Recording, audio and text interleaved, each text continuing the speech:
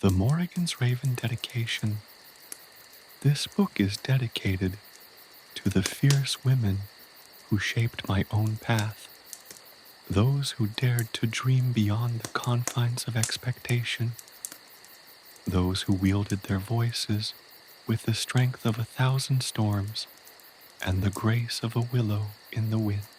To my grandmother, whose stories whispered of ancient lands and powerful goddesses, weaving tapestries of myth and magic that ignited my imagination.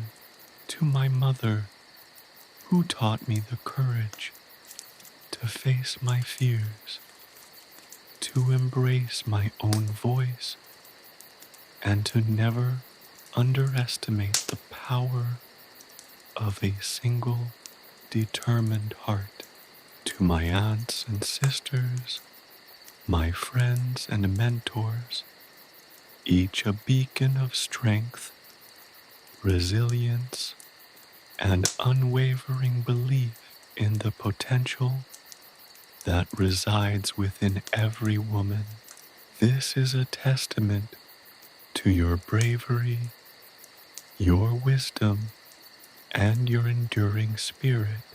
May your legacy inspire generations to come, and may your stories forever echo through the halls of time. This is for every young woman who has ever felt the weight of expectation, the sting of doubt, or the crushing force of societal pressures.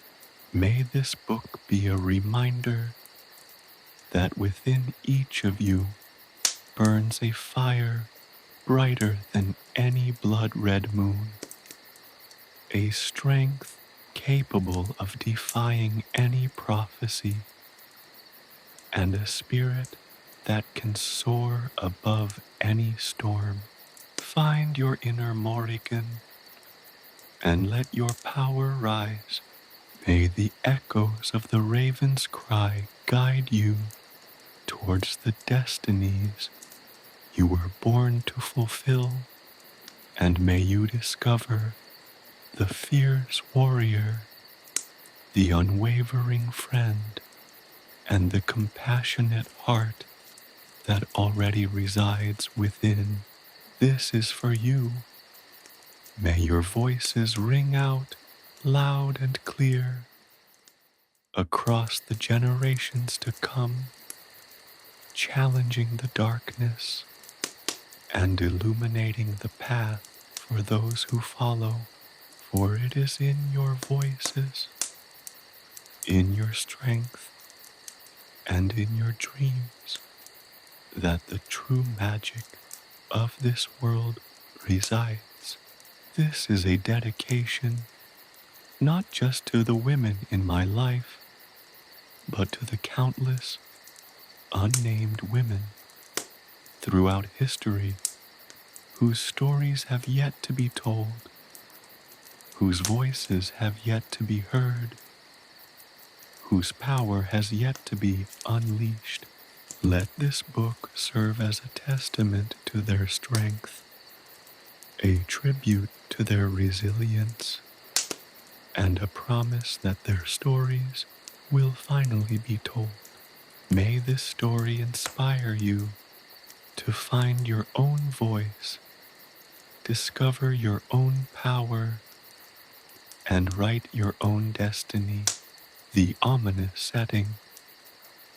The air hung heavy, thick with a silence that felt more oppressive than any storm. Daire, barely 16 summers old, stood at the edge of his village. The familiar comfort of thatched roofs and smoking chimneys, a stark contrast to the looming, ominous presence of the ancient battlefield beyond. He'd lived his entire life with the battlefield as a silent neighbor, a scarred landscape etched into the very fabric of the valley. Tonight, however, it felt different, alive with a palpable energy that prickled his skin and made the hairs on his arms stand on end. The moon, a malevolent crimson orb, hung low in the sky, painting the clouds in shades of blood and fire. Its light, normally a gentle balm on the night, now cast long, distorted shadows, twisting familiar shapes into grotesque parodies. The usual chirping of crickets was absent, replaced by a low, unsettling hum that resonated deep within Daire's chest, a discordant symphony of unseen forces. He felt a profound unease, a premonition of something terrible yet to come, a weight settling upon his soul as heavy as the ancient stones of the battlefield itself. The village, usually a haven of peaceful routines, was subdued. The rhythmic clatter of the blacksmith's hammer, the cheerful chatter of neighbors, the comforting scent of wood smoke, all were muted, replaced by a tense expectancy that hung in the air like a shroud. Even the wind seemed to hold its breath, a silent observer to the unfolding drama. The sense of impending doom was so pervasive, so absolute, that Daire felt a strange paralysis, rooted to the spot, unable to tear his gaze away from the battlefield.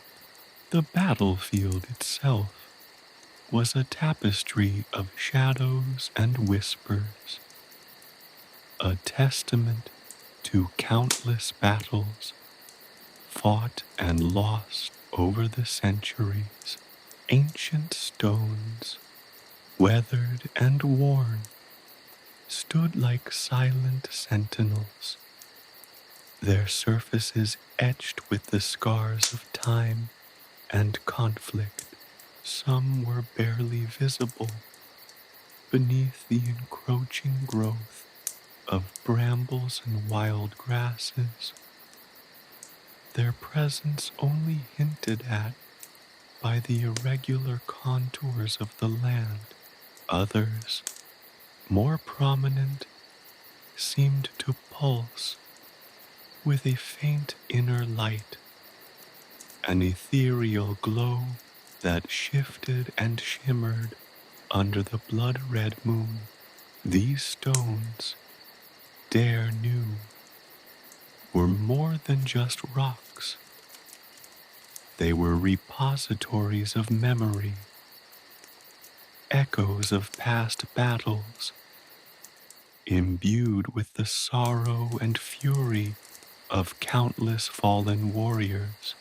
Tonight, these echoes were louder, more insistent, as Daire approached, drawn by an unseen force.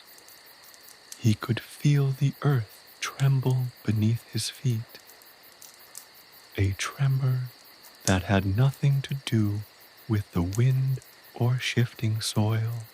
It was a tremor in the very fabric of reality, a ripple in the mystical energy that bound the land and its people.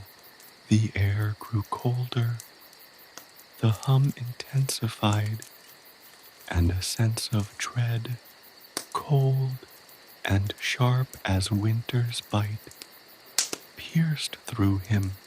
he felt a tug, a pull towards the heart of the battlefield, a beckoning that both terrified and enthralled him.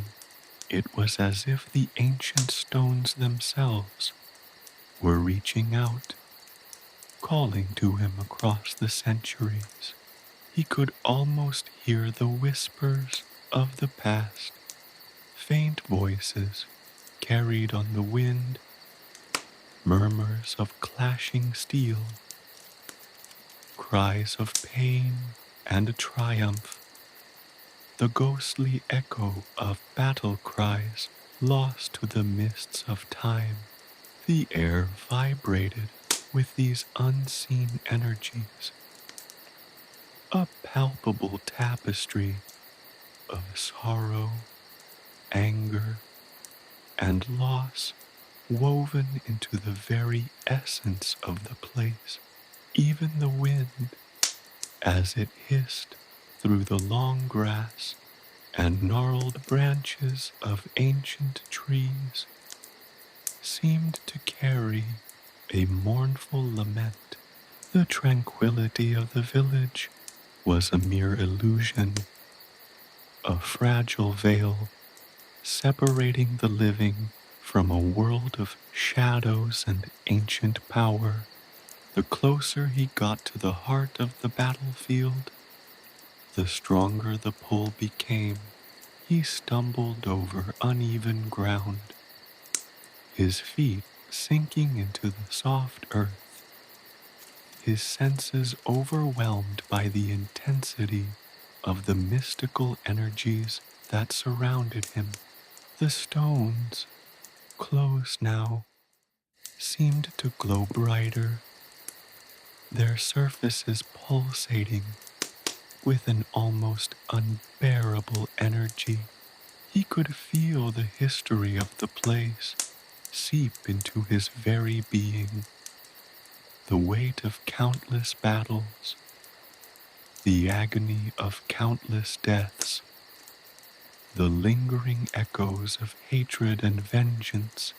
It was a breathtaking, terrifying spectacle. The beauty of the crimson moon, the ominous beauty of the ancient battlefield, the palpable weight of history and mystical energy. It was an experience that would forever be etched into his memory. This was no ordinary night. This was a night of prophecy, a night of destiny, a night when the veil between worlds thinned and the echoes of the past spoke to the present. And Daire, a humble villager, was about to become a key player in a drama far greater than himself.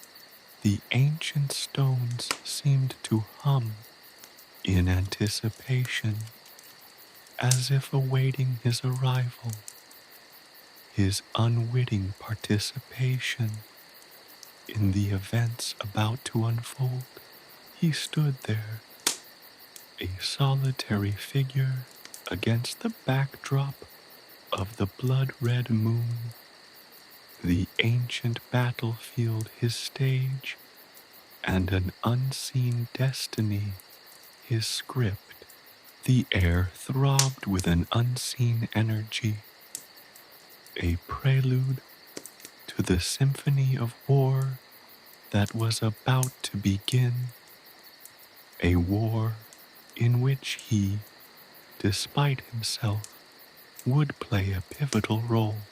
The sense of foreboding was overwhelming, but mixed with it was a strange, almost exhilarating anticipation.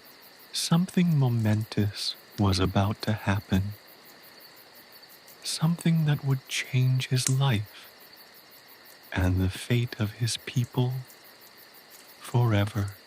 He took a deep breath, the cold night air burning in his lungs, and stepped forward into the heart of the ancient battlefield, ready or not for whatever awaited him.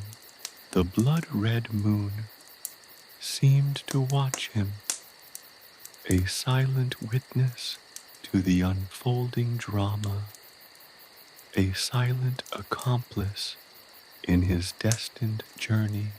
He had no idea where this path would lead, but under the crimson glow, he could feel the call of fate echoing through the centuries, a summons he could no longer ignore.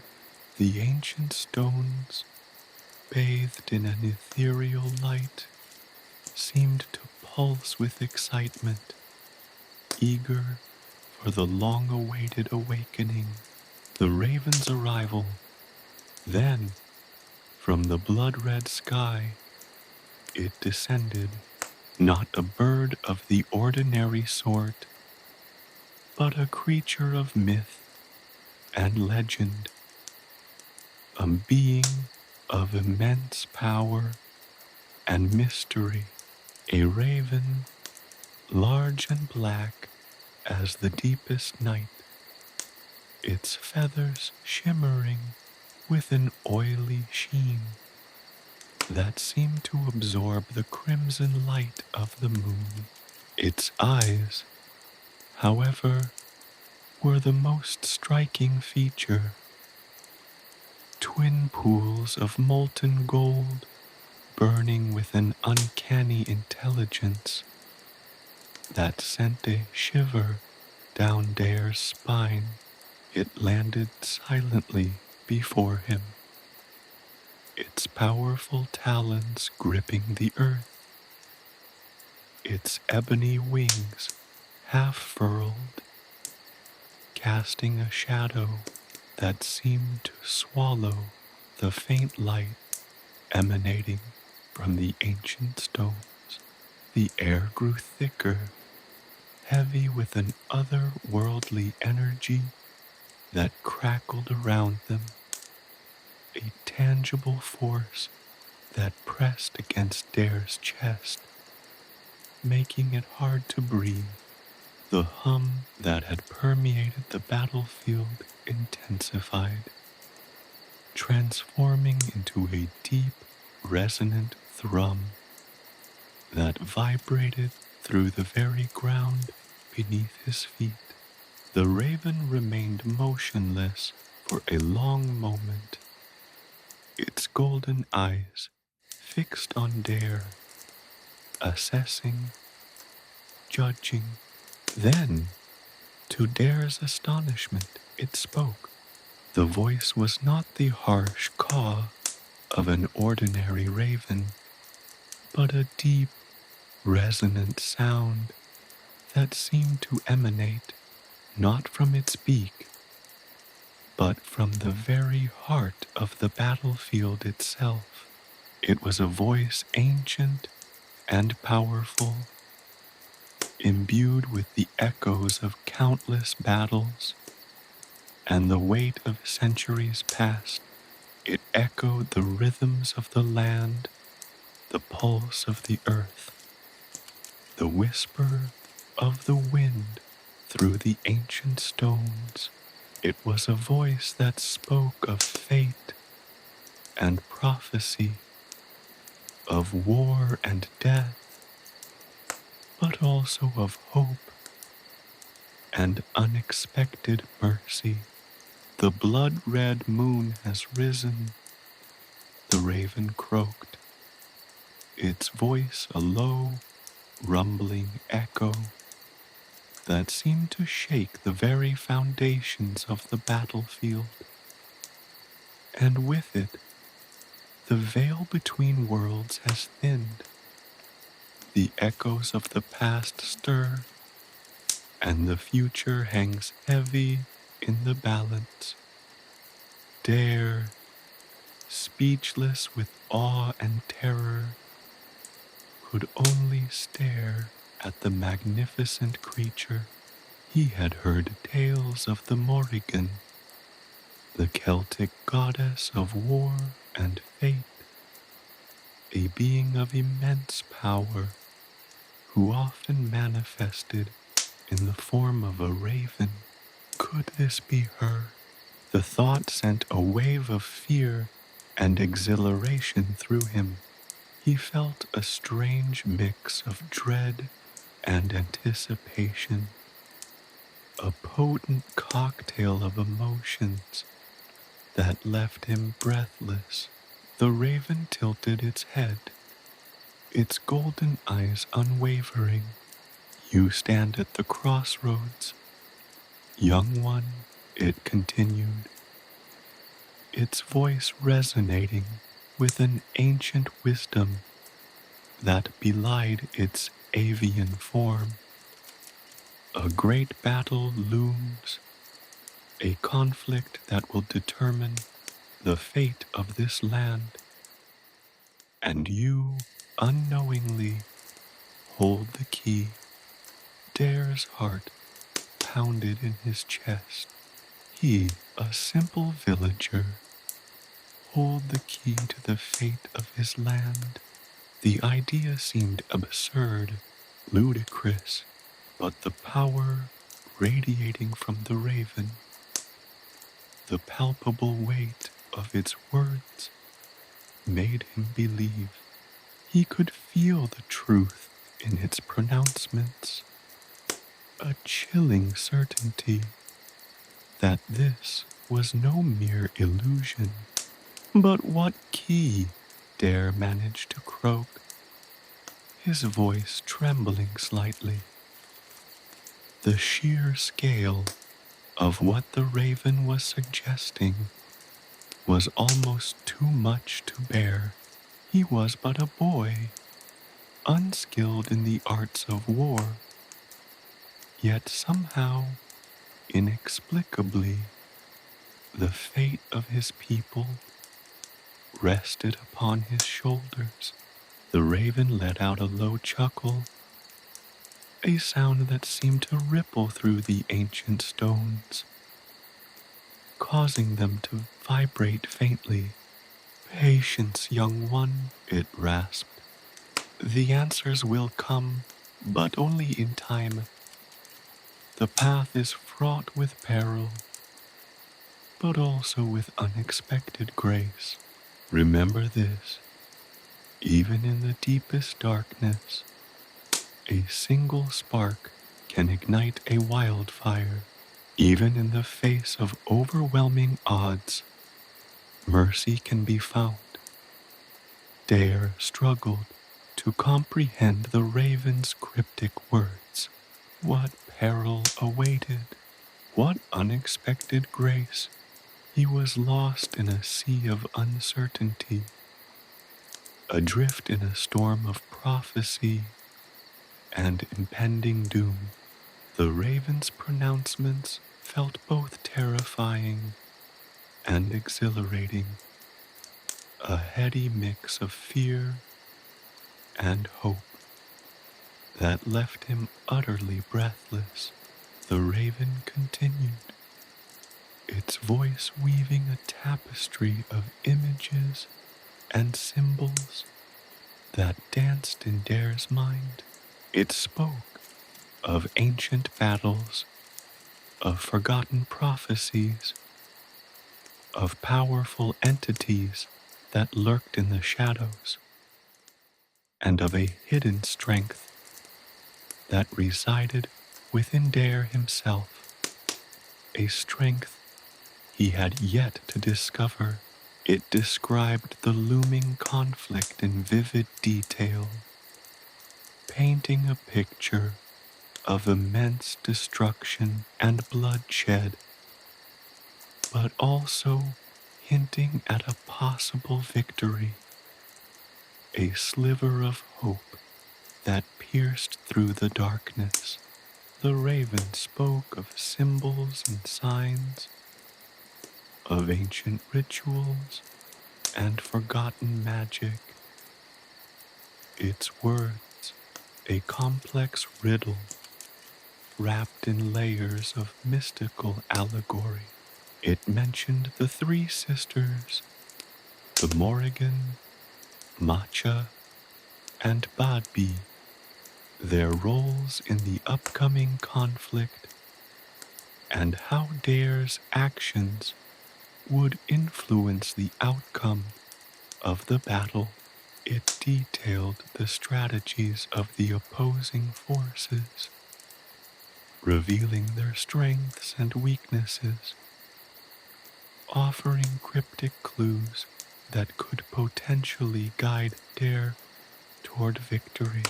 It also spoke of alliances and betrayals, of unexpected friendships and bitter rivalries. As the raven spoke, Daire felt a growing sense of purpose, a determination to overcome the challenges that lay ahead.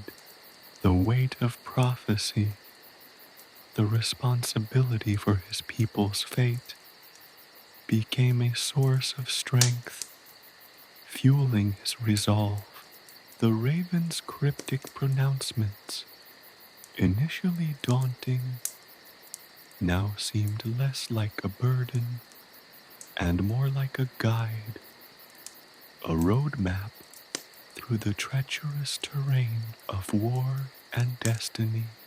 The raven's voice dropped to a whisper, its words laced with a haunting beauty.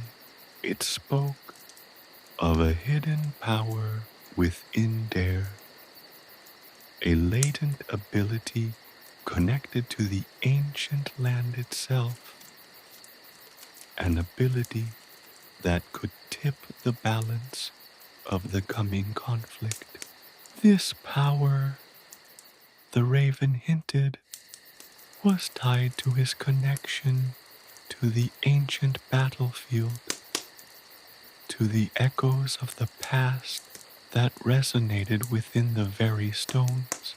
Seek the whispering stones, the raven croaked, its voice barely audible above the wind. They hold the key to your destiny. Listen to their whispers, heed their guidance, and you shall find the strength you need. Then, as swiftly as it had appeared, the raven vanished.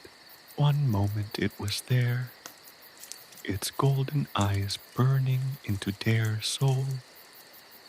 The next, it was gone, swallowed by a swirling mist that rose from the battlefield, leaving Daire alone under the malevolent crimson glow of the blood-red moon. The mist dissipated, leaving behind only the silence, the hum of the battlefield, and the lingering echo of the raven's pronouncements. Daire stood there, trembling but resolute, the weight of prophecy heavy upon him. He was no longer just a simple villager. He was a pivotal figure in a cosmic drama, the holder of a destiny he had yet to fully comprehend. The words of the raven, cryptic and enigmatic as they were, had ignited within him a spark of hope, a determination to face whatever lay ahead. The path was unknown, dangerous, and uncertain, but Daire was ready to walk it. He would seek the whispering stones, listen to their whispers, and find the strength within himself to face the coming battle. The blood-red moon, a silent witness to this momentous encounter, seemed to shine a little brighter, as if in approval of the young man's newfound resolve. under its crimson gaze, Daire began his journey, a journey into the heart of war, prophecy, and destiny. He walked towards the heart of the battlefield, the raven's words echoing in his ears, a guiding beacon in the darkness. The ancient stones, bathed in the eerie glow of the moon, seemed to pulse with a renewed energy, welcoming the young hero on his quest. The air vibrated with anticipation, a symphony of unseen forces preparing for the inevitable clash. Daire knew he had a long road ahead, fraught with danger and uncertainty, but as he walked towards the unknown, he carried with him a newfound courage, a conviction that his destiny, however daunting, would ultimately lead him to victory. The weight of the world was on his shoulders, but for the first time, Daire felt truly alive, empowered by the gravity of the task that lay ahead. The blood-red moon continued its silent vigil, a celestial sentinel watching over the unfolding drama, a silent testament to the power of prophecy and the courage of a young man who dared to embrace his destiny. Cryptic riddles and warnings, the raven's voice, a low guttural whisper, shifted, weaving a tapestry of riddles that hung heavy in the air. Three sisters watch. It croaked, its words echoing strangely against the ancient stones. One weeps blood, one laughs with the wind, and one feasts on the fallen. Know them, and you shall know the path. Daire felt a prickling sensation on his skin, the feeling of unseen eyes upon him, a sensation both chilling and strangely exhilarating. He tried to grasp the meaning, but the words remained stubbornly elusive, a series of fragmented images flitting through his mind, weeping blood, laughing wind, feasting on the fallen. What did it all mean? The images conjured were disturbingly vivid, painting a gruesome tableau of carnage and despair. The raven shifted slightly, its golden eyes gleaming with an unsettling intensity. The serpent coils around the oak, its scales shimmering with 1,000 suns. Find the heart of the oak, and you shall find the serpent's weakness. It croaked, its voice a chilling counterpoint to the rustling wind. Daire struggled to reconcile the image of a serpent and an oak tree, their juxtaposition confusing and unsettling. What kind of symbolism was this? What weakness was the raven referring to? Was it a literal serpent, or a metaphor for a greater enemy? The uncertainty gnawed at him, fueling the rising tide of fear in his heart. He was being offered clues, cryptic breadcrumbs, in a path shrouded in mystery and danger. The whispering stones sing a song of old, a song of power and sorrow, of betrayal and redemption. The raven continued, its voice dropping to an almost inaudible murmur. Their song will guide you, but only if you listen with the heart, not the ears. The stones, until now barely noticeable in the dim light of the blood-red moon, seemed to shift slightly, as if responding to the raven's words.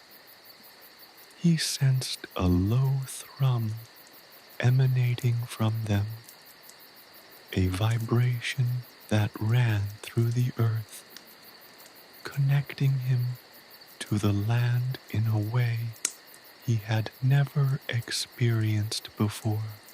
Were they truly whispering, or was it merely the wind playing tricks on his already overwhelmed senses? The raven paused, allowing a heavy silence to settle over the battlefield. The only sound was the wind whistling through the ancient stones, a mournful dirge that seemed to lament the battles fought on this sacred ground centuries ago. Then, with a sudden shift, the raven's tone changed, turning sharp and urgent. Time is fleeting, young one, it rasped. The tide of war approaches, the shadows lengthen, and the darkness gathers. Choose wisely, for your choice will shape the destiny of your people. Daire felt a cold dread creep up his spine. The raven's words, delivered with stark clarity, left no room for ambiguity. A great battle was imminent, a battle that would decide the fate of his land, and his actions were somehow key to its outcome. But how? How could a simple villager like him possibly influence such a momentous event? He was lost in a labyrinth of riddles, surrounded by ancient prophecies that seemed designed to confuse and unsettle rather than enlighten. The environment reflected Daire's internal struggle, mirroring the chaos and uncertainty of his situation. The blood-red moon cast long distorted shadows, making the ancient stones appear menacing and grotesque. The wind howled, carrying with it the scent of blood and decay, a chilling reminder of the battles fought on this hallowed ground. The air thrummed with an unsettling energy, a palpable sense of impending doom that hung heavy in the air. The stag with antlers of silver, the wolf with eyes of fire, and the raven with feathers of night. These are your allies, the raven croaked, its voice echoing through the ghostly landscape. But trust not all that glitter, for treachery lurks in the heart of the most faithful. Look beneath the surface, young one. Look for the hidden hand. The images the raven presented were striking. A majestic stag, a fierce wolf, and a raven, all powerfully evocative creatures of Celtic mythology. Yet the ambiguity remained. Were these creatures literal allies, powerful beings who would aid him in battle, or were they metaphors for individuals, their qualities representing specific traits or roles? The raven's warning about treachery added another layer of complexity, forcing Daire to question the very nature of trust and loyalty. The raven continued its pronouncements, each riddle more cryptic than the last. It spoke of a hidden path, a secret passage through a treacherous mountain, guarded by spirits of ancient warriors. It mentioned a sacred well, its waters possessing the power to heal and restore, but only to those who are worthy. It hinted at a forgotten magic, a lost knowledge hidden within the ancient texts, a power that could turn the tide of battle. Every word, every image seemed carefully chosen, each imbued with a profound and unsettling meaning. Daire fought to understand, his mind grappling with the weight of the raven's prophecies. He replayed the riddles in his head, searching for hidden meanings, for patterns, for any clue that might shed light on his uncertain future. But the more he tried to unravel the mysteries, the more tangled and confused he became. The raven's pronouncements were a complex maze, a intricate puzzle with no clear solution in sight.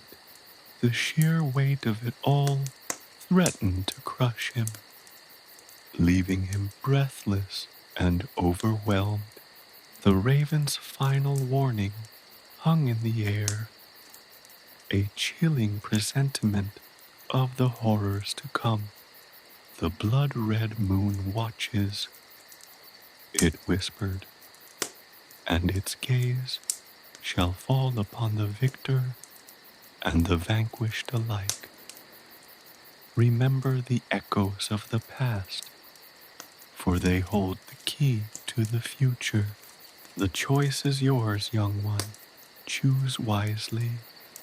And with that, the raven vanished, leaving Daire alone in the ominous silence of the ancient battlefield, the weight of the prophecies pressing down on him, a burden as heavy as the blood-red moon itself.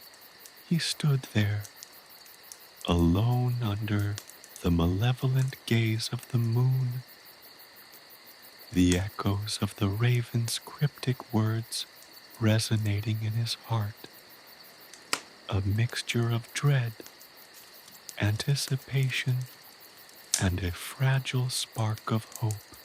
His destiny, shrouded in mystery and danger, awaited. The path ahead was uncertain, perilous, but Daire, armed with nothing but the raven's riddles and his own courage, braced himself for the trials that lay ahead. The journey had begun, glimmers of hope, but even within the chilling pronouncements of the Morrigan's messenger, a flicker of something else ignited in Daire's heart, a fragile spark of hope, almost imperceptible against the overwhelming dread. The raven's voice, though laced with warnings of death and destruction, hadn't been solely one of doom. There were subtle shifts in tone, almost imperceptible at first, that hinted at a different path, a possibility of mercy nestled within the heart of the impending conflict. The imagery itself began to shift too. The blood-red moon, initially a symbol of impending doom, now seemed to hold a different significance. Its malevolent glow cast long, distorted shadows. True, but it also illuminated the ancient stones, revealing intricate carvings that Daire hadn't noticed before. These carvings, he realized, were not merely decorative. They told a story, a silent narrative etched into the very fabric of the land, hinting at a cycle of destruction and renewal, of death and rebirth. The raven's words, he now understood, were not simply pronouncements of fate, but keys to unlocking this hidden narrative. The wind, which had howled like a banshee earlier, now carried with it the faint scent of wildflowers, a delicate perfume that cut through the stench of decay and blood.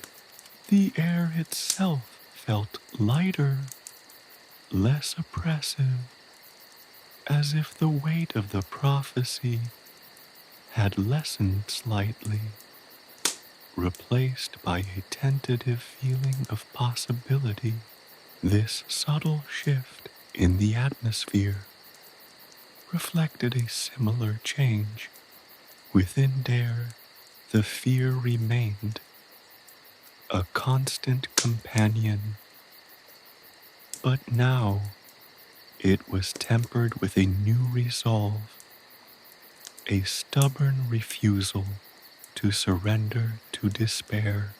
The raven's mention of allies, the stag with antlers of silver, the wolf with eyes of fire, and the raven with feathers of night, offered a further glimmer of hope. These creatures, powerful symbols of Celtic mythology, suggested that Daire was not alone in his struggle. He was not simply a pawn in a larger game, but a player with the potential to influence the outcome. The very act of being chosen by the Morrígan, even through her cryptic messenger, implied a level of significance that Daire had never before contemplated. He was, in his own way, important. The raven's warning about treachery, however, kept Daire grounded in reality. The path ahead would not be easy. Trust would be a dangerous commodity, a fragile thing easily shattered. He would need to be discerning, to look beyond the surface, to see beyond the outward appearances, and discern the hidden motive of those around him. This knowledge, while unsettling, fueled his determination. He wouldn't be caught unawares. He would be vigilant, watchful, and prepared for betrayal. The prophecy about the hidden path, the secret passage through the treacherous mountains, initially filled Daire with a sense of foreboding, but now The image shifted in his mind. The mountains, previously symbols of impassable obstacles, became symbols of challenge and opportunity. The hidden path represented a secret, a possibility of a solution that remained hidden from the eyes of his enemies. The guarded spirits of ancient warriors, once terrifying guardians, now seemed to be potential allies, protectors of this sacred knowledge. Similarly, the sacred well, with its waters possessing the power to heal and restore, offered a vision of rejuvenation, a symbol of renewal and rebirth in the face of devastating conflict. The forgotten magic, the lost knowledge hidden within ancient texts, offered a path to power, a chance to change the tide of battle. It was not a guarantee of victory, but a possibility, a potential weapon against overwhelming odds. This possibility, however small, was a lifeline, a beacon of hope in the encroaching darkness. As Daire pondered these possibilities, a fundamental shift occurred within him. He began to question his own beliefs, the simple assumptions he had held about his place in the world. He was no longer just a villager, a simple farmer tending his fields. He was something more, something significant. He was the recipient of a prophecy, a chosen one, destined to play a pivotal role in the upcoming conflict. This realization was both terrifying and exhilarating, a heady mix of fear and excitement that fueled his resolve. He was now facing a destiny he never asked for, but one he was determined to embrace. The weight of the raven's pronouncements, once crushing, now felt different. It was still heavy, undeniably so, but it was also empowering. It gave him purpose, a sense of direction in the face of overwhelming chaos. The riddles, once confusing and frustrating, now appeared less like a series of random clues and more like a map, a complex guide to navigate the treacherous path ahead. He still didn't understand all of it, but the possibility of understanding, of uncovering the truth hidden within the prophecies, was a powerful motivator. The blood-red moon, still looming large in the sky, no longer seemed entirely malevolent.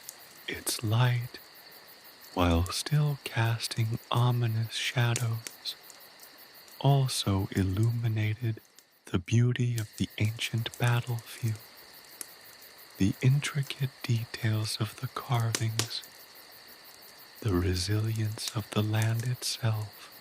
It was a reminder of the past, of the battles fought and won, of the sacrifices made to protect this sacred ground. The moon, Daire realized, was not merely a harbinger of doom, but also a witness, an observer of the cycles of history. of the eternal struggle between light and darkness. And within that struggle, a tiny ember of hope could still flicker and glow. This was not simply a prophecy of destruction, but also of renewal, of a chance for redemption, a chance for victory. Daire, filled with a newfound courage, felt a surge of determination. He would face the darkness, armed with the cryptic messages of the Morrigan's raven, ready to battle not only for his people, but also for a future where hope could finally conquer despair. The path ahead remained fraught with danger, but within the heart of that danger lay the seeds of possibility. He would find the allies the raven spoke of. He would decipher the riddles, and he would strive with all his might to fulfill the destiny thrust upon him. The echoes of the past resonated within him, giving him strength and guidance, reminding him that even from the ashes of destruction, new life could emerge, and he, Daire, would be a part of that new life, a key player in a saga far greater than he ever imagined. The journey, once terrifying, now appeared as a challenge, an opportunity to prove himself, to shape his destiny, and to ensure that the fragile spark of hope within his heart would not be extinguished. The blood-red moon watched, a silent witness to his resolve, as Daire began his quest, armed with courage, hope, and the cryptic wisdom of the Morrigan's raven. His heart, though heavy with the weight of prophecy, beat with a newfound purpose, ready to face whatever lay ahead. The adventure had begun. The raven's departure. The wind, which had moments before carried the scent of wildflowers, now shifted, becoming a swirling vortex of mist, a ghostly dance of gray and white that seemed to writhe and pulse with an unseen energy. The air grew cold, the warmth of the blood-red moon's glow failing to penetrate the chilling dampness. And then, as quickly as it had arrived, the raven was gone. It wasn't a simple flight. It wasn't a graceful soaring into the night sky. It was a vanishing act, a disappearing trick, played by the very fabric of the night itself. One moment, the obsidian bird perched on the ancient stone, its eyes burning with the intensity of 1,000 dying stars. The next, it was swallowed whole by the swirling mists, leaving behind only the lingering scent of ozone and the echo of its raspy croak.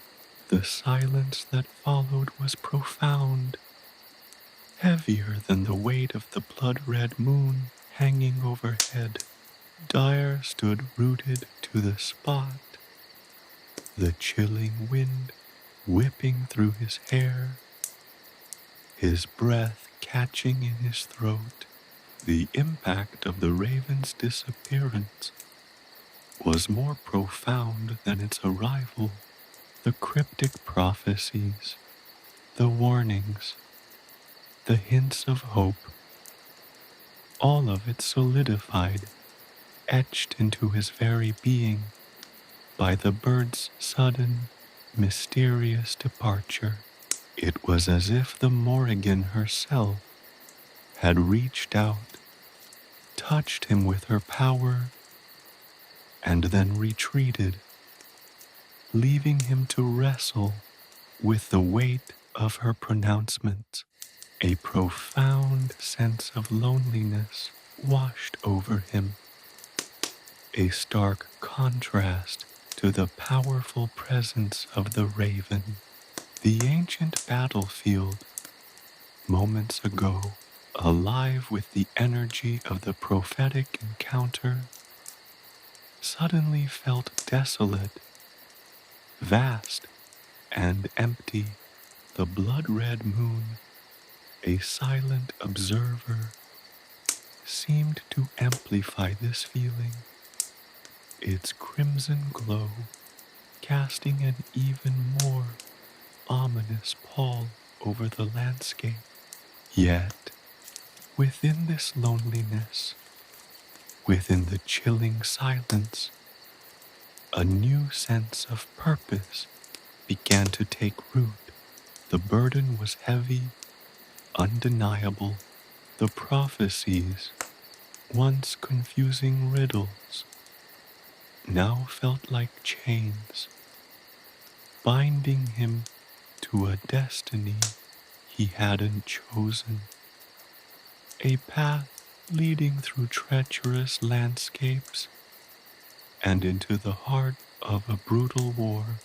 The weight of responsibility pressed down on him, the weight of countless lives potentially hanging in the balance.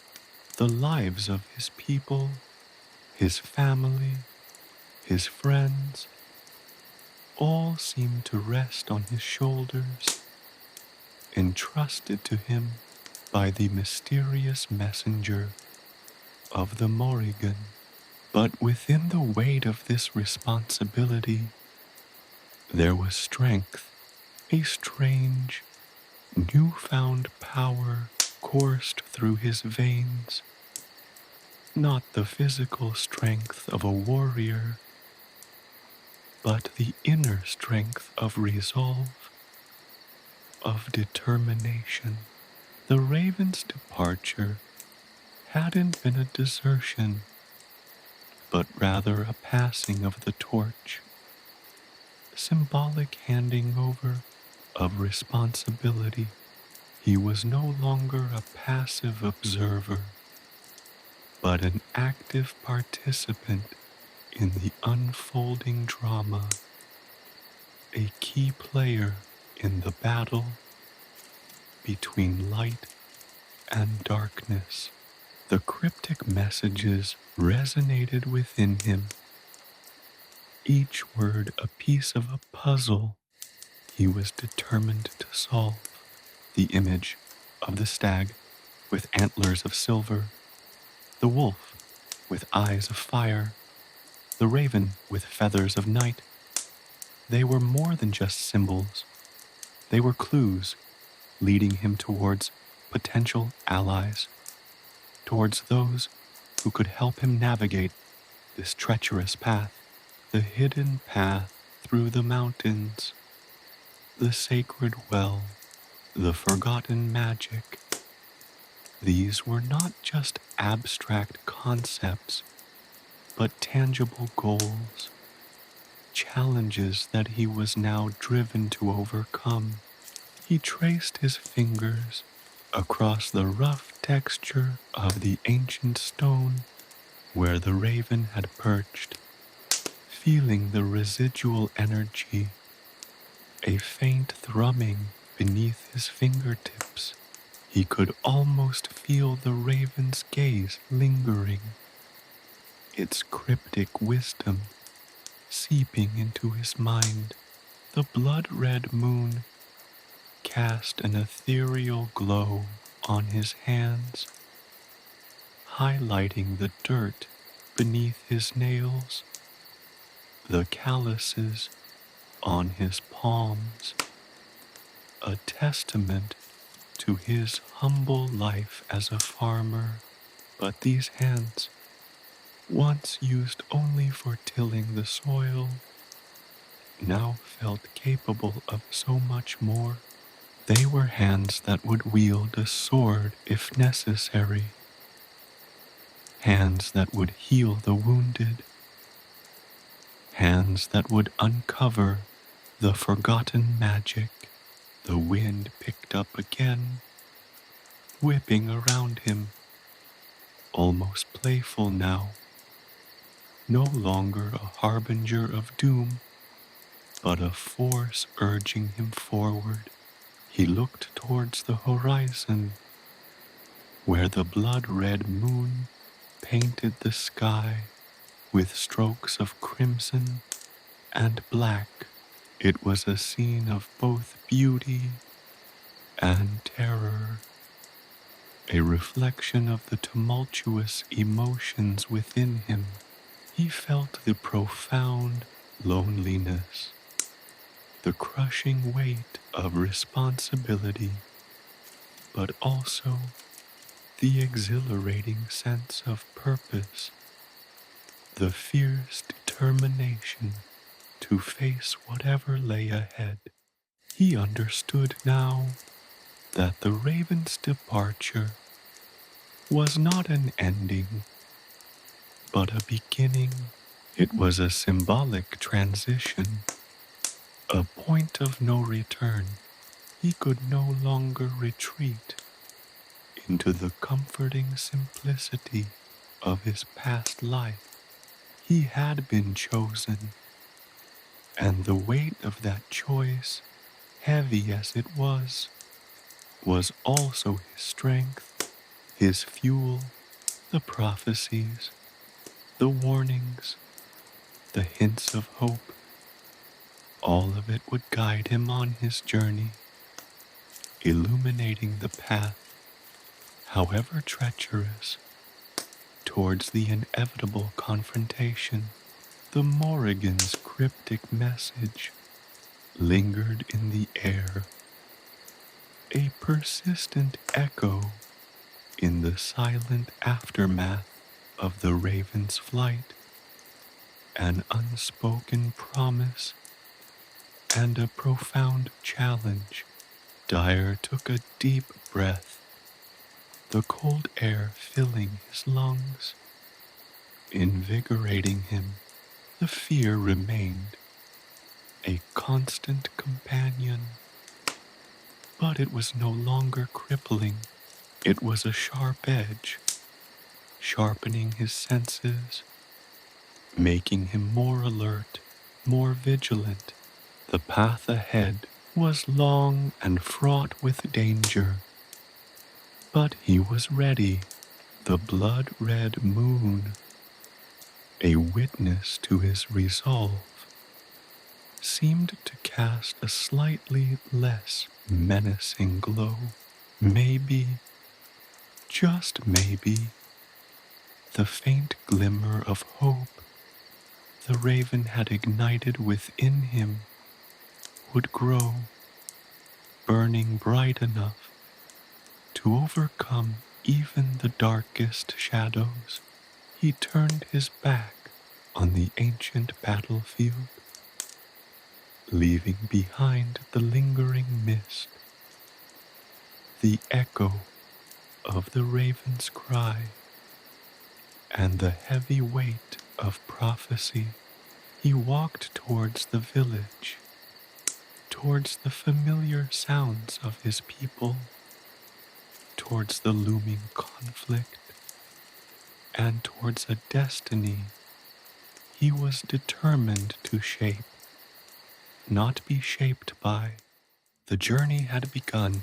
Each step forward carried the weight of the prophecy, but also the powerful surge of hope, the unwavering conviction that even against overwhelming odds, the light would prevail.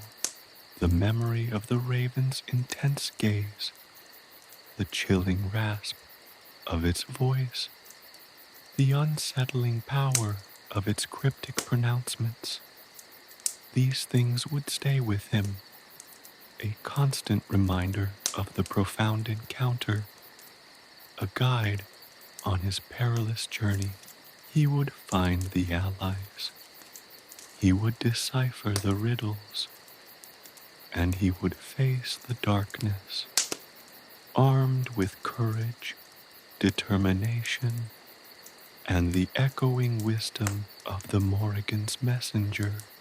The blood-red moon continued its silent vigil, a witness to the beginning of a saga that would shape the destiny of Daire and perhaps the fate of his people. The path ahead remained uncertain, shrouded in mist and mystery, but Daire walked on, his heart filled with a strange mix of fear and exhilaration, his spirit steeled by the departing raven's cryptic farewell. The quest had begun. The journey promised to be long and arduous. He knew he would face betrayals. He would encounter insurmountable obstacles, and the specter of death would follow him like a shadow. But he would not falter. The raven's departure, though initially terrifying, had imbued him with a strength he never knew he possessed. He was no longer the simple farmer, tending his fields under the gentle sun. He was a warrior, a chosen one, entrusted with a destiny that extended far beyond his humble village. The imagery of the stag, the wolf, and the raven remained vivid in his mind, a constant reminder of the allies he would need to seek out. He knew instinctively that they were not ordinary animals. They were powerful symbols, manifestations of the Morrigan's power, guides that would lead him towards those who shared his cause. The search for these allies would be a journey in itself, a perilous quest through unknown territories. But with each step he took, his resolve grew stronger, fueled by the chilling memory of the raven's departure and the profound weight of the prophecy. He thought of the hidden path through the mountains, a dangerous but potentially vital route that could lead him to the hidden well.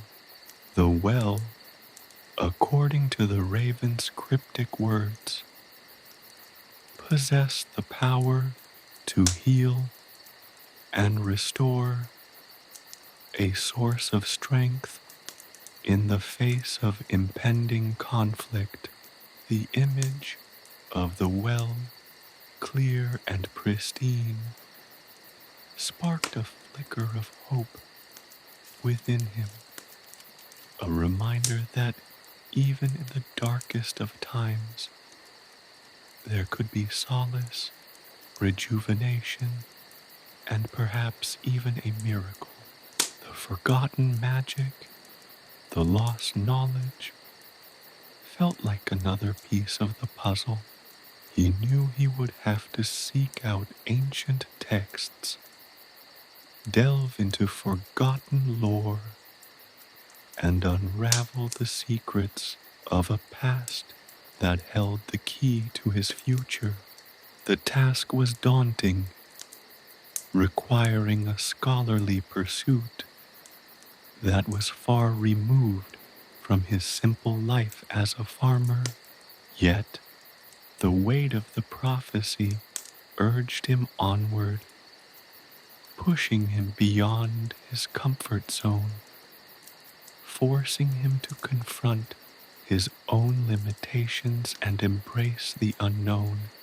Daire walked on, the blood-red moon casting long shadows before him, the wind whispering secrets only he could hear. He carried within him the weight of the prophecy, the chilling memory of the raven's departure, and the burgeoning strength of his newfound purpose. He was not merely a pawn in a larger game, but a key player, a chosen one, and his journey had just begun. He was destined for a fate far grander than he could ever have imagined, a destiny intertwined with the power of the Morrígan, the wisdom of the raven, and the hope that even from the ashes of destruction, a new life could emerge. The raven had flown, but its message, its legacy, its powerful influence on Daire's fate would remain. Preparing for battle, the village of Iceling, nestled in the valley where the river Moy flowed like a silver ribbon, was usually a picture of tranquil serenity. The rhythmic thud of the blacksmith's hammer, the bleating of sheep from the hillside pastures, the cheerful chatter of women spinning wool. These were the sounds that defined their days. But today, a different rhythm pulsed through the air, a heavy, ominous beat that drowned out the usual symphony of village life. The air thrummed with anxiety, a palpable tension that hung heavier than the gathering storm clouds. The looming war cast a long shadow over everything, turning familiar faces grim and silencing the usual cheerful banter. Daire, his heart still echoing with the Morrigan's prophecy, found himself caught between the stark reality of impending conflict and the weight of his newfound purpose. He walked through the village, a familiar landscape now transformed into a stage for a drama far exceeding his comprehension. The blacksmith, a mountain of a man, usually radiating jovial energy, hammered metal with a furious intensity, his brow furrowed in deep concentration. His work, once a testament to his skill and craftsmanship, now seemed a desperate attempt to create weapons against an unseen enemy. Old Maeve, the village healer, moved through the streets, her wrinkled face etched with a mixture of worry and determination. Her usually calm hands moved with swift efficiency as she prepared medicinal herbs, her eyes darting about, taking in the mood of the village. She was the anchor of calm, a source of comfort amidst the growing chaos. But even her steely resolve couldn't completely mask the fear that gnawed at her heart. Children, usually boisterous and carefree, played with subdued energy, their games muted, their laughter replaced by hushed whispers. Their innocent eyes reflected the anxiety of the adults, their playful energy replaced with a nervous apprehension. Even the animals seemed to sense the shift in mood. The sheep huddled closer, the dogs whined restlessly, and the bird song was strangely absent. The preparation for war was a stark contrast to the routines of daily life. The familiar rhythm of the village was replaced by a frenetic energy. Men, usually occupied with farming and fishing, honed their skills with sword and spear, practicing defensive maneuvers under the watchful eyes of the older warriors. Their faces were grim, their movements precise, reflecting their awareness of the deadly seriousness of the impending conflict.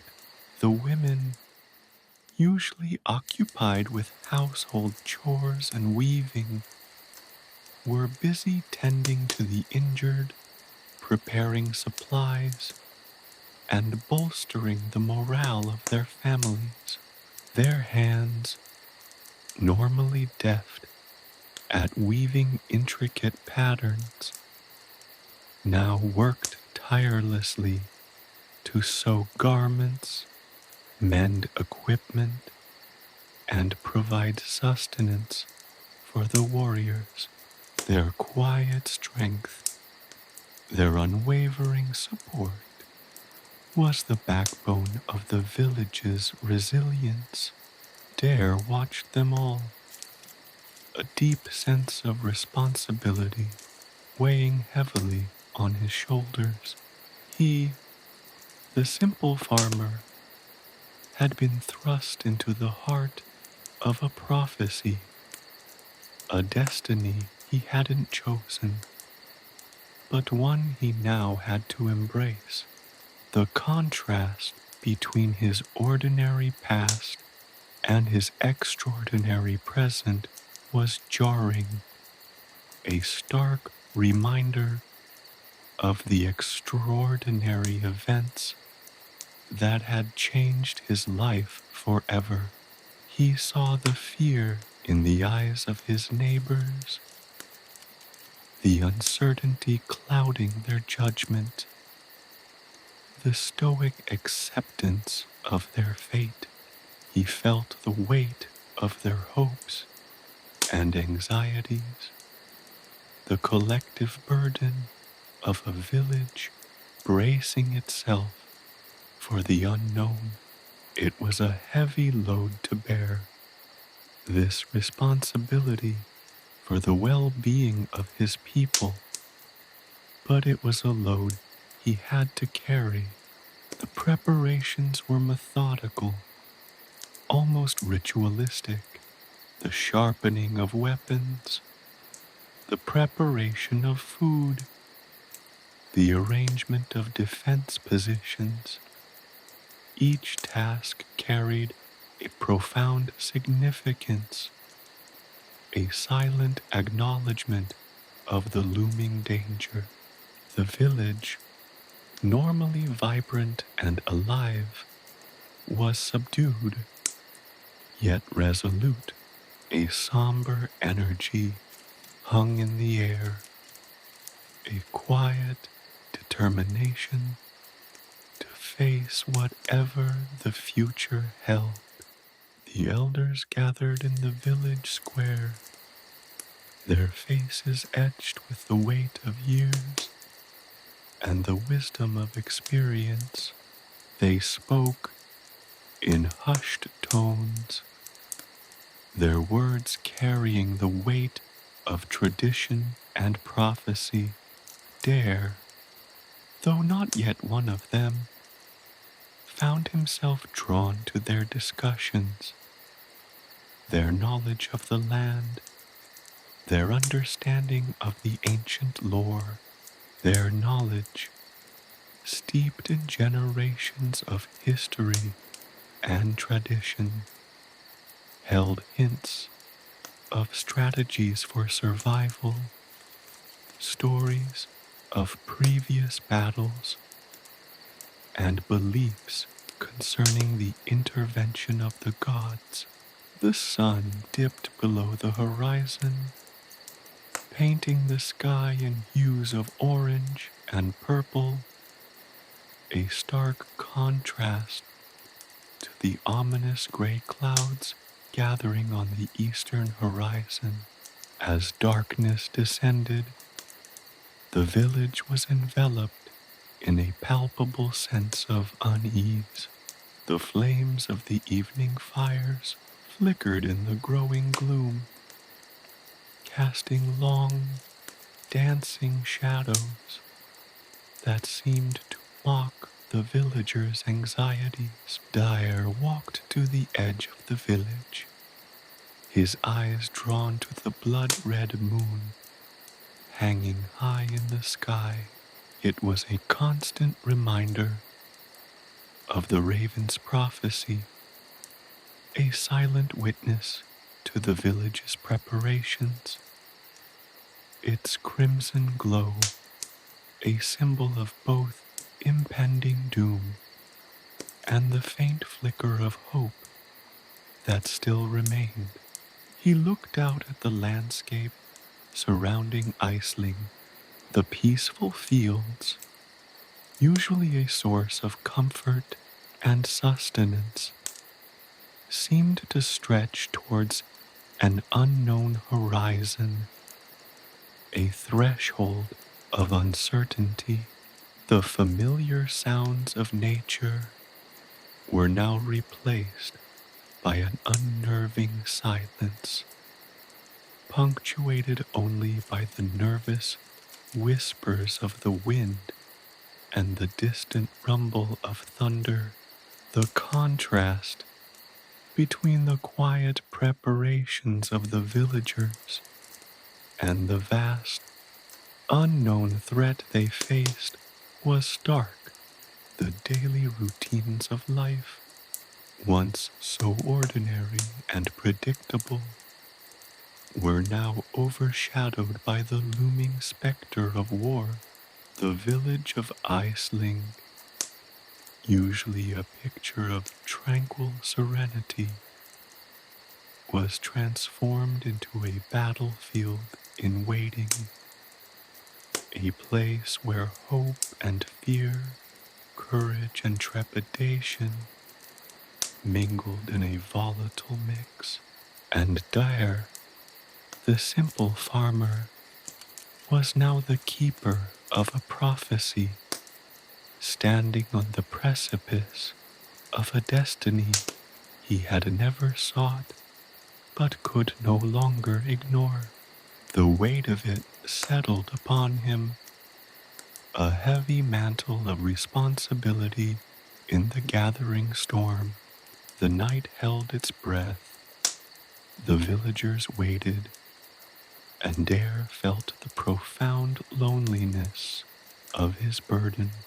Yet, within the loneliness, a fierce determination burned, a fire lit by the departing raven, fueled by the hope of survival and a belief that even in the face of overwhelming odds, the light would find a way to prevail. Unlikely allies. The following morning, the red moon, a malevolent eye in the bruised purple sky, seemed to mock the villagers' attempts at normalcy. Breakfast was a silent affair, the usual lively chatter replaced by the clinking of spoons against bowls and the occasional nervous cough. Daire, still grappling with the weight of the Morrigan's prophecy felt the scrutiny of his neighbor's eyes like a physical weight. He'd shared snippets of the raven's message with the village elders the previous night, met with a mixture of awe, skepticism, and fear. Old Finn, the village elder, known for his gruff exterior and sharp wit, regarded him with a mixture of suspicion and curiosity. A talking raven, you say, boy? And this? Morrigan. She speaks of battles and mercy. He stroked his long white beard, his eyes narrowed in thought. The old stories speak of her, a fickle goddess. Her mercy is a sharp blade, as quick to cut as to heal. Others were less receptive. A murmur of doubt rippled through the assembled villagers. Several shook their heads, their faces etched with distrust. Years of ingrained traditions, passed down through generations, clashed with Daire's fantastical tale. They preferred the familiar comfort of established beliefs to the unsettling uncertainty of a prophetic vision. But there were also those who saw a glimmer of hope in Daire's words. Maeve, the village healer, approached him with a knowing smile. "The old ways are not always wrong, Daire," she said, her voice soft yet firm. "The Morrigan's touch is felt in the winds of change. We must be prepared, for her prophecies, though veiled in riddles, seldom lie." She placed a comforting hand on his arm, her touch radiating strength and reassurance. Her belief, unwavering and steadfast, served as an anchor in the storm of doubt that threatened to overwhelm him. Aisling wasn't a monolithic entity, unified in its fear. The response to Daire's revelation mirrored the complexities of the village itself. There were those who, clinging to familiar routines, scoffed at his claims. They found solace in the predictability of their everyday lives, unwilling to accept the disruption of a prophecy that challenged their worldview. Their skepticism wasn't born of malice, but of a deep-seated need for stability in the face of impending danger. Liam, the blacksmith, a man whose strength was matched only by his skepticism, initially dismissed Daire's vision as the ramblings of a fanciful youth. However, the sight of the blood-red moon and the palpable tension in the village gradually chipped away at his resistance. He couldn't ignore the growing unease, the whispers of fear that slithered through the tight-knit community. His initial skepticism was slowly replaced by a wary curiosity.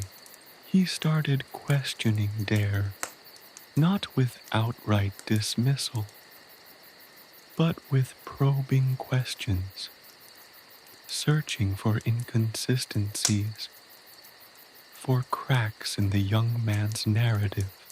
This initial skepticism, however, didn't translate into outright hostility. Instead, it manifested as a cautious curiosity, a hesitant probing of the details of Daire's vision. Liam, despite his doubt, found himself drawn into Daire's narrative, intrigued by the details of the prophecy and its potential implications for the village. He began to view Daire not as a dreamer, but as a potential asset, someone who might offer a glimpse into the unknown future. Aesling's young women, typically relegated to supporting roles in the looming conflict, found in Daire's prophecy a renewed sense of agency. Their traditional roles, although vital, were largely passive.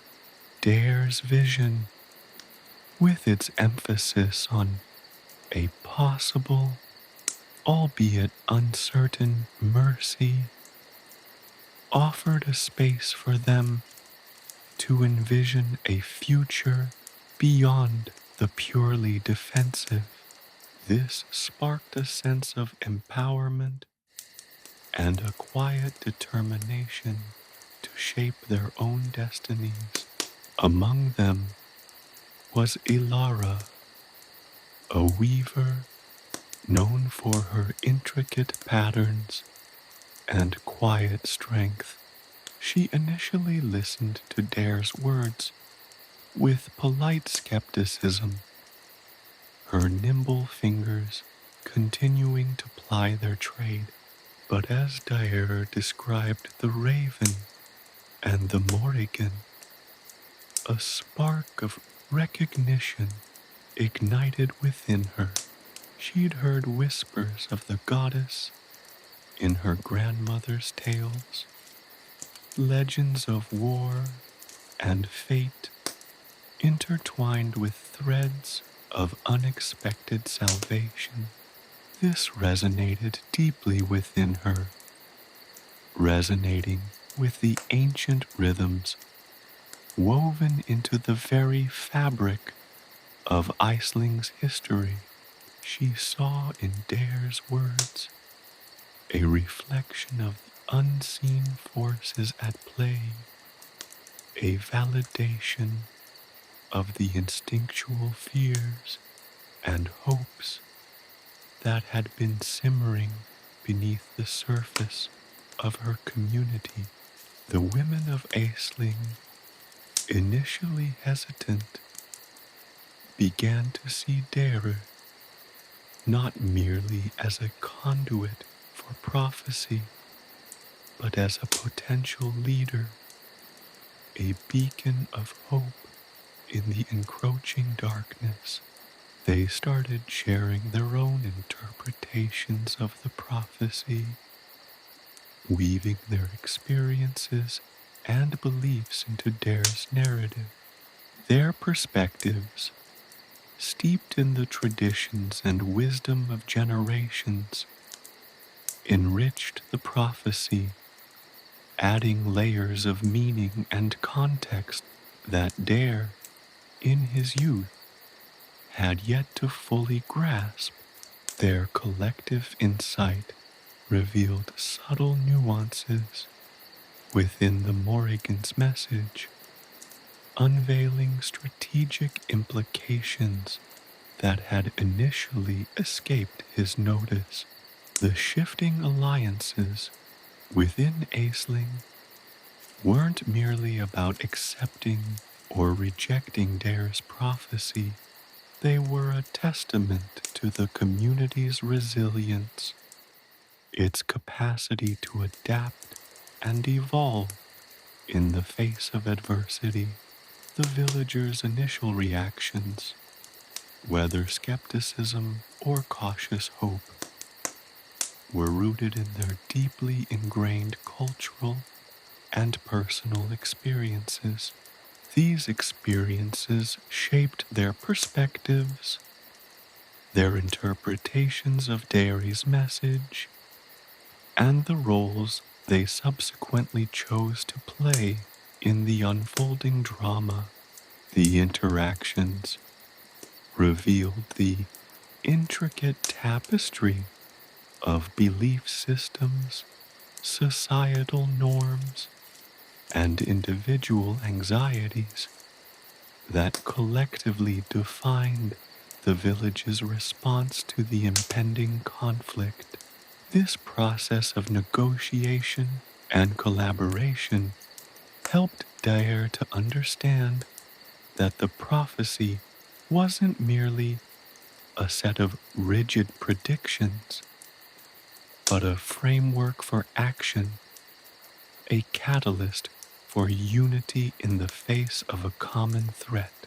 He realized that interpreting the prophecy required more than just understanding its literal meaning.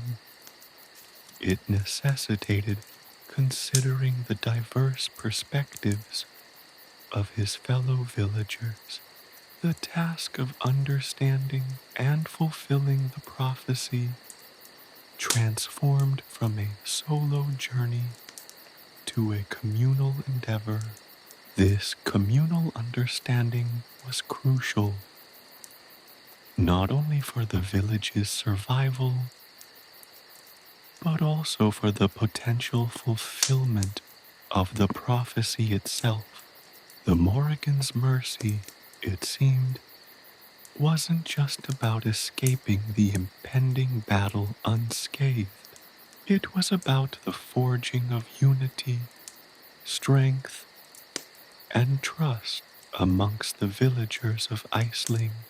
The true test of the prophecy wasn't just about foretelling the future, but about shaping it.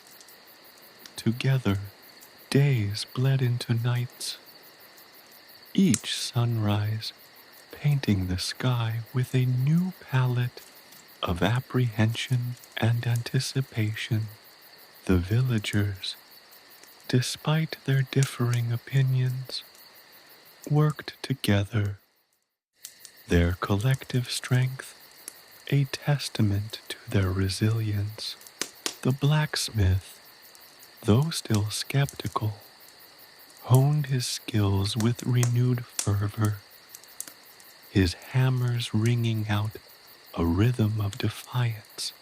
The women, their hands deftly weaving fabrics of comfort and strength, continued their preparations with unwavering determination, their collective spirit a powerful force for the village.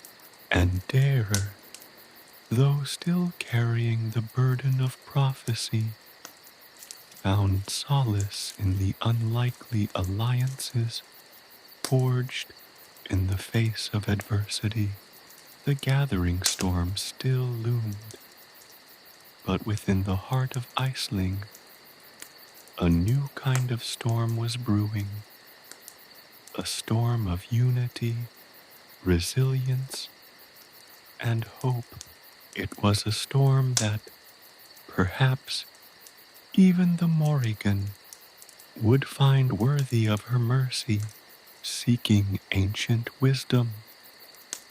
The weight of the Morrigan's prophecy settled heavily on Daire's shoulders, a cloak of foreboding woven from cryptic riddles and ominous warnings. The village, once a haven of familiar routines, now pulsed with an unsettling energy, a mixture of fear and fragile hope. He knew that simply accepting the prophecy wasn't enough. He needed understanding, interpretation, a way to navigate the treacherous path laid before them. His quest for ancient wisdom began not with grand gestures, but with quiet steps, a solitary journey into the heart of Iceling's past. His first stop was the village library, a humble collection housed in the oldest building in Iceling. It wasn't a place of towering shelves and illuminated manuscripts, but a collection of worn, leather-bound books, their pages brittle with age, whispering tales of generations past. The air hung heavy with the scent of aging parchment and wood smoke, a tangible link to Iceling's rich history. He spent hours poring over ancient texts, his fingers tracing faded script, deciphering weathered illustrations that depicted scenes of battles, deities, and mystical creatures. The texts spoke of the Morrigan in hushed tones, a figure both revered and feared, a goddess of war whose influence was as unpredictable as the shifting winds. He found fragments of prophecies, snatches of verses, hinting at the looming conflict, but nothing that offered a clear roadmap to navigate the impending storm. The library, however, was only the starting point. He sought out old Elara, a woman whose age was surpassed only by her vast knowledge of Iceling's history. Her wrinkled face, etched with the passage of time, held the wisdom of countless generations, a repository of forgotten lore and ancient traditions. She lived in a secluded cottage on the edge of the village, surrounded by a mystical garden where herbs and flowers, imbued with mystical properties, grew in vibrant profusion. Her house, built from rough-hewn stones, felt ancient, almost as old as the hills surrounding Iceling. The air inside was thick with the scent of drying herbs and the low hum of ancient energies. Elara listened patiently as Daire recounted his encounter with the raven and the Morrigan's prophecy. Her eyes, though clouded with age, sparkled with an uncanny intensity, revealing a mind that remained sharp and perceptive. The Morrigan's pronouncements are rarely straightforward, child, she said, her voice raspy but strong. Her words are a tapestry woven with threads of truth, illusion, and hidden meanings. You must learn to read between the lines, to decipher the symbols, to understand the language of shadows. Elara then guided Daire through a series of ancient rituals, revealing hidden connections between the prophecy and Iceling's history. She explained how the Morrigan's influence permeated every aspect of their lives, from the changing seasons to the ebb and flow of their fortunes. She showed him how the raven, a messenger of the gods, served as a conduit for the Morrigan's will. Its cryptic messages mirroring the unpredictable nature of fate. She spoke of the sacred groves, the ancient burial mounds, the hidden pathways that crisscrossed Iceling's landscape, each imbued with mystical energies that connected the present to the past. Their journey took them to the heart of Iceling's sacred grove, a secluded sanctuary where ancient trees stood sentinel over a clearing bathed in an ethereal light. Here, amongst the rustling leaves and whispering branches, Ilara revealed the secrets of the grove, explaining how the trees acted as conduits for the Morrigan's energy. Their roots intertwined with the very fabric of Iceling's existence. She taught Daire to listen to the whispers of the wind, to feel the heartbeat of the earth, to understand the language of the trees, their ancient wisdom revealing clues to decipher the raven's message. Their discussions extended beyond the literal interpretations of the prophecy. Ilara emphasized the importance of understanding the context in which the prophecy was delivered. The blood-red moon, the unsettling stillness of the village, the conflicting reactions of the villagers. All of these elements, she explained, were integral parts of the prophecy's narrative. She explained how the Morrigan wasn't simply predicting the future. She was actively shaping it through her interactions with the people of Iceling.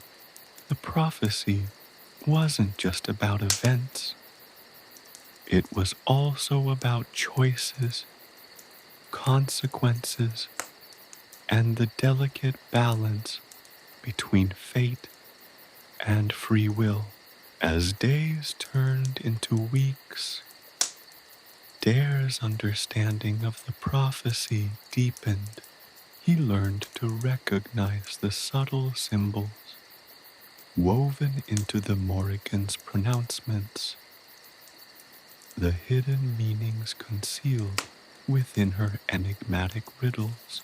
He understood that the prophecy wasn't simply a linear sequence of events, but a complex tapestry of interwoven destinies, a reflection of the interconnectedness of all living things. His understanding of the prophecy wasn't just intellectual. It transformed into a visceral experience, a profound connection with the ancient energies that pulsed beneath the surface of Iceling. The search for ancient wisdom wasn't just a quest for knowledge. It became a journey of self-discovery. Daire's interactions with Ilara, his exploration of Iceling's hidden history, his immersion in the village's spiritual heritage, all these experiences contributed to his transformation from a wide-eyed youth to a mature leader, capable of bearing the weight of the Morrigan's prophecy and guiding his people towards a brighter future.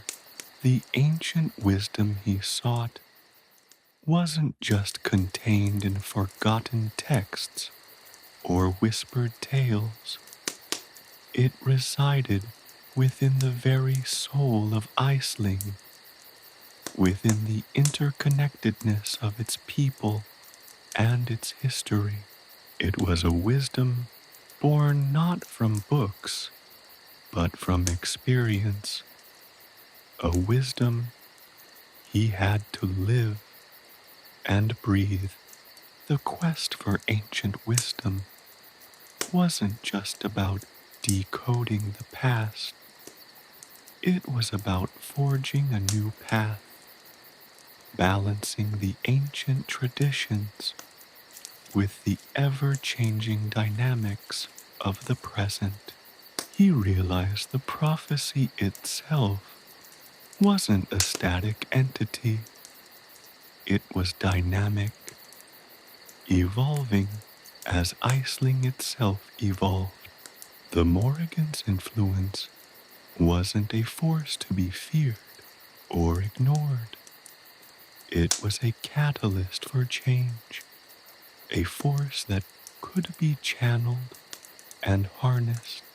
The old ways, Ilara explained, were not incompatible with the challenges of the present.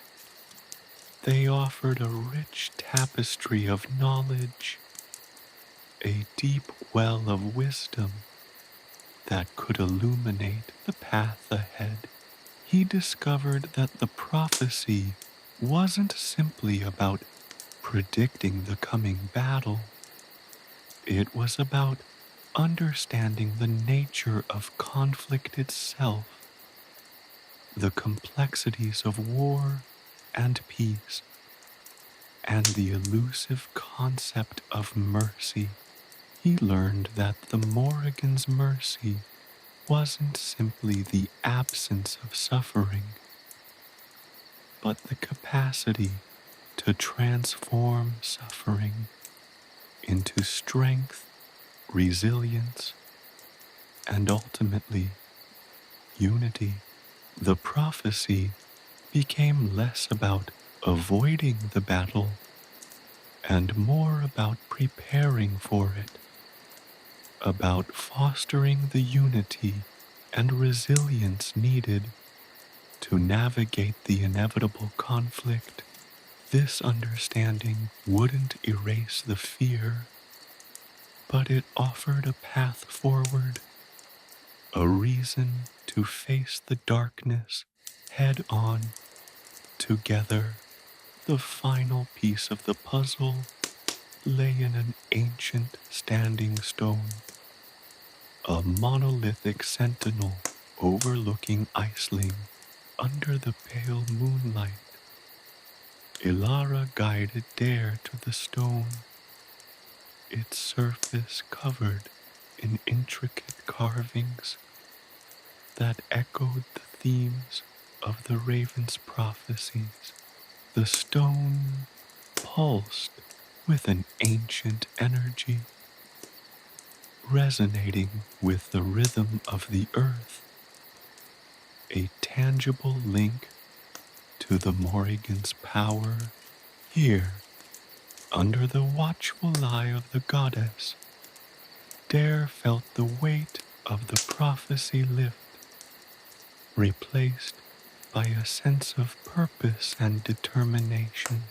The ancient wisdom he had acquired wasn't simply a body of knowledge. It was a transformation, a deepening of his connection to his community and his destiny.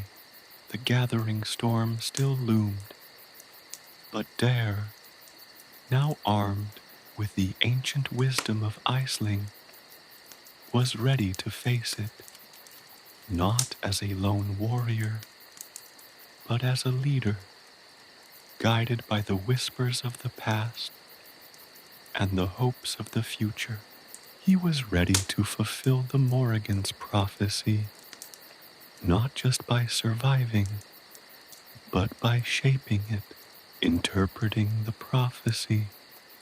The weight of the Morrigan's prophecy pressed down on Daire, a suffocating blanket woven from threads of dread and the chilling whisper of inevitability.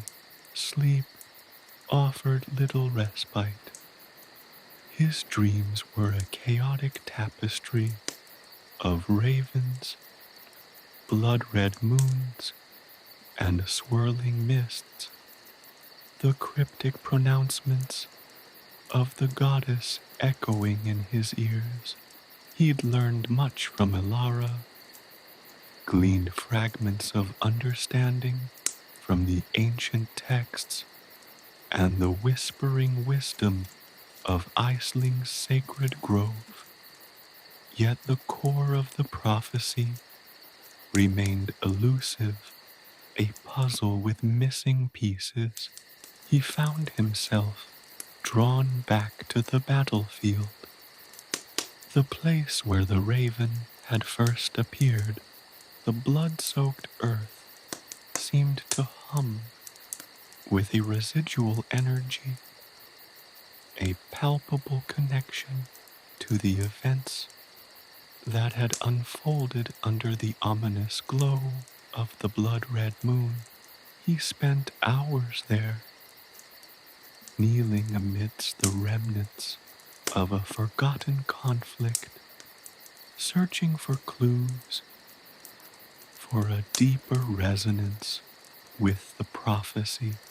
The wind seemed to carry whispers, fragments of conversations from long-dead warriors, their voices blending with the rustling leaves and the mournful cry of unseen birds.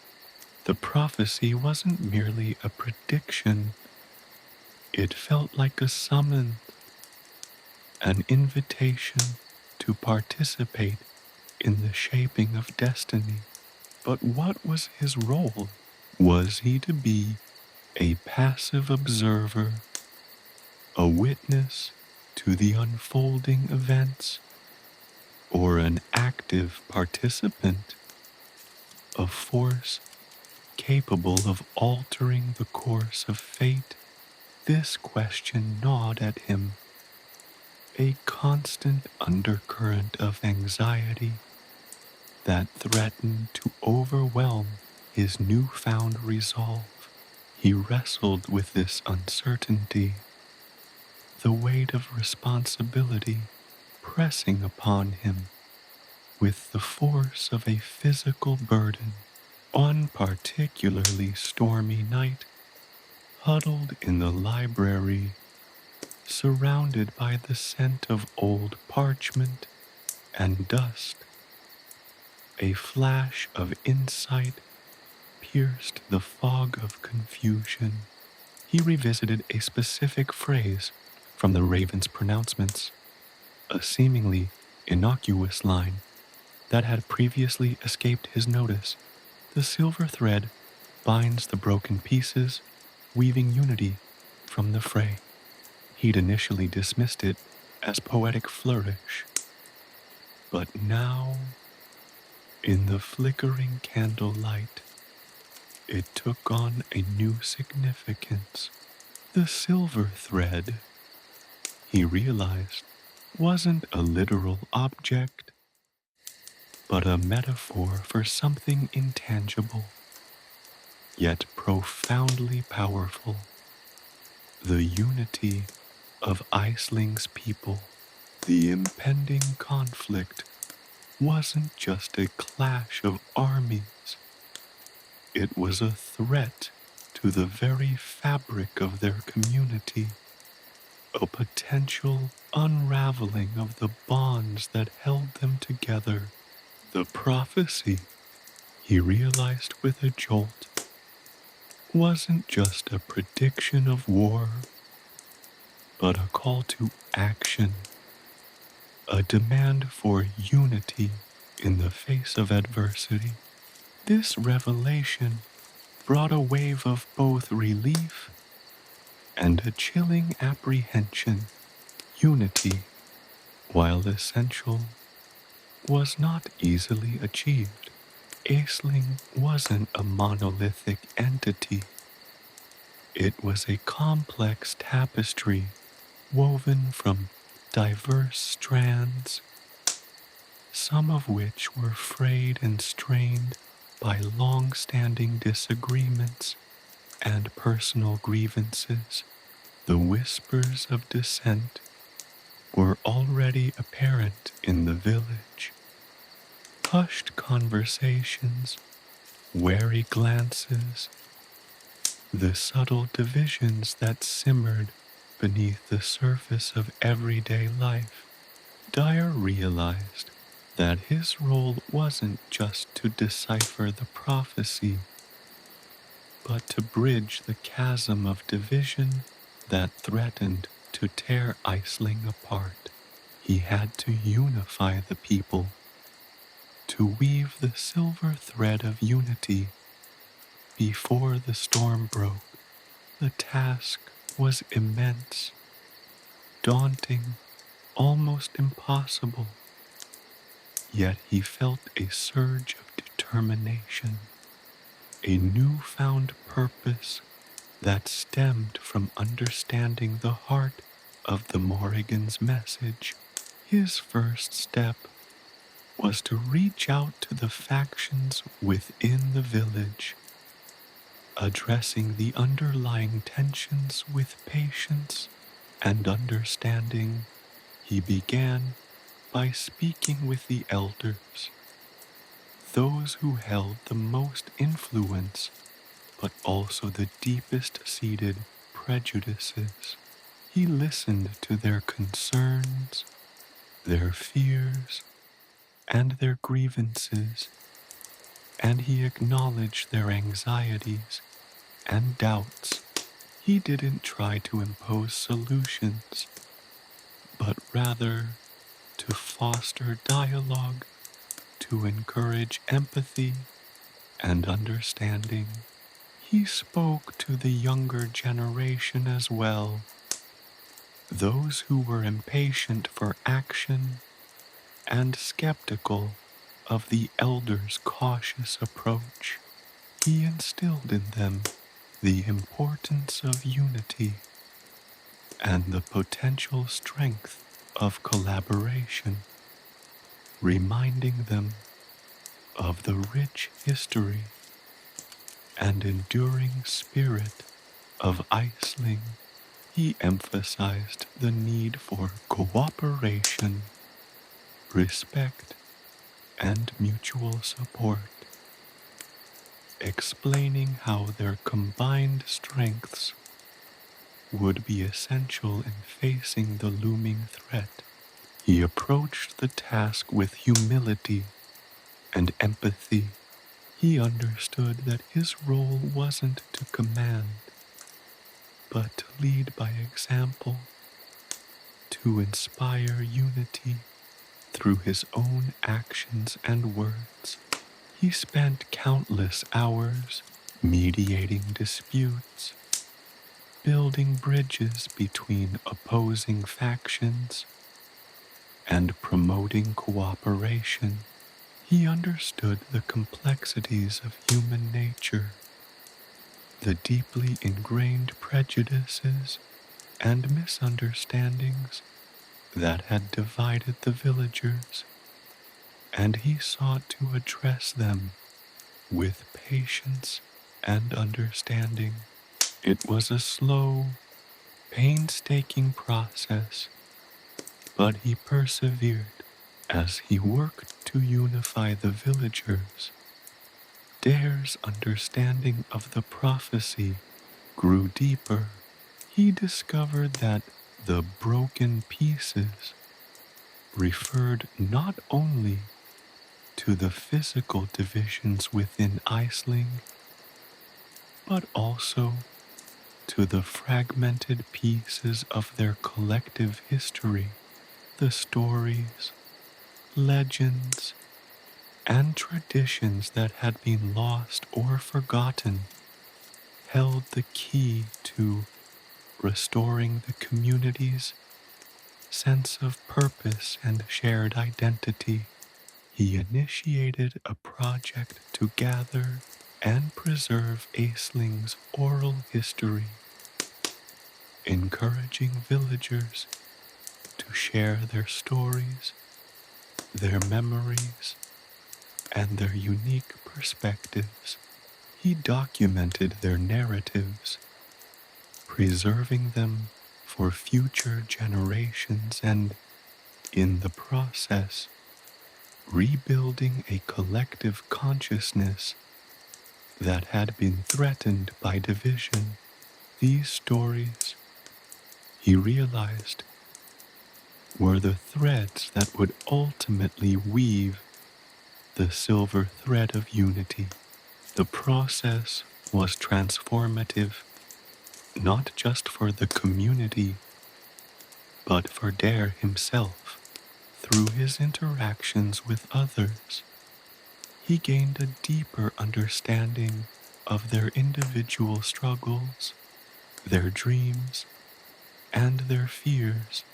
He learned to listen, not just with his ears, but with his heart, and he developed a profound connection with his community that transcended the prophecy's demands.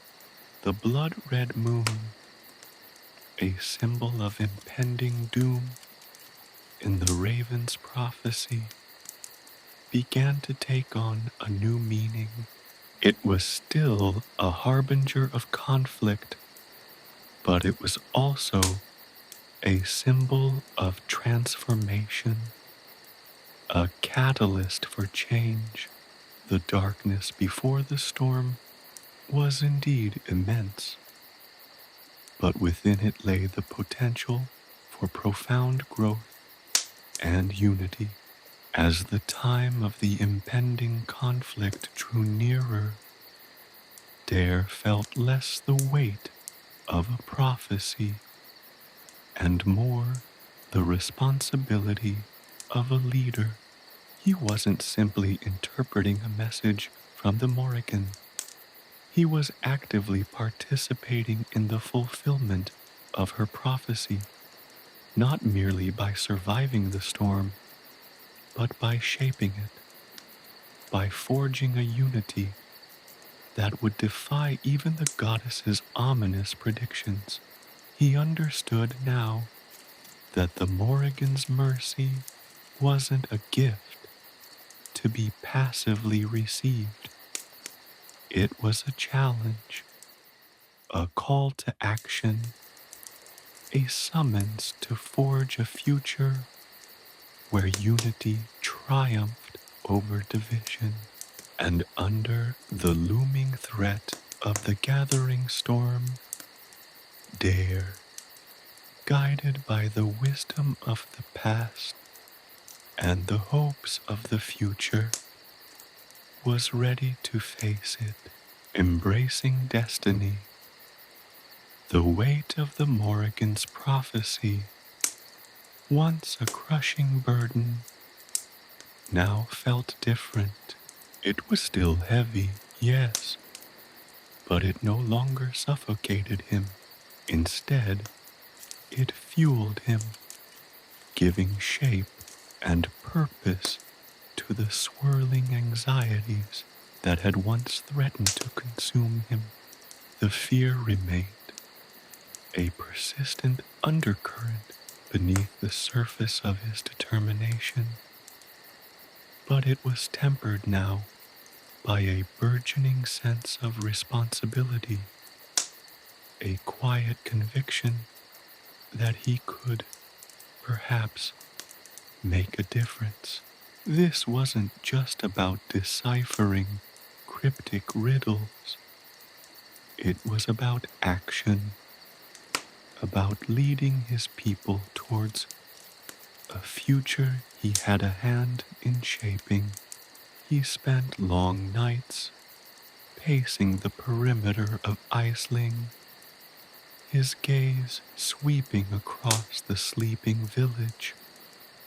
Nestled in the valley, each house, each flickering light represented a life, a story, a thread in the complex tapestry of Iceling's community.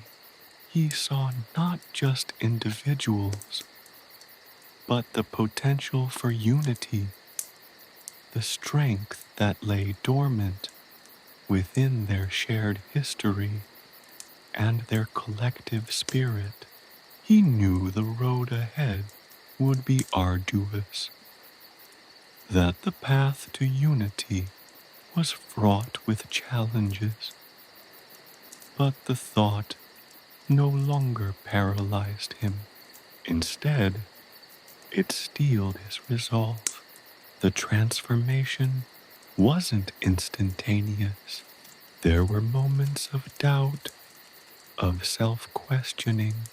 The scale of the task seemed insurmountable at times.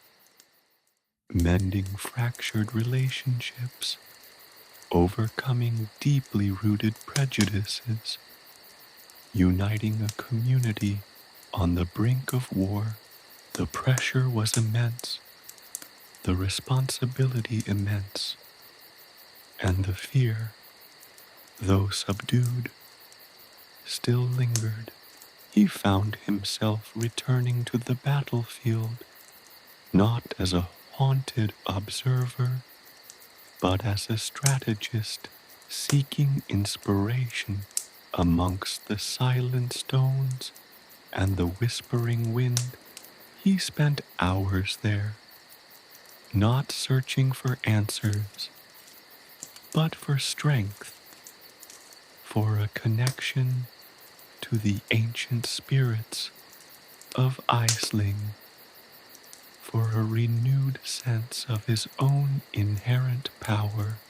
He found it in the quiet moments, in the stillness between the wind's mournful cries, in the subtle shift from apprehension to determination within his own heart.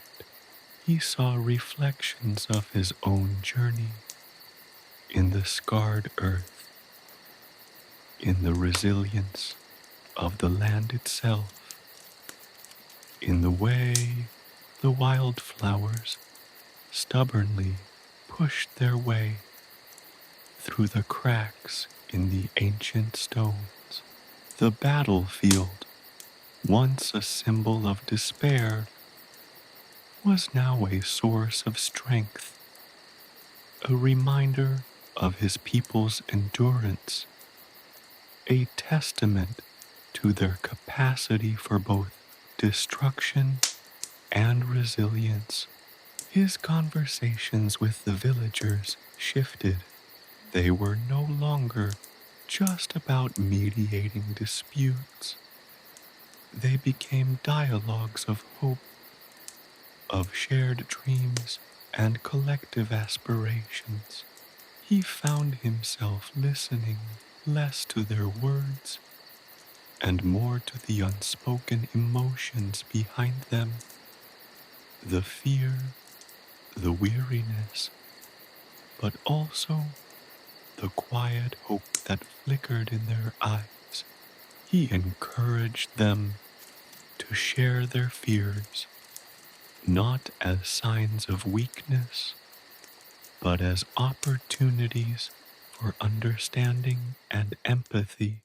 He brought them together, not by decree, but by example, by showing them the strength of unity through his unwavering dedication. He organized community gatherings, storytelling nights around crackling fires, weaving together tales of Aisling's past, reclaiming forgotten histories, and strengthening the bonds of shared heritage. He emphasized not just their differences, but their shared ancestry, their collective history, their interwoven destinies.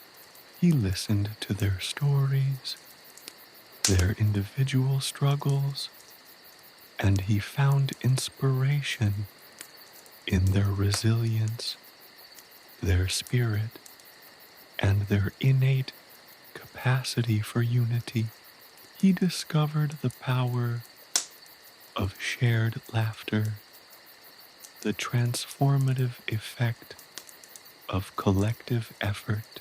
He witnessed the slow, steady transformation of mistrust into camaraderie, of division into solidarity. He saw the silver thread begin to shimmer, connecting the seemingly disparate threads of Iceling's community, knitting together the fabric of their shared future. His methods weren't always smooth. There were setbacks, disagreements, moments when the fragile unity threatened to unravel, but Daire persevered, fueled by the Morrigan's prophecy and the unwavering belief in his people's potential for unity. He learned to navigate the complexities of human relationships, the nuances of emotions, the art of diplomacy. He learned the importance of patience, the power of empathy, the strength of unwavering belief. The elders, initially skeptical, slowly began to trust him, acknowledging his dedication and unwavering commitment. They, too, were touched by his sincerity, his deep respect for their wisdom, and his genuine desire to build a stronger, more unified Iceling. The younger generation, initially impatient for action, learned the value of patience, the importance of shared understanding, and the strength that came from working together towards a common goal. The transformation within Daire himself was as profound as the changes within Iceling. He had started as a naive villager, burdened by prophecy and consumed by fear. He emerged as a leader, his determination fueled by a deep understanding of his people and an unwavering belief in their shared destiny. The weight of the prophecy still rested upon him, but it no longer felt like a crushing burden. It was now a guiding light, a source of strength, and a symbol of the incredible power of unity. As the shadow of the impending conflict grew longer, Daire found himself not consumed by fear, but by a quiet sense of anticipation. He stood ready, not just to survive the storm, but to shape it, to transform the impending devastation into a testament to the resilience, the strength, and the unwavering spirit of Iceling. He had woven the silver thread, and as the gathering storm drew closer, he stood ready to face it, not with fear, but with the quiet confidence of a leader who knew that his people, united in their purpose, would weather even the fiercest storm. The blood-red moon, once a symbol of impending doom, now represented the transformation they had undergone, a transformation fueled by their unity, their courage, and their unwavering belief in their shared future. The prophecy, once a source of dread, had become a catalyst for unity. a testament to the power of hope and the enduring strength of the human spirit. The gathering storm loomed, but Aisling was ready. Daire was ready. Their destiny, once a terrifying unknown, now shone with the promise of a future they would forge together. Ancient echoes. The air hung heavy with the scent of damp earth and decaying leaves. A chilling perfume that clung to Daire's clothes and settled deep within his lungs. As they approached the battlefield, the land itself seemed to shift beneath their feet, a subtle tremor that spoke of ancient energies stirring beneath the surface. The path, barely discernible beneath a carpet of moss and fallen branches, wound its way through a landscape scarred by time and conflict.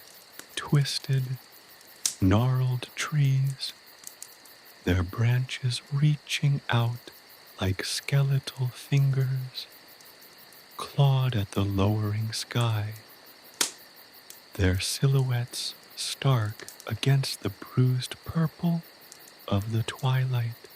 The wind, a mournful whisper at first, grew into a keening cry, whipping through the skeletal remains of long-dead trees, carrying with it the echoes of battles fought and lost.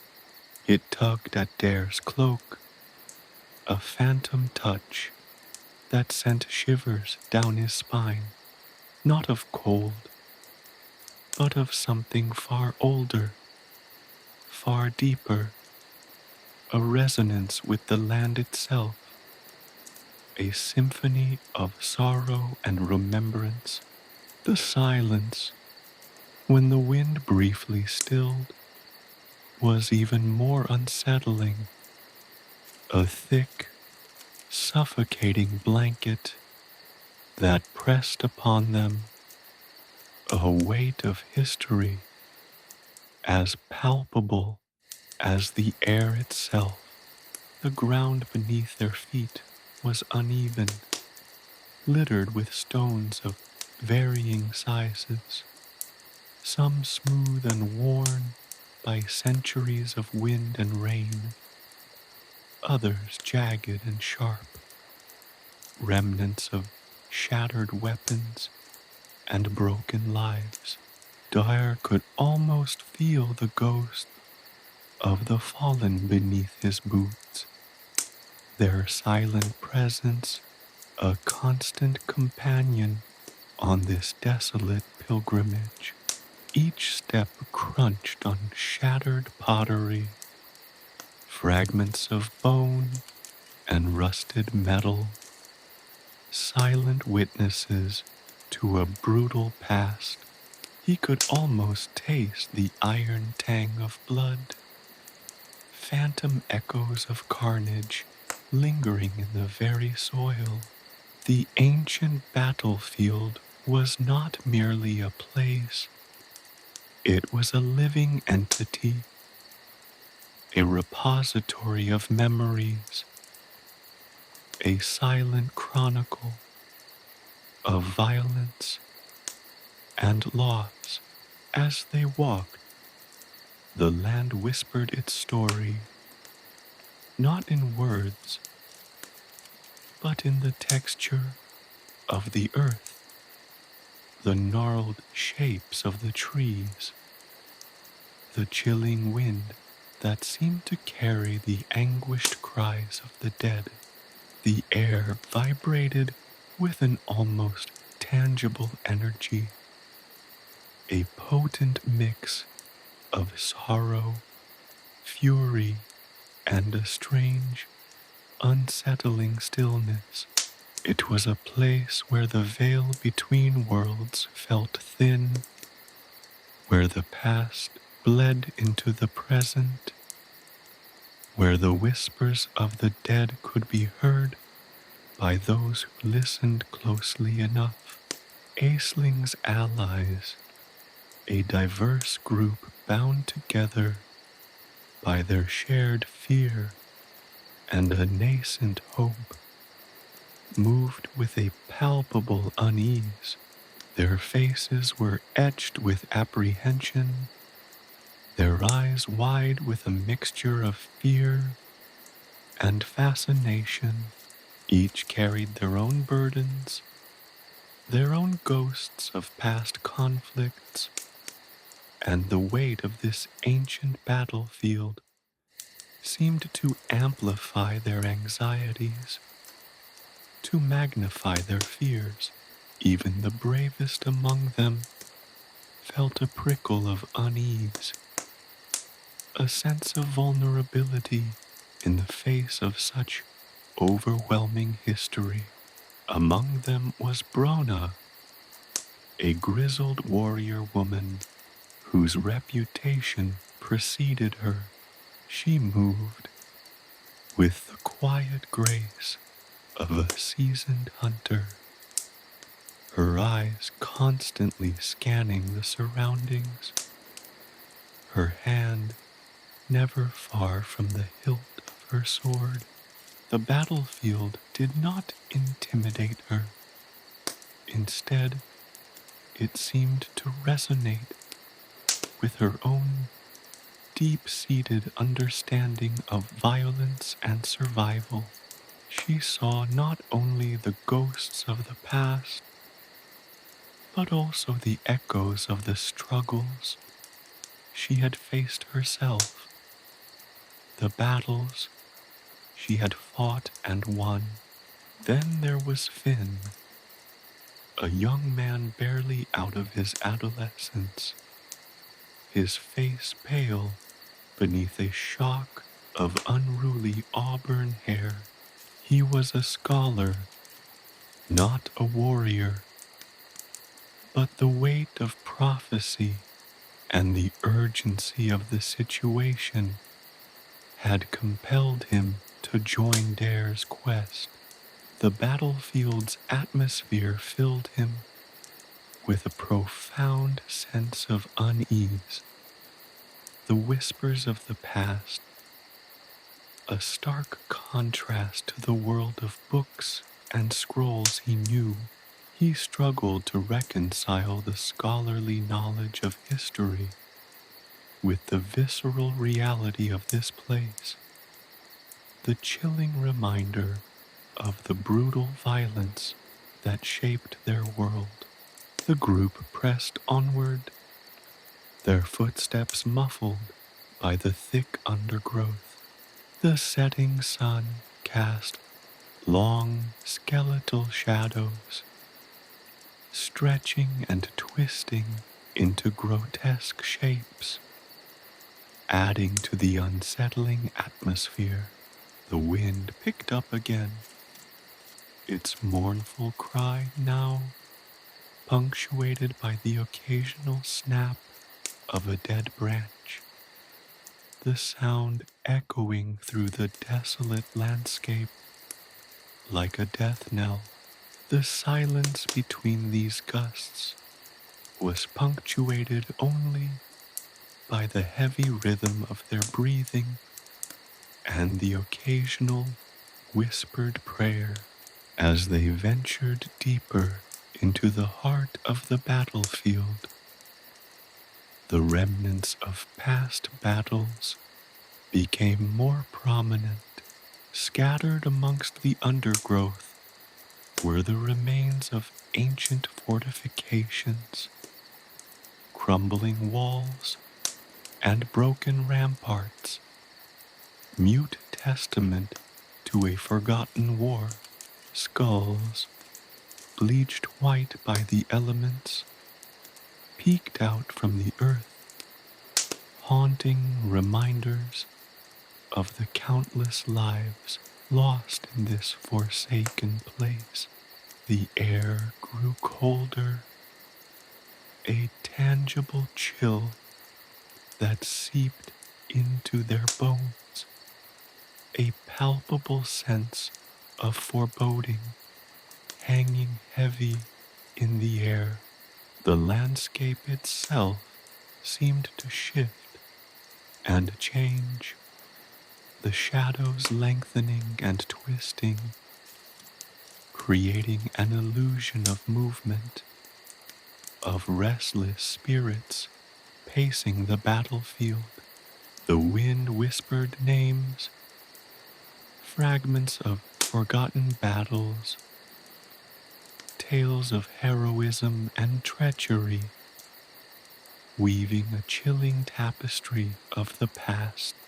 The earth seemed to hum with a low resonant thrum, a vibration that resonated deep within Daire's chest, a palpable echo of the ancient energies that pulsed beneath the surface.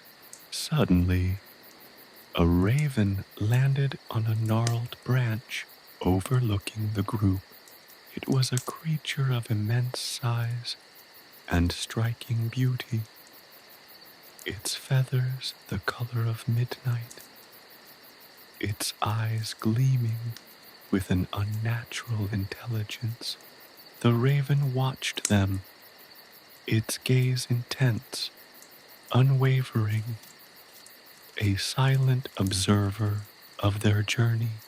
It was a creature of myth and legend, a messenger from another realm, and its presence heightened the already palpable sense of unease. Its stillness spoke volumes, its silence heavier than any storm.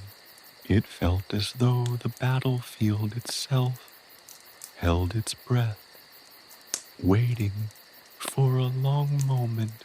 The only sound was the rhythmic beat of their hearts, the low hum of the earth, and the wind's mournful song. Then, as if in response to their unspoken questions, the raven let out a single, piercing caw, a sound that echoed through the desolate landscape, a chilling prophecy whispered on the wind. The ancient battlefield, once a silent testament to past conflicts, was now stirring, its whispers becoming increasingly clear. The land was ready to tell its story, and Daire and his allies were about to hear it. A tale woven from blood, sacrifice, and the unwavering power of prophecy. The weight of the past pressed down on them, heavy and inescapable. But in that moment, as the raven's caw faded into the wind, Daire felt a renewed surge of resolve. He would not be broken by the weight of history. He would face it head on, armed with the strength of his convictions and the guidance of the ancient spirits that haunted this sacred ground. The battle for Iceling's future was about to begin, and the ancient battlefield, its secrets finally unveiled, would play a pivotal role. Spectral encounters, the raven's cry hung in the air, a chilling echo that seemed to linger long after the bird itself had vanished into the swirling mist. A silence, heavier than any storm, descended upon the group, broken only by the frantic beating of their hearts. Then, from the shadows of the gnarled trees, they emerged, not in a rush, not with any sense of malicious intent, but with a deliberate slowness, as if emerging from a dream. They were figures wreathed in mist, their forms shimmering and indistinct, their features obscured by the ethereal veil clinging to them. They were the ghosts of the battlefield, the fallen warriors whose lives had been spilled upon this cursed ground centuries ago. The first to appear was a woman, clad in the remnants of what once must have been a vibrant, richly embroidered tunic. Only fragments remained, clinging to her spectral form like tattered ribbons in the wind. Her face, though partially obscured, held an expression of profound sorrow, her eyes filled with a haunting sadness that pierced through the spectral veil. She carried a shield, its surface cracked and pitted, and a sword, its blade dulled by time and rust, yet somehow radiating a faint, ethereal glow. She moved with a graceful, almost ethereal lightness, her feet barely seeming to touch the ground as she drifted towards them. Her movements were like ripples in a still pond, silent, fluid, mesmerizing. Around her, the mist seemed to swirl and dance, a ghostly halo that accentuated her sorrow. Another figure emerged from the darkness, a warrior clad in the armor of a bygone era. His breastplate was dented and tarnished, yet it still hinted at the intricate craftsmanship that had once adorned it. His helmet, partially obscured by the mist, hid his face, but the weight of his grief was palpable. He moved with a heavy gait, each step seemingly burdened by the weight of his lost battles and the memories of fallen comrades. He carried a long spear, its tip broken and dull, but its presence still spoke of past glories and unwavering strength. He looked at them, not with anger or hostility, but with a quiet acceptance. A weary sadness filled his eyes. He seemed to be searching for something, a lost memory, or perhaps a shred of understanding. More figures began to emerge from the shadows, a procession of spectral warriors from different eras, their attire and weaponry hinting at the long and bloody history of the battlefield. Each one was a silent testament to the brutal conflicts that had scarred this ancient ground, each one carrying the weight of their own unique stories. A young man, barely more than a boy, stood out amongst them. His youthful face was etched with a fear that time had only amplified. His spectral form radiating an overwhelming sense of vulnerability. He clutched a broken wooden sword, his fingers still clutching it, despite the passage of centuries. His posture spoke of unfulfilled potential, a life cut short before its time. They moved amongst Daire and his companions, their forms flickering in and out of view, their whispers carried on the wind. Their stories were interwoven with the prophecy, each spectral tale adding another layer of complexity to the cryptic pronouncements of the Morrigan's raven.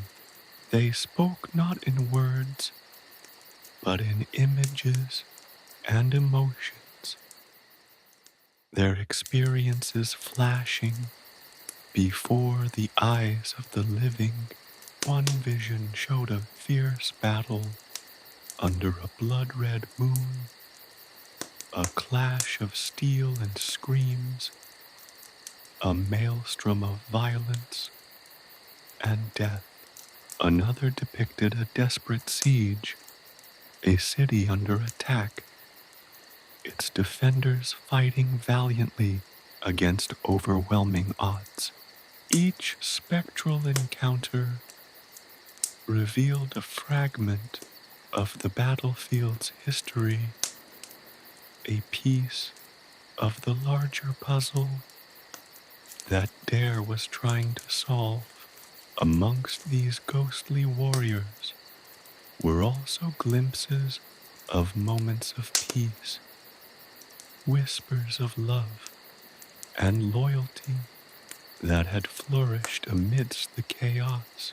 A fleeting image of a woman holding a newborn child in her arms, a moment of tenderness amidst the violence, a scene of warriors sharing a meal, a shared moment of laughter and respite before the renewed onslaught.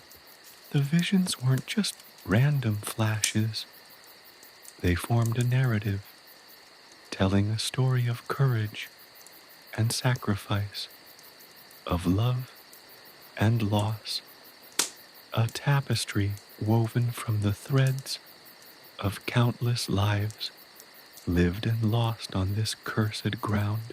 It became clear that the battlefield wasn't just a place of death and destruction, but also a repository of memories, a living archive of human experience, its stories preserved and waiting to be rediscovered. Daire felt an overwhelming sense of connection to these ghostly warriors. They weren't just spectral figures, but people who had lived and breathed, who had loved and lost, just like him. Their pain, their grief, their hopes, and their dreams resonated with his own, bridging the gap between the living and the dead, the present and the past. The spirits spoke of betrayal, of broken oaths, of the devastating consequences of unchecked ambition. They spoke of the sacrifices made, the battles fought, the hopes and dreams shattered by the relentless march of war. They revealed the dark secrets that lay hidden beneath the surface of this seemingly desolate landscape, secrets that were inextricably linked to the prophecy. The ghostly warriors spoke of a hidden power, an ancient artifact lost long ago during one of the many battles fought on this very ground. It was a power that could tilt the balance of the coming conflict, a power that could change the fate of Iceling. The spectral encounters weren't just scary, they were profoundly moving, illuminating the human cost of war. The weight of their collective sorrow was almost unbearable, a heavy cloak of despair that settled upon the living. Yet, within this despair, there was also a faint flicker of hope, a shared understanding that transcended time and death. As the spectral figures began to fade, their forms dissolving back into the mist, they left behind a tangible sense of peace. They had shared their stories, their burdens, and their pain, and in doing so, they had eased the weight of the prophecy upon Daire's shoulders. He was no longer alone in his quest. He carried with him the hopes, the dreams, and the unspoken pleas of countless fallen warriors. The battlefield had awakened, revealing its secrets not through violence, but through the stories of those who had fallen upon it. It was a somber, yet ultimately empowering encounter. The weight of history, once overwhelming, now felt manageable, transformed from a burden into a source of strength and determination.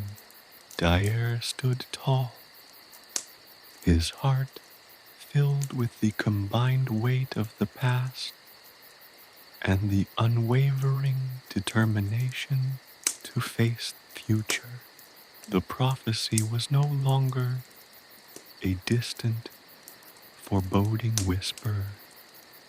It had become a clear, resonant call to action, echoing in his ears, strengthened by the ghostly chorus of the fallen warriors.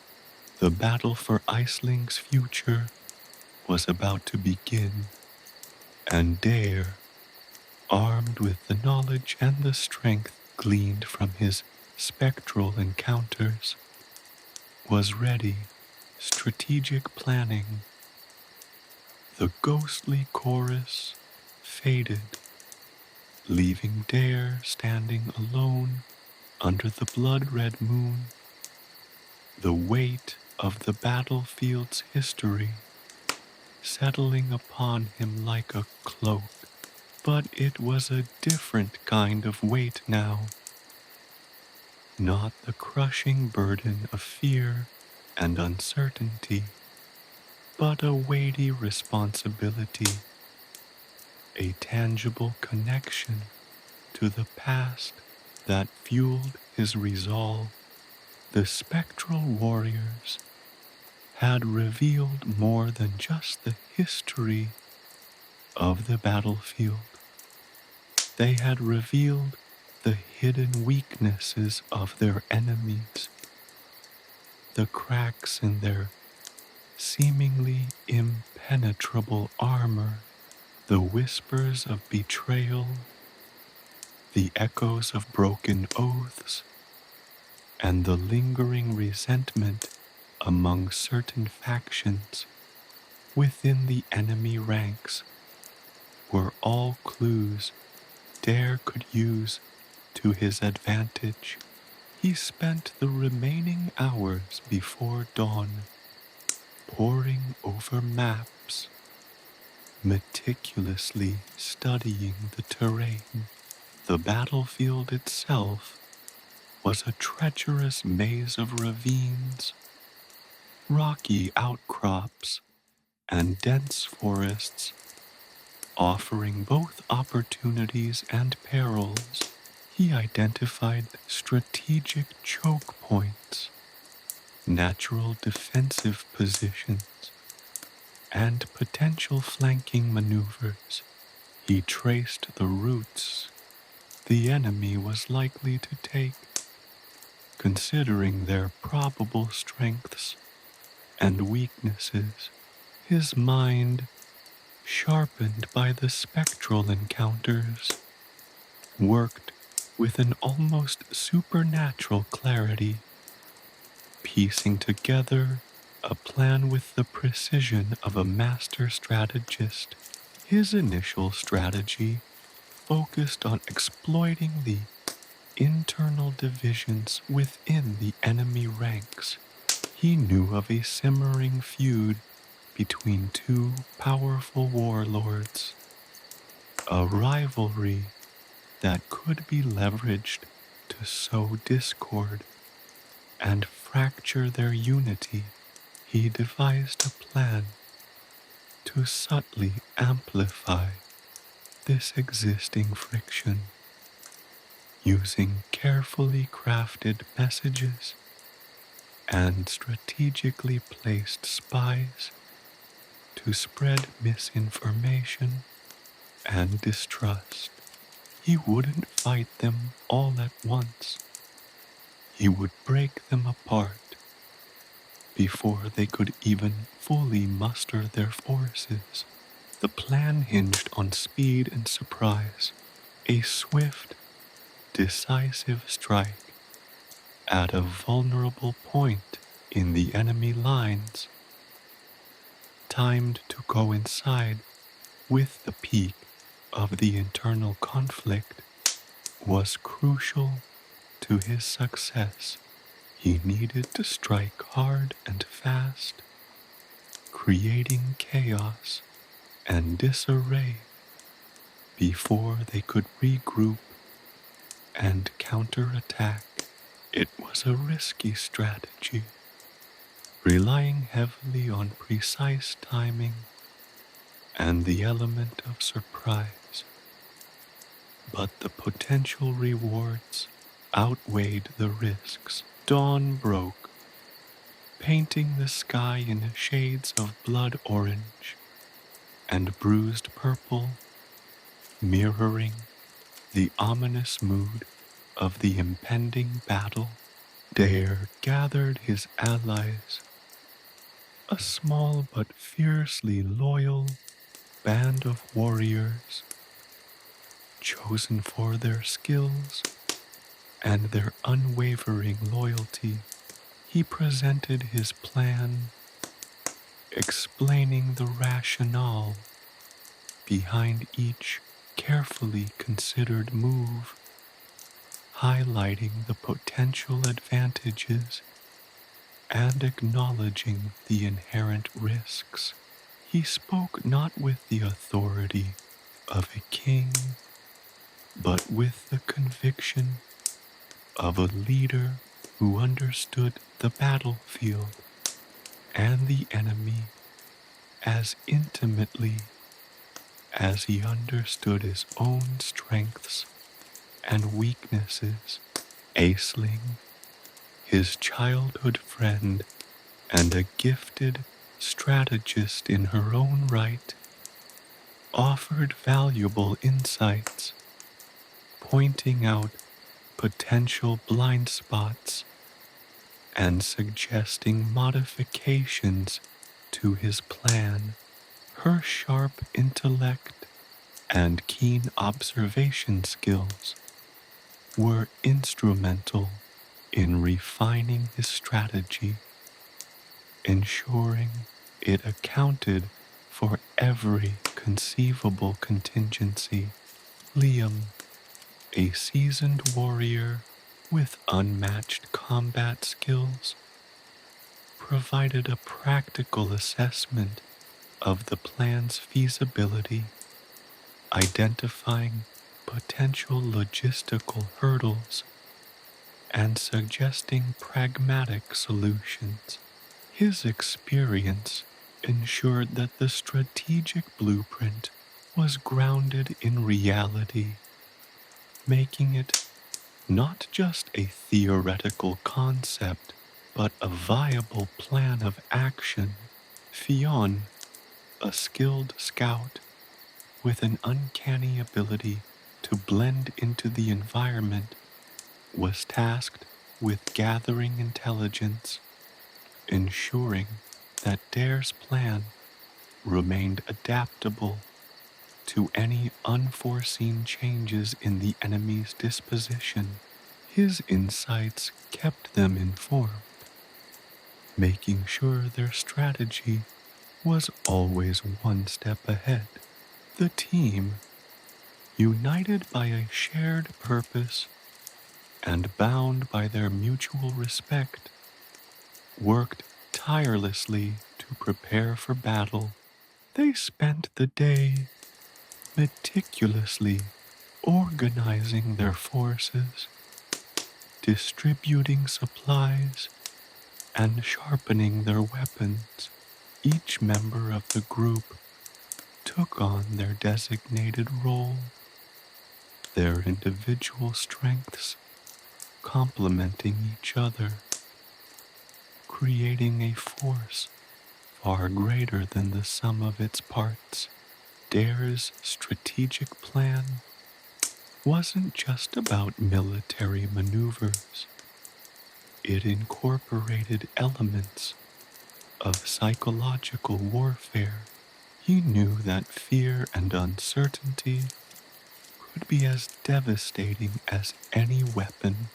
He planned to spread rumors and misinformation, fostering dissent and paranoia within the enemy ranks, making them question their leadership and each other.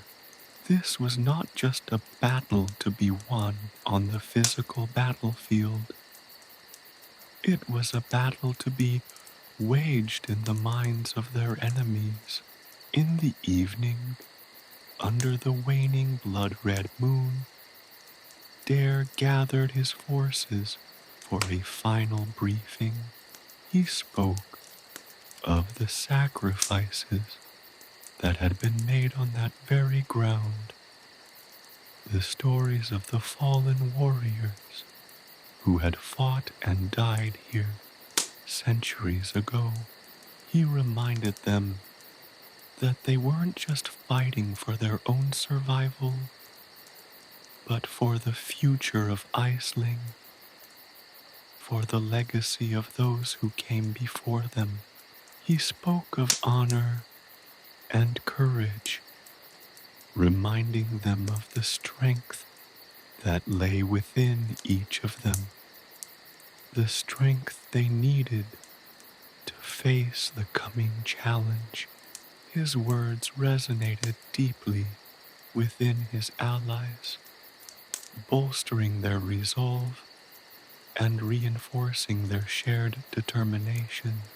The weight of the prophecy, once a burden, was now a source of strength, inspiring them to fight not just with weapons, but with the unwavering conviction that they were fighting a righteous battle, one that was destined to shape the future of their world.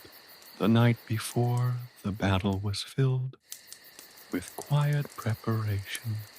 The air was thick with anticipation, a palpable tension that crackled between the warriors. Yet, there was no fear, only a steely determination.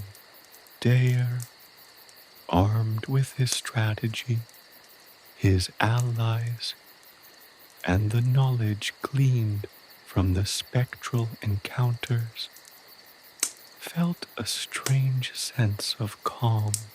He knew the battle would be fierce, the challenges immense, but he also knew that he was prepared. He'd prepared not only militarily, but also spiritually.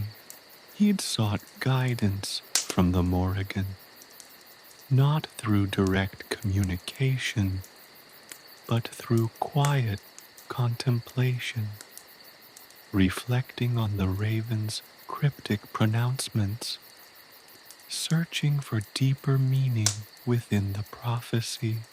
He understood the battle wasn't just about military might. It was about faith, resilience, and an unwavering belief in the cause.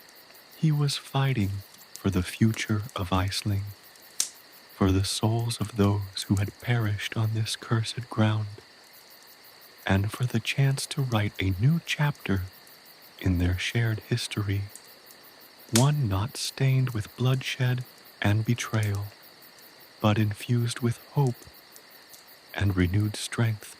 The preparations were complete. The warriors were ready. The battlefield was awake, and so was Daire. The clash of steel, the cries of battle, the clash of ideologies. It would all begin at dawn, but this time, he wouldn't be fighting blindly.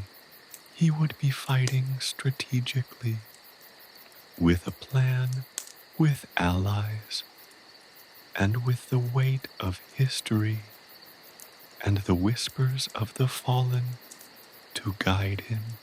The battle for Iceling's future was imminent, and Daire was prepared to face it. He was ready to fight, not only for survival, but for the soul of his land, preparing for confrontation. The air hung heavy, thick with the scent of wood smoke and sweat, a chilling premonition clinging to the dawn. The opposing armies, a sea of steel and shadowed figures, stretched out across the valley, a silent, deadly dance of anticipation playing out before the first clash of steel. From Daire's vantage point, nestled amongst the ancient stones of the battlefield, the enemy camp pulsed with a malevolent energy. He could almost feel the thrumming of their collective fear and aggression, a palpable wave crashing against his own steeled resolve.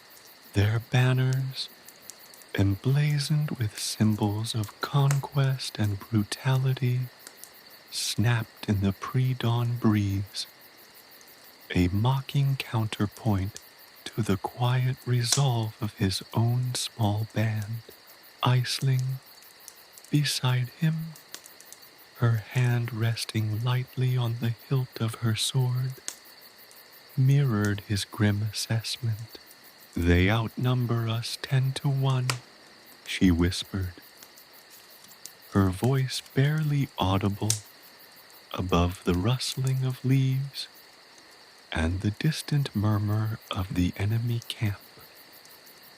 Her eyes, however, held no trace of fear, only a fierce determination that matched his own.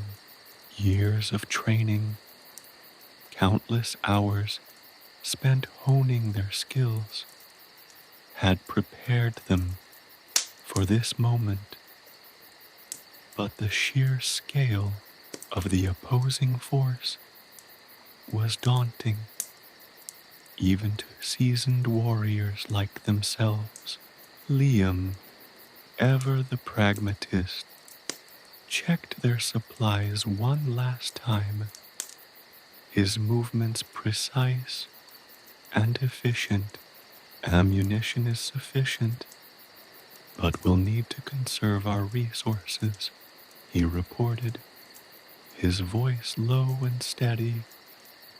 He understood the precariousness of their situation better than most. Their success hinged on speed, precision, and an element of surprise, resources that could quickly dwindle against such a formidable foe. Fionn, ever the shadow, returned from his final reconnaissance mission, his face streaked with mud and his eyes gleaming with information. Their main force is concentrated near the western ridge, he reported, his voice a gravelly whisper. But there's a significant detachment guarding the northern flank, less experienced and less well equipped. This was the weak point Daire had identified, the chink in their seemingly impenetrable armor. It was where he would strike. The weight of the impending battle pressed down on them, an almost physical burden. It wasn't just the fear of death, but the responsibility they carried, the fate of Iceling, the legacy of those who had fought and fallen on this cursed ground, rested on their shoulders. The whispers of the spectral warriors, the echoes of their battles, seemed to echo in the stillness, a constant reminder of the stakes. As the first rays of dawn touched the horizon, painting the sky in shades of blood orange and bruised purple, the enemy camp erupted into a flurry of activity. The rhythmic clang of steel on steel, the shouts of command, and the nervous bleating of animals created a cacophony that vibrated through the earth. The moment had arrived. Daire looked at his companions, their faces grim but determined. There was a silent understanding between them, a bond forged in years of shared hardship and mutual respect. They were a small band, but they were united, their individual strengths intertwined into a formidable force. They were not just warriors, they were family, bound by loyalty and a shared purpose. The enemy's advance began, a slow, inexorable tide of warriors sweeping across the valley. Their movements were disciplined, their formations precise, reflecting a military machine honed by years of conquest and bloodshed. But within their seemingly flawless ranks, Daire saw the cracks, the subtle signs of internal discord that Fionn's scouting reports had confirmed. The simmering feud between the two warlords, fueled by years of rivalry and resentment, was palpable. He saw the hesitation, the lack of complete coordination, the subtle signs of mistrust between units. It was exactly as he had foreseen. As the enemy advanced, Daire issued his commands, his voice cutting through the growing din of battle. His orders were precise, efficient, and perfectly synchronized with his strategic plan.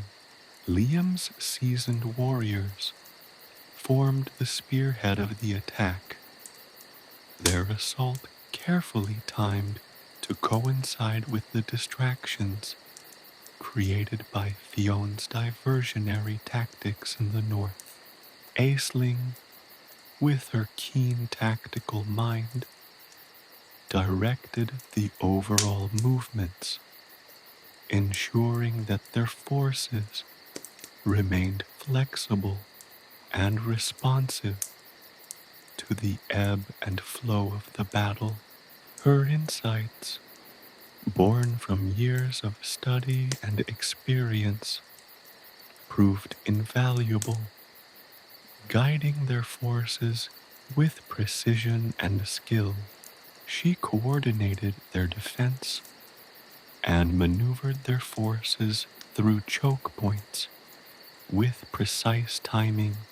The battle raged with unrelenting ferocity.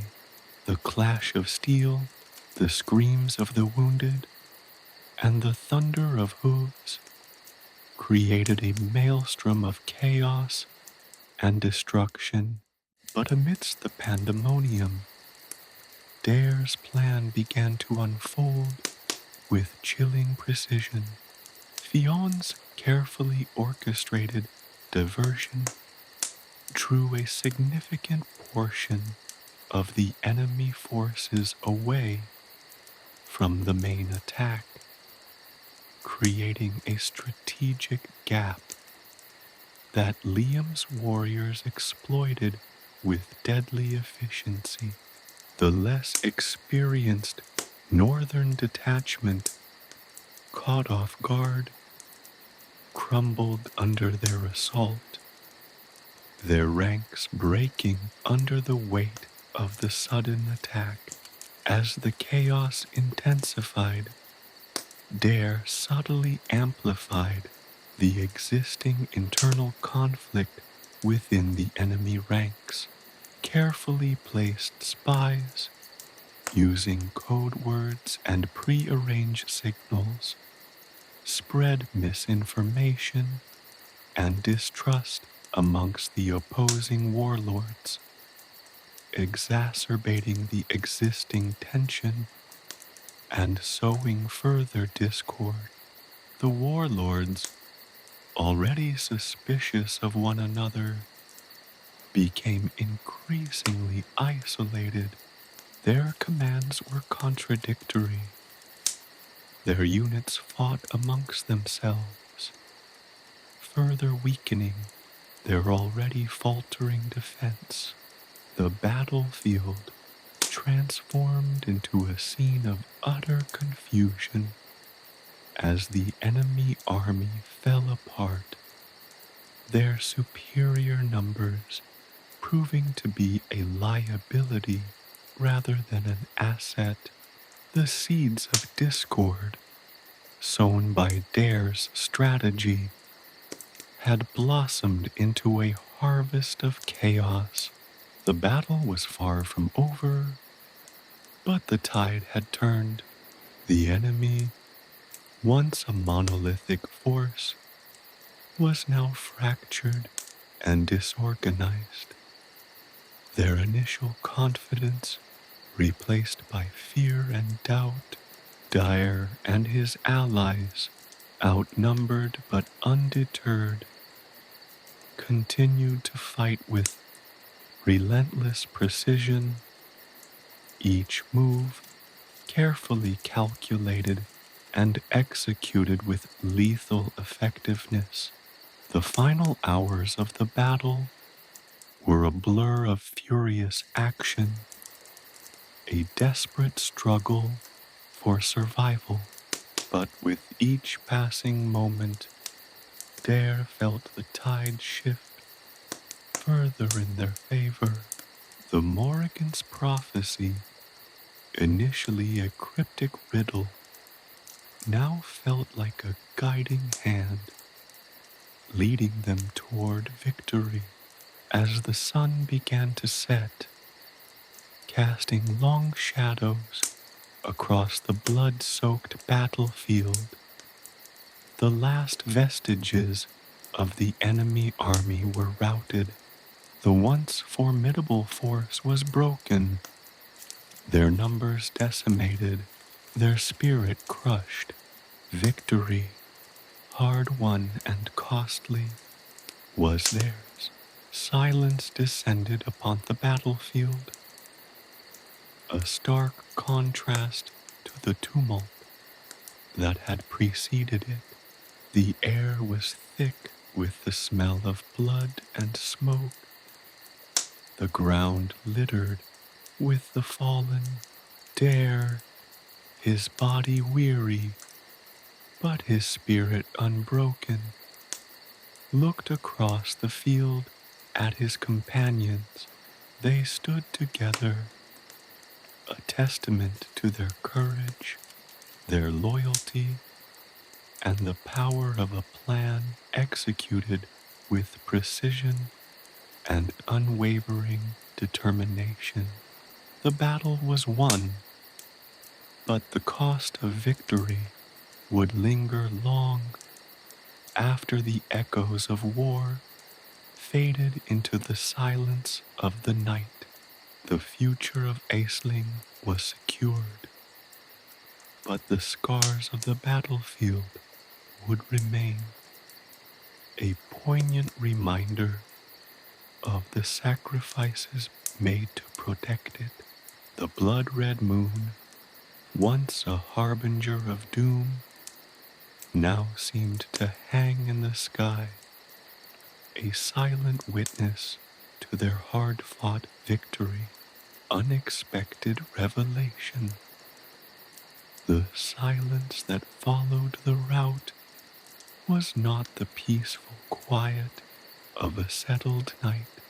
It was a strained, tense silence, broken only by the groans of the wounded and the occasional, chilling caw of a raven circling high above the blood-soaked earth. Daire, despite the victory, felt a knot of unease tighten in his chest. The sheer scale of the carnage was sobering. The cost of their triumph was far greater than he'd anticipated. The faces of his companions, etched with exhaustion and grief, mirrored his own feelings. Liam, ever practical, began organizing the collection of the fallen, his movements slow and deliberate. He spoke little, but his eyes betrayed a deep weariness, a profound sadness that went beyond the physical exhaustion of battle. Aisling, usually so sharp and quick-witted, knelt beside a fallen soldier, her face pale and drawn, a silent prayer escaping her lips. Even Fionn, the shadow, seemed affected, his usual stoicism replaced by a grim solemnity. As the first stars began to prick the darkening sky, a figure emerged from the shadows, a lone survivor from the vanquished army.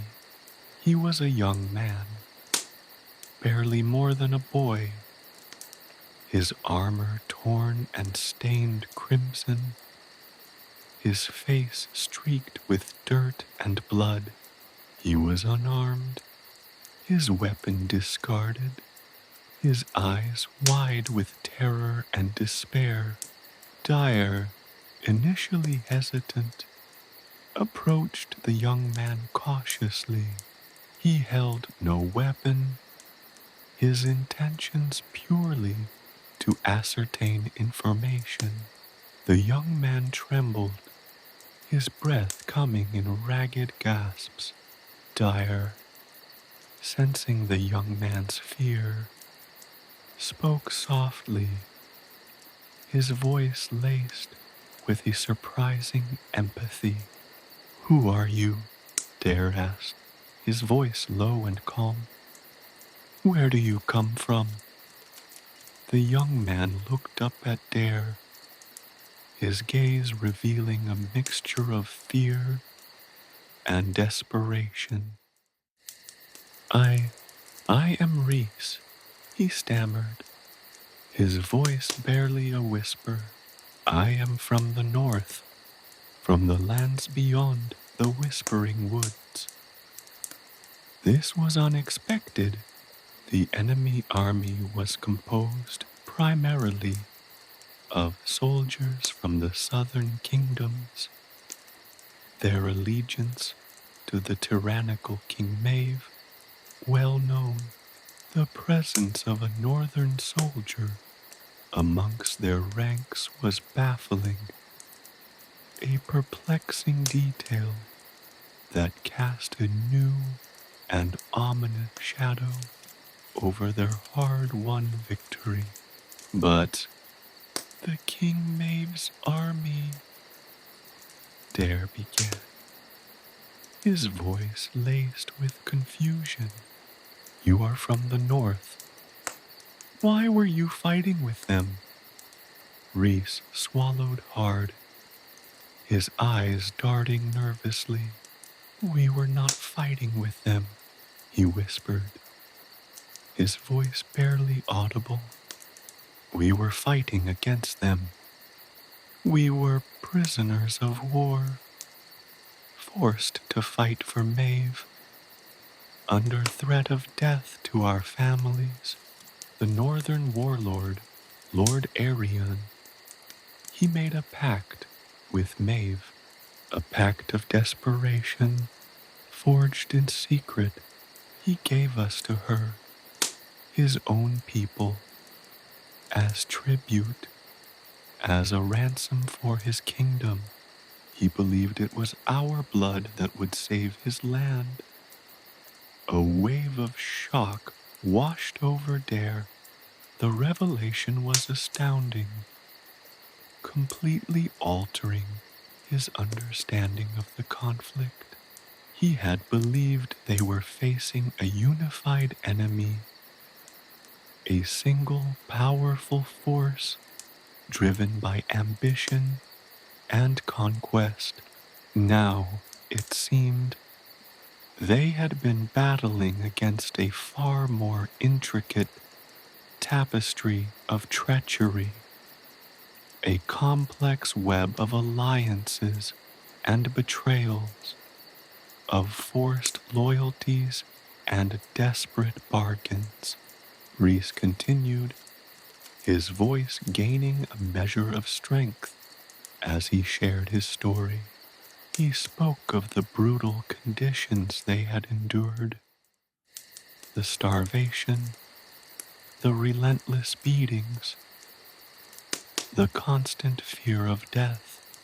He spoke of the silent rebellion that had simmered beneath the surface of their forced servitude, the desperate hope that had kept them alive. As Reese spoke, a chilling realization dawned on Daire. The internal conflicts Fionn had observed within the enemy ranks were not just the product of simple rivalry or ambition. They were the manifestations of a deep-seated, desperate struggle for survival, a war within a war, a rebellion that had been carefully concealed. The whispers of the spectral warriors on the battlefield, the echoes of their battles, took on a new significance. They were not merely the ghosts of past conflicts, but the echoes of countless battles, waged not just against outside enemies, but against internal foes. The blood-red moon, once seen as a mere omen of war, now felt like a symbol of the many layers of darkness, treachery, and hidden struggles.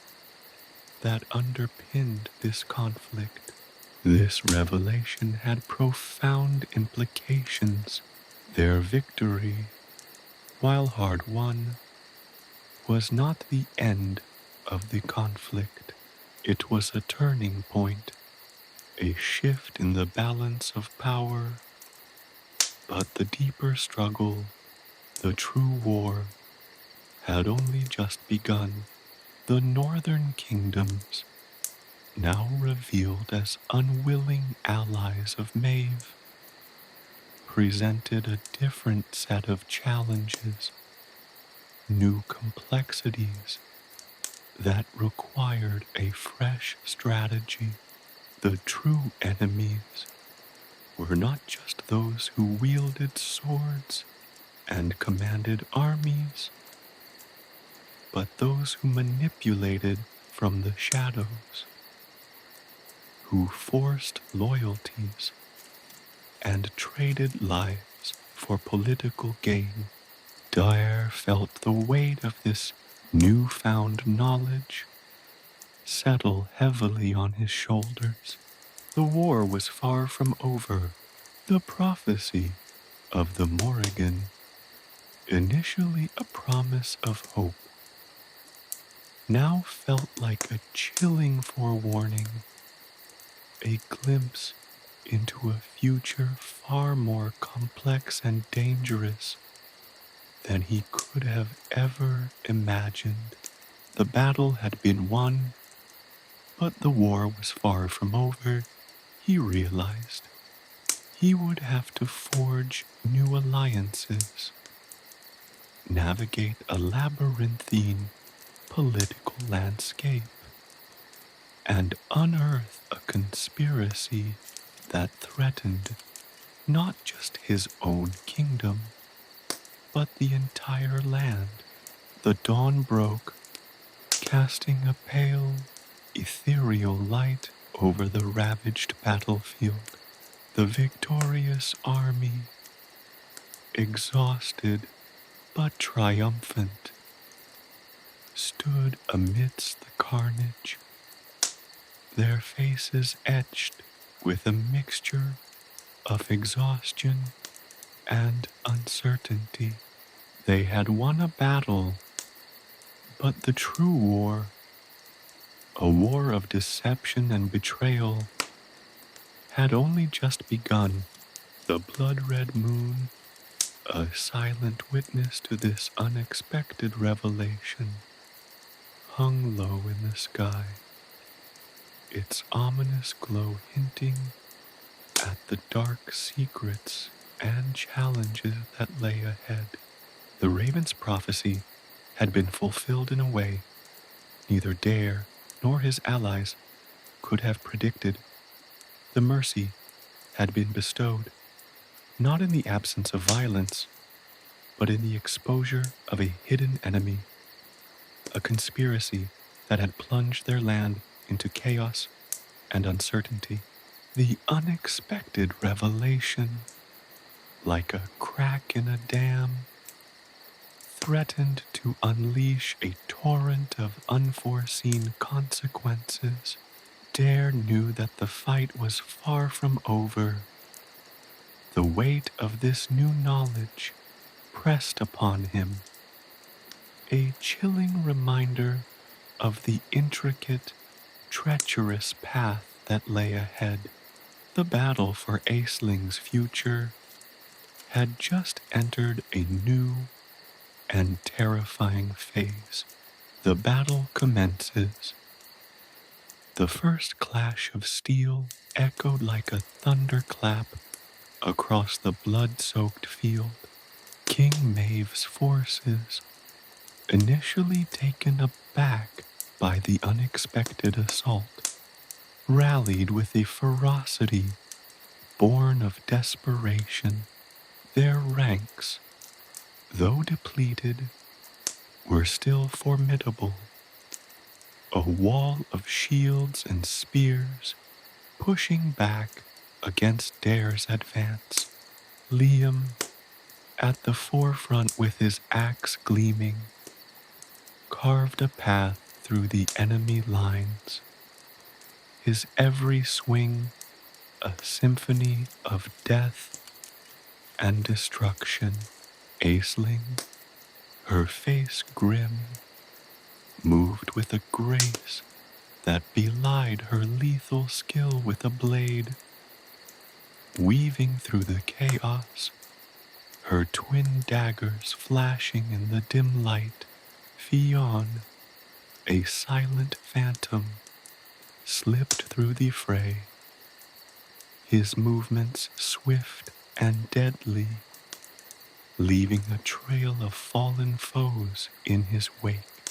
Daire, positioned at the heart of the fray, found himself fighting not just for survival, but for the very soul of his kingdom. He fought with the fierce determination instilled by the Morrigan's prophecy, the raven's cryptic warnings fueling his every strike.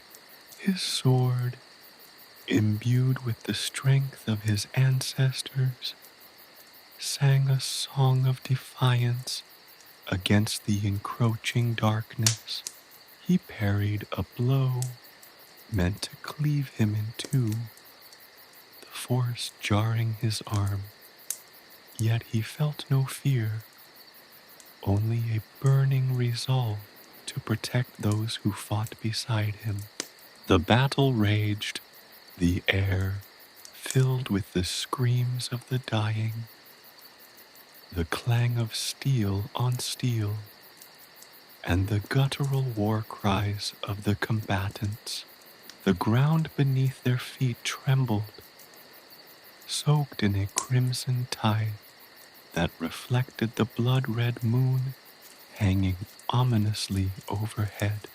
Each swing of a sword, each thrust of a spear, was a desperate gamble, a dance with death, played out in the heart of a brutal conflict. Amidst the chaos, Daire witnessed acts of incredible courage and selfless sacrifice. He saw Liam shield a wounded soldier from an oncoming blow, his own body taking the brunt of the attack. He saw Aisling, despite being wounded, continue to fight, her eyes burning with unwavering determination. Even Fionn, his usual detachment momentarily broken, showed flashes of uncharacteristic aggression. His normally precise movements fueled by a fierce protectiveness toward his allies. The battle was a brutal ballet of death, a chaotic tapestry of courage, fear, and desperation. Warriors fell, their lives extinguished in a heartbeat, their bodies adding to the growing mountain of the dead. But Daire's forces, fueled by a renewed sense of purpose and a fierce loyalty to one another, held their ground, pushing relentlessly against the relentless onslaught of King Maeve's army. The prophecy of the Morrígan, a constant presence in the back of Daire's mind, seemed to guide his every move. He felt an almost supernatural awareness of the battlefield, anticipating enemy movements, anticipating their strategies, and reacting with a speed that surpassed his own abilities. The battle raged for hours, a relentless ebb and flow of attacks and counterattacks. As the night wore on, Exhaustion began to set in, the initial fury slowly giving way to a grim determination. The air grew thick with the scent of blood and sweat, a suffocating miasma of pain and death. But still, they fought on, driven by the weight of their cause, the memory of their fallen comrades, and the hope of a future free from King Maeve's tyranny. Reese, the northern soldier, fought with a surprising ferocity. His initial fear had been replaced by a steely resolve, his every blow infused with a burning desire for vengeance against Maeve and the treachery of his own warlord. He moved through the battle, a whirlwind of destruction, his every action a testament to the desperate rebellion simmering within the ranks of the vanquished army. As the dawn approached, a shift occurred in the battle's tide. The remnants of Maeve's army, weary and demoralized, began to falter, their ranks thinned, their spirit broken, their advance faltering. Daire, seeing the opportunity, rallied his troops, urging them forward with renewed vigor. They pressed their attack, driving the enemy back, forcing them into a disorganized retreat. The final moments of the battle were a chaotic melee of desperate struggles. The surviving soldiers of Maeve's army fought with the fury of cornered animals, their attacks fueled by desperation. But the weight of numbers, the momentum of Daire's advancing forces, and the weariness that had settled over their ranks proved too much to overcome. One by one, they fell, their resistance finally crumbling under the weight of Daire's relentless assault.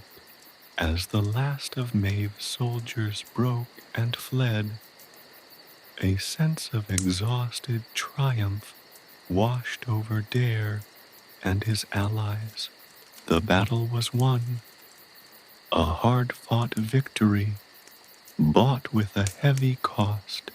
The field was a tapestry of death, a silent testament to the brutal reality of war. The bodies of the fallen lay scattered across the land, a grim reminder of the sacrifices made to secure their freedom. The silence that followed was not a peaceful one. It was the tense silence of exhaustion, the quiet that follows a storm, punctuated only by the groans of the wounded and the occasional mournful cry of a lone bird circling high above. The air hung heavy with the scent of blood and death, a lingering reminder of the horrors they had witnessed. The victory was bittersweet. While Daire and his allies had achieved a monumental victory, the cost had been immense. Many of their comrades lay dead, their lives sacrificed on the altar of freedom. The victory, while hard-fought and ultimately successful, had left an indelible scar upon their souls, a grim reminder of the true cost of war, and Daire knew as he surveyed the ravaged landscape that the war was far from over. The prophecy of the Morrígan, the betrayal of Lord Arian, the intricate web of alliances and betrayals that had been revealed, all of these were but the prelude to a far more dangerous and complex struggle. The battle was won. The war had only just begun. The blood-red moon, still hanging heavy in the sky, cast its ominous glow upon the scene, a chilling reminder of the darkness that still lay ahead. The true fight, the struggle for the soul of the kingdom, was only just beginning. The whispers of the past echoed across the battlefield, mingling with the sighs of the dying and the hopes of the survivors, a symphony of loss and anticipation, a chilling prelude to the next stage of the war. The victory was a beginning, not an end, testing alliances. The aftermath of the battle was a grim tableau, the sun rising pale and weak behind a curtain of smoke and dust, cast long shadows across the field, illuminating the horrifying extent of the carnage. Thousands lay dead, their bodies a grotesque patchwork across the blood-soaked earth. The air hung heavy with the stench of death, a suffocating miasma that clung to everything and everyone. Amidst the chaos, the true test of their alliances began. Liam, his axe dripping with blood, surveyed the scene with a weary gaze. His usual boisterous energy was replaced by a grim silence, the weight of the battle pressing heavily upon him. He had fought with unmatched ferocity, his every swing fueled by a righteous anger. But the victory felt hollow. Too many friends lay amongst the dead, their lives sacrificed for a cause that seemed increasingly uncertain.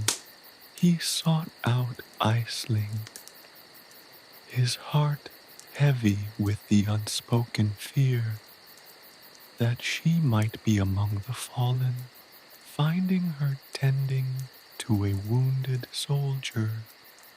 He felt a surge of relief, but the relief was short-lived. The sight of her face pale and drawn, her hands stained crimson, served only to amplify the horror of the battlefield. Their earlier declarations of loyalty, forged in the crucible of war, were now put to the ultimate test. The shared trauma, the near-death experiences, seemed to bind them closer, yet simultaneously exposed the cracks within their alliance. The unspoken tensions, the subtle shifts in loyalty became palpable. Whispers circulated through the ranks of their victorious army. Whispers of treachery, of hidden agendas, of promises broken, and oaths betrayed. The victory, hard fought and desperately needed, was overshadowed by the unsettling realization that the war was far from over. The fight was no longer just against King Maeve's forces. It was against the insidious threat of betrayal lurking within their own ranks. Reese, the northern soldier, his face a mask of grim determination, proved to be a crucial ally. His initial reluctance to fully trust Daire and his companions, born of a history of betrayal by his own warlord, slowly dissolved into unwavering loyalty as he witnessed their unwavering courage and selflessness in battle. He'd seen Liam's protection of a fallen comrade, Aisling's relentless fighting despite her wounds, and Fion's unexpected display of protectiveness. He'd seen the strength of their bonds and the depth of their commitment to one another. His earlier distrust, fostered by a lifetime of deception, was replaced by a grudging respect. He became a staunch advocate for their cause, his axe as sharp as his loyalty, his experience an invaluable asset in the days to come.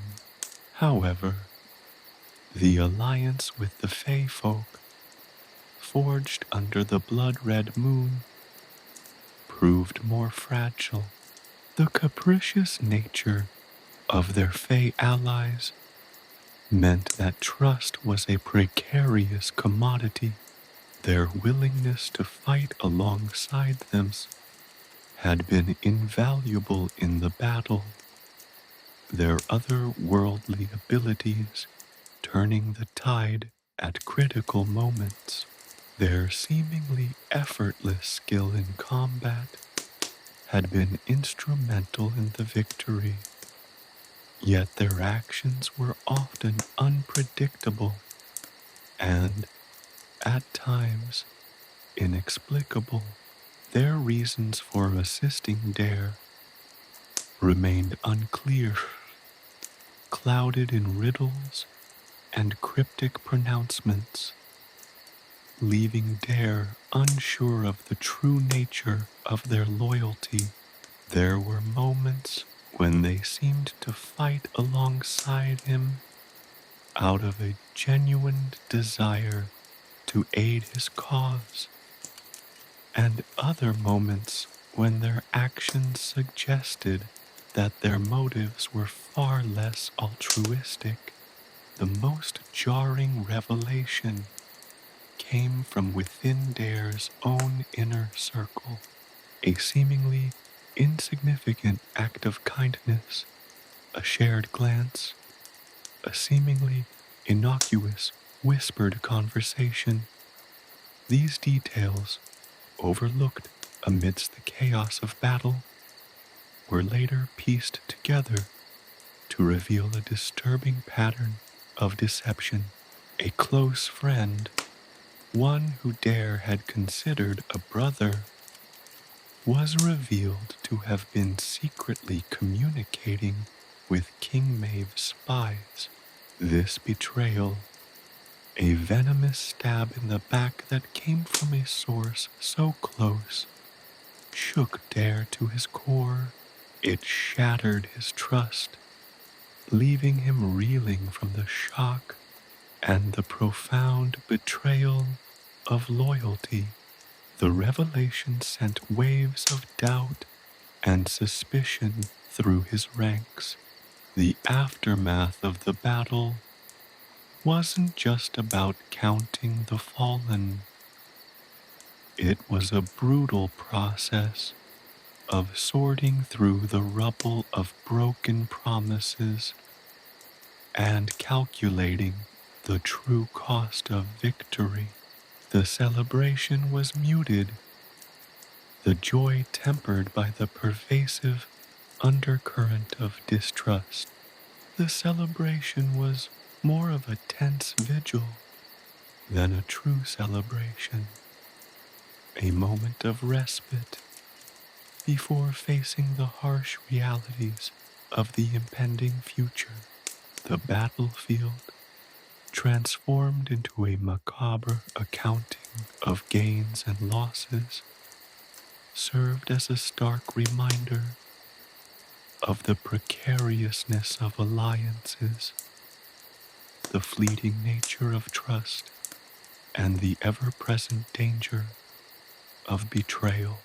The investigation into the betrayal within his ranks proved to be harrowing. Daire, torn between his duty to justice and his personal loyalty to his friend, navigated the treacherous labyrinth of accusations and denials. The process was painful, forcing him to confront the harsh reality that even those closest to him could harbor dark secrets and hidden agendas.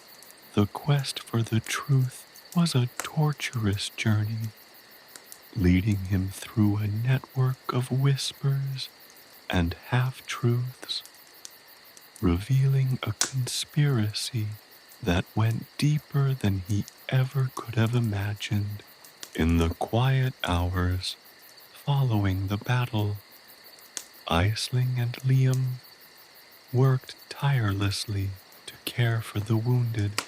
The shared experience of combat, the weight of loss, and the burden of victory bound them more closely together. But even amongst their shared grief, there were lingering anxieties about the hidden agendas that could still be at play. They saw the Fey folk observing them from the shadows, their motives still shrouded in mystery. The revelation of the treachery within Daire's inner circle hung over them like a dark cloud. They knew that the war had only just begun, and the true enemy might not be on the battlefield, but within their own circle of trust. The testing of alliances wasn't simply a matter of identifying betrayals. It was a process of reassessment, a recalibration of trust and loyalty in the face of overwhelming adversity. It was a crucible where friendships were forged and broken, where loyalties were tested and redefined, and where the true strength of their bonds was revealed.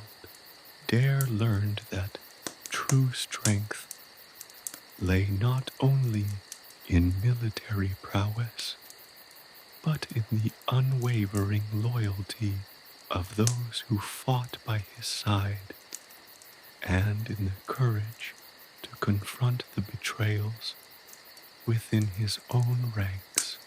The victory, though hard-earned, had come at a price. The shattering of trust, the revelation of hidden enemies, and the stark realization that the war had only just begun. The blood-red moon, a constant, ominous presence in the sky, seemed to bear witness to this new, more complex and dangerous stage of their struggle. The whispers of the Morrigan's prophecy, once a source of comfort and hope, now carried a chilling undertone, a warning of even greater trials to come.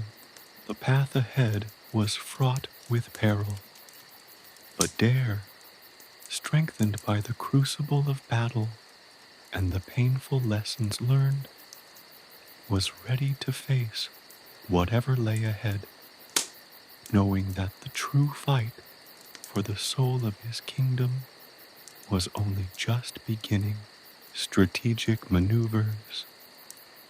The aftermath of the battle left the landscape scarred, a testament to the brutal clash of steel and magic. While the initial victory was hard won, Daire knew the fight was far from over. The blood-red moon, a constant, ominous presence in the sky, seemed to mock their triumph, a reminder of the Morrigan's cryptic prophecy, the whispers of the goddess's words, once a source of hope, now echoed with a chilling foreboding. The victory had come at a steep price, a price measured not just in the fallen soldiers, but in the shattered trust and the insidious whispers of betrayal that now permeated his ranks. Daire, still reeling from the revelation of his friend's treachery, found himself thrust into the role of a strategist, a task far removed from the adrenaline-fueled chaos of the battlefield. He needed to assess the situation, to analyze the shifting alliances, and recalibrate his strategies based on the hard-won intelligence gathered in the wake of the conflict.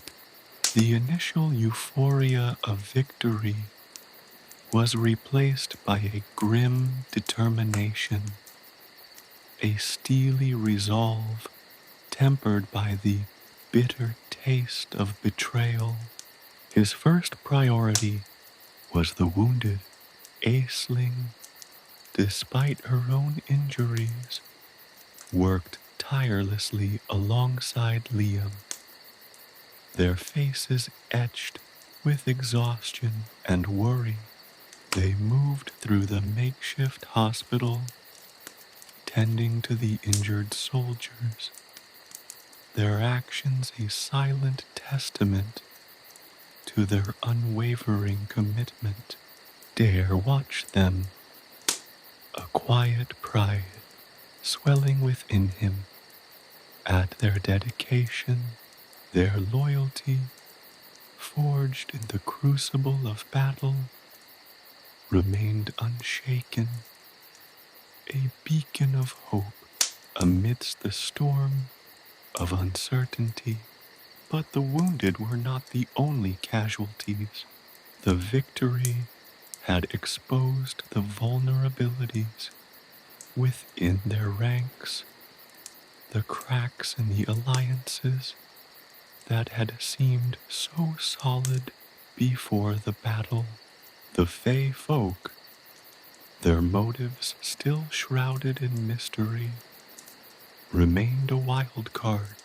Their power had proven invaluable during the fighting, their otherworldly abilities turning the tide at several critical junctures.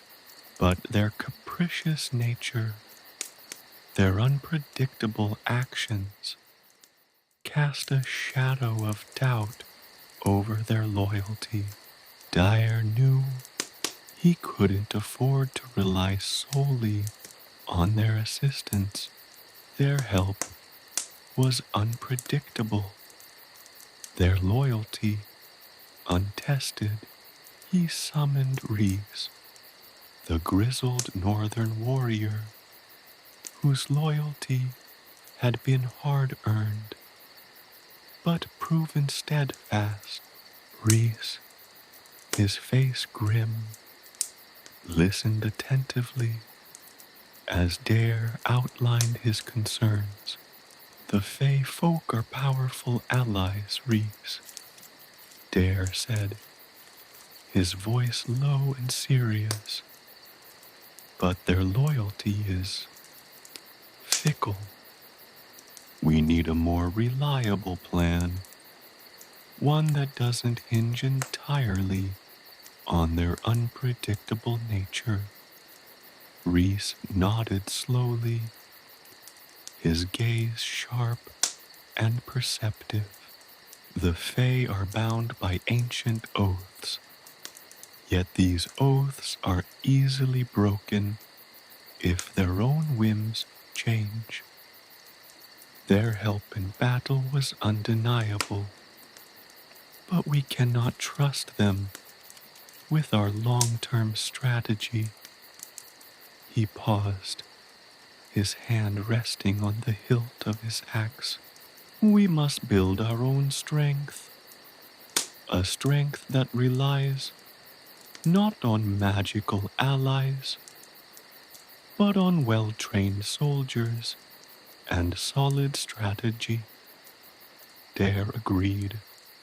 He needed a plan that accounted for every contingency, a plan that could withstand the unpredictable actions of the Fae, the potential for further betrayal within his own ranks, and the looming threat of King Maeve's forces. He spent the following days poring over maps, consulting with his most trusted advisors, and analyzing the battlefield's terrain.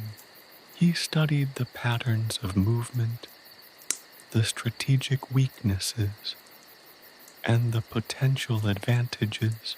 He identified key positions, areas where he could reinforce his defenses, and places where a decisive attack could cripple the enemy. His plan was multifaceted. He would strengthen his defenses in the vulnerable areas, using the natural landscape to his advantage. He would create diversions, misdirection tactics designed to lure King Maeve's forces into ambushes. He would divide his army into smaller, more agile units, allowing for faster responses and a greater ability to react to unexpected developments.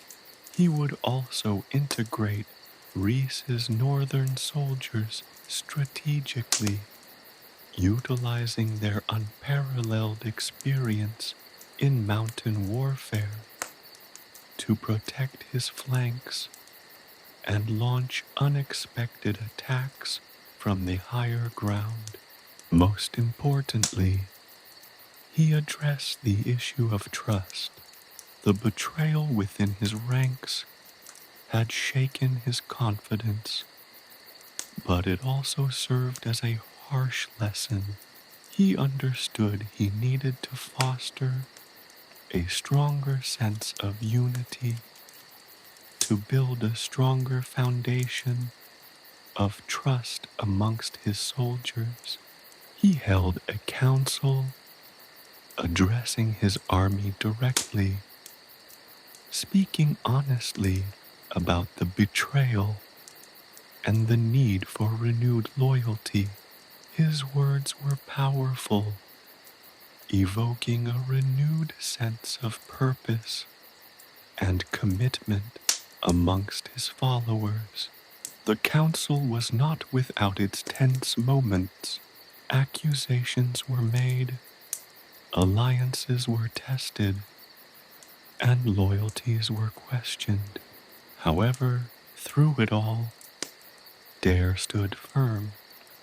his unwavering determination a guiding force.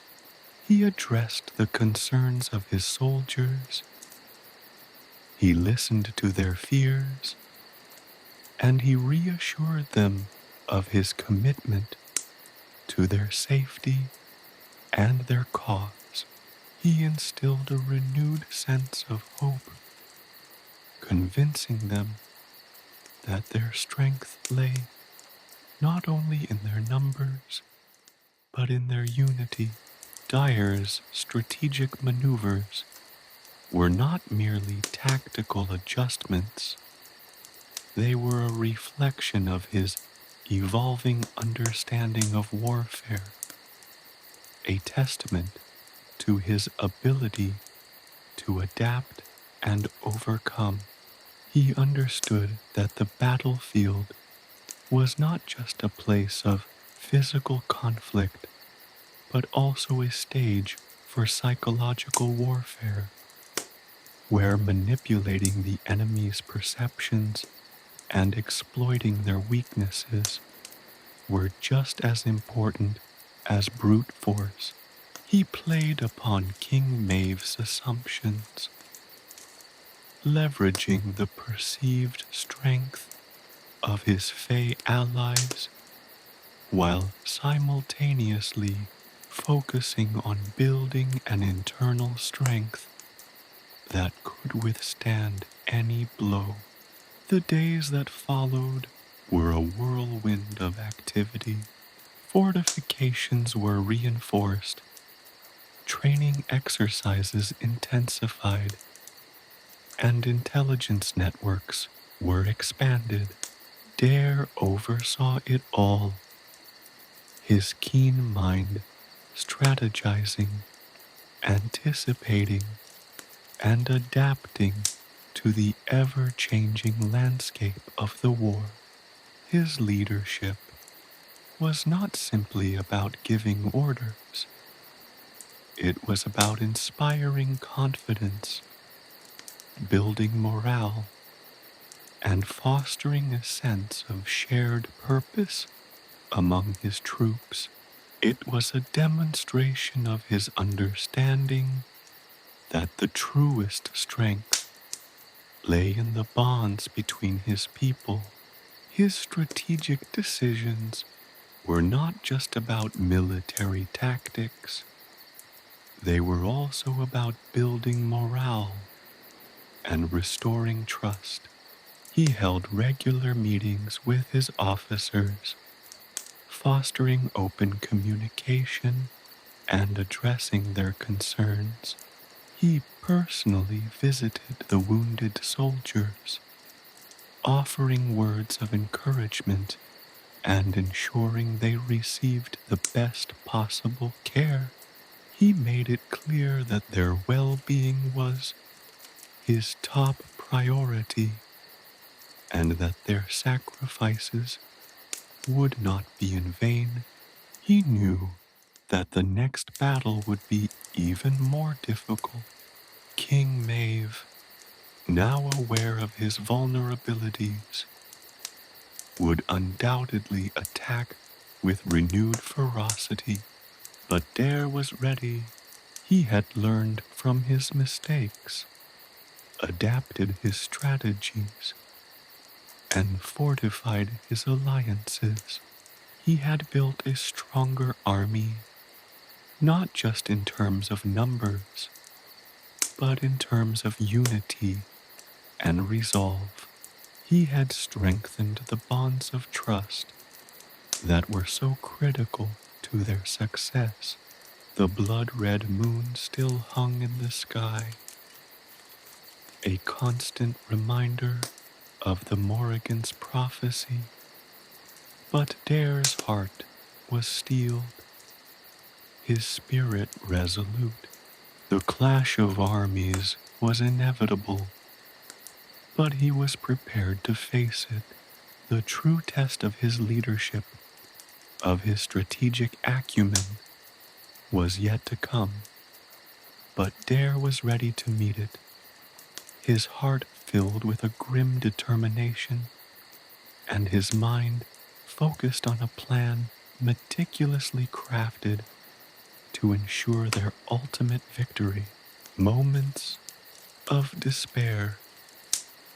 The initial euphoria of victory had been a fleeting illusion, a fragile mask concealing the grim reality of the ongoing conflict. As days bled into nights, under the malevolent gaze of the blood-red moon, the weight of command pressed down on Daire with crushing force. The battlefield, once a stage for glorious combat, had become a charnel house, a testament to the brutal efficiency of war. The air, thick with the stench of decay and the lingering scent of blood, carried the whispered lamentations of the fallen. His meticulously crafted plans, once beacons of hope, now seemed inadequate, brittle in the face of the unrelenting pressure. King Maeve's forces, far from being demoralized, attacked with renewed ferocity, their assaults relentless, their determination unyielding. The initial advantage, hard won through cunning strategy and the unexpected aid of the Fae, was slowly eroding. The casualties mounted, a grim arithmetic of loss that chipped away at Daire's resolve. Each fallen soldier was a blow to his heart, a tangible manifestation of the terrible cost of war. Aisling, her face pale and drawn, worked tirelessly, her skill and compassion a stark contrast to the brutal reality surrounding them. Even her unwavering spirit seemed dimmed, her eyes haunted by the horror she had witnessed. Liam, equally weary, mirrored her exhaustion, his movements slow and deliberate, each action a testament to his physical and emotional strain. Their strength, once a source of inspiration, now felt fragile, threatened by the unrelenting demands of the war. The Fae folk, once vibrant and powerful allies, had become unpredictable, their aid flickering and inconsistent. Their whimsical nature, previously a source of strategic advantage, now felt like a liability. Their capricious interventions, once a boon, now left Daire with a gnawing sense of uncertainty, a fear that their assistance might vanish entirely at the most critical moment. The once confident warrior now found himself wrestling not only with Maeve's armies, but also with the capricious whims of his magical allies. The whispers of betrayal continued to haunt him, insidious tendrils of doubt slithering through his ranks. The cracks in his alliances, once carefully patched, threatened to shatter entirely. He struggled to maintain order and morale, battling not only the enemy, but also the internal fracturing of his own forces. his meticulously constructed plans, once a source of confidence, now felt inadequate, his strategies seemingly unable to stem the tide of King Maeve's relentless attacks. The weight of responsibility, the burden of command, threatened to crush him. He found himself battling not only the enemy, but also the insidious creep of despair. The blood-red moon, a constant, malevolent presence in the night sky, seemed to amplify his growing anxieties.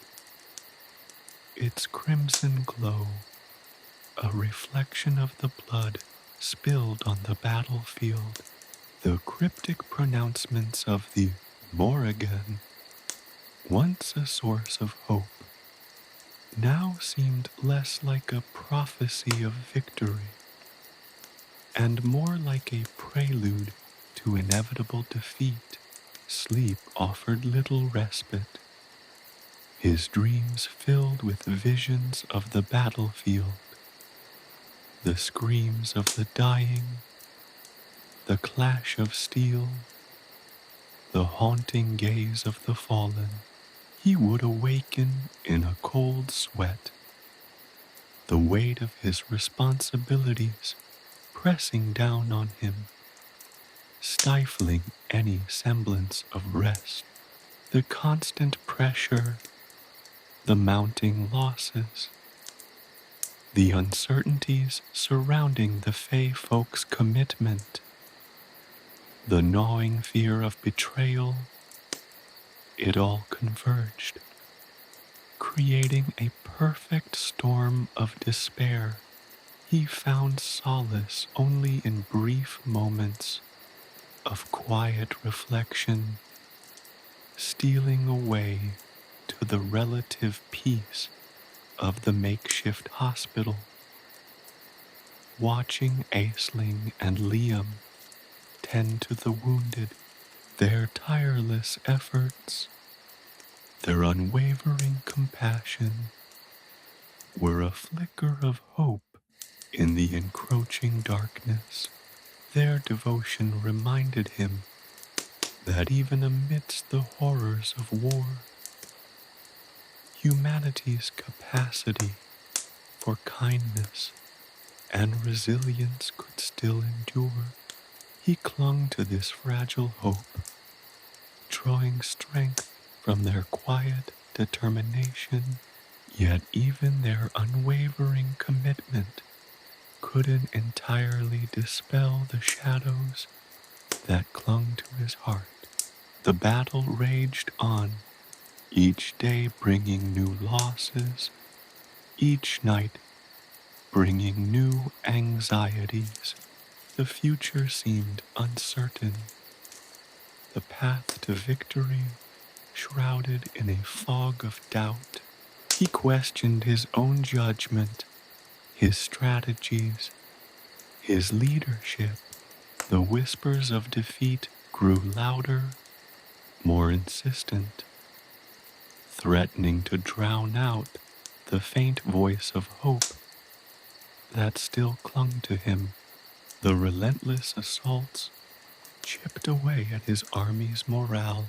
Fear, that insidious enemy, began to take root amongst his soldiers. The initial unwavering commitment, the sense of unity forged in the crucible of battle, began to fray. Doubt and despair threatened to unravel the fragile bonds he had worked so hard to create. He saw the fear in their eyes, heard the tremor in their voices, and felt the chilling weight of their anxieties. He battled against this despair, clinging to the memory of the Morrigan's pronouncements, the raven's cryptic warnings, and the echoes of its final, chilling cry. He reminded himself that the goddess had spoken not only of war and loss, but also of unexpected mercy, of the possibility of redemption. Even amidst the darkest hours, he had to maintain hope, not only for himself, but for his people. He had to be strong, not only for his army, but for the legacy of his ancestors. The weight of the prophecy, once a source of strength, now felt like a crushing burden. He wondered if he was worthy of the trust placed upon him, if he was truly capable of fulfilling the Morrigan's cryptic pronouncements. The doubts gnawed at him, relentless and unforgiving, yet he found a grim determination, a fierce resilience that refused to yield. He would not succumb to despair. He would fight on, even amidst the encroaching darkness. He would fight for his people, for his land, for the memory of the fallen. He would fight for the slim chance of victory, even if hope felt like a distant, fading star. The nights were the worst, the silence of the camp, broken only by the occasional groan of a wounded soldier, amplified the gnawing anxiety. He would walk the perimeter of the camp, his gaze fixed on the blood-red moon, seeking an answer, a sign, anything to alleviate the crushing weight of his despair. He sought solace in the memory of those he had lost, their faces etched in his mind as a constant reminder of the cost of war and a burning motivation to prevail against his enemy. He was a warrior, yes, but he was also a leader, a shepherd, guiding his flock through a storm. And even shepherds falter, even warriors despair.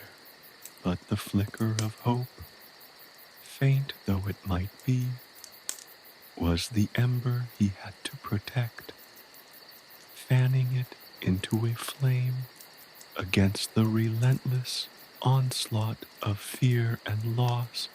He clung to that hope, a fragile life raft in a sea of despair, knowing that even in the darkest night, dawn would eventually break. His personal battle against despair was as crucial to the war as any battle waged against Maeve's army. For without hope, an army is but a collection of bodies, and without a leader, that army crumbles into dust. He would not let his army nor his hope crumble. A turning point. The dawn broke, painting the sky in hues of bruised purple and sickly yellow, a grim reflection of the battlefield's ravaged landscape. The air hung heavy with the anticipation of a final, decisive clash.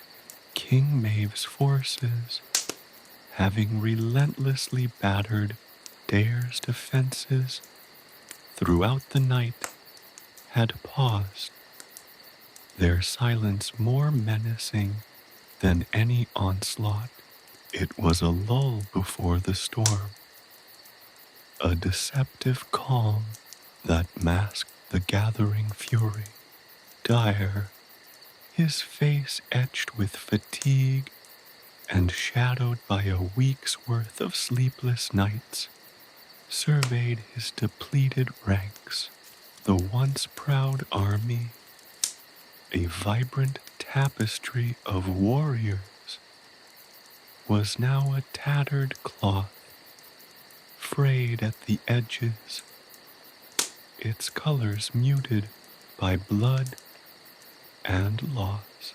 Aisling, her usual vibrancy dimmed to a pale resilience, approached him.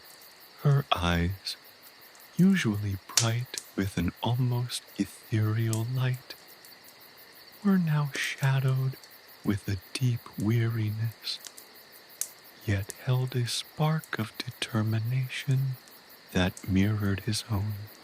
Their regrouping Daire, she whispered, her voice low and grave, preparing for a final push.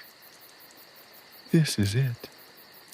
Liam, his broad shoulders slumped with exhaustion, stood beside her, his gaze fixed on the enemy lines.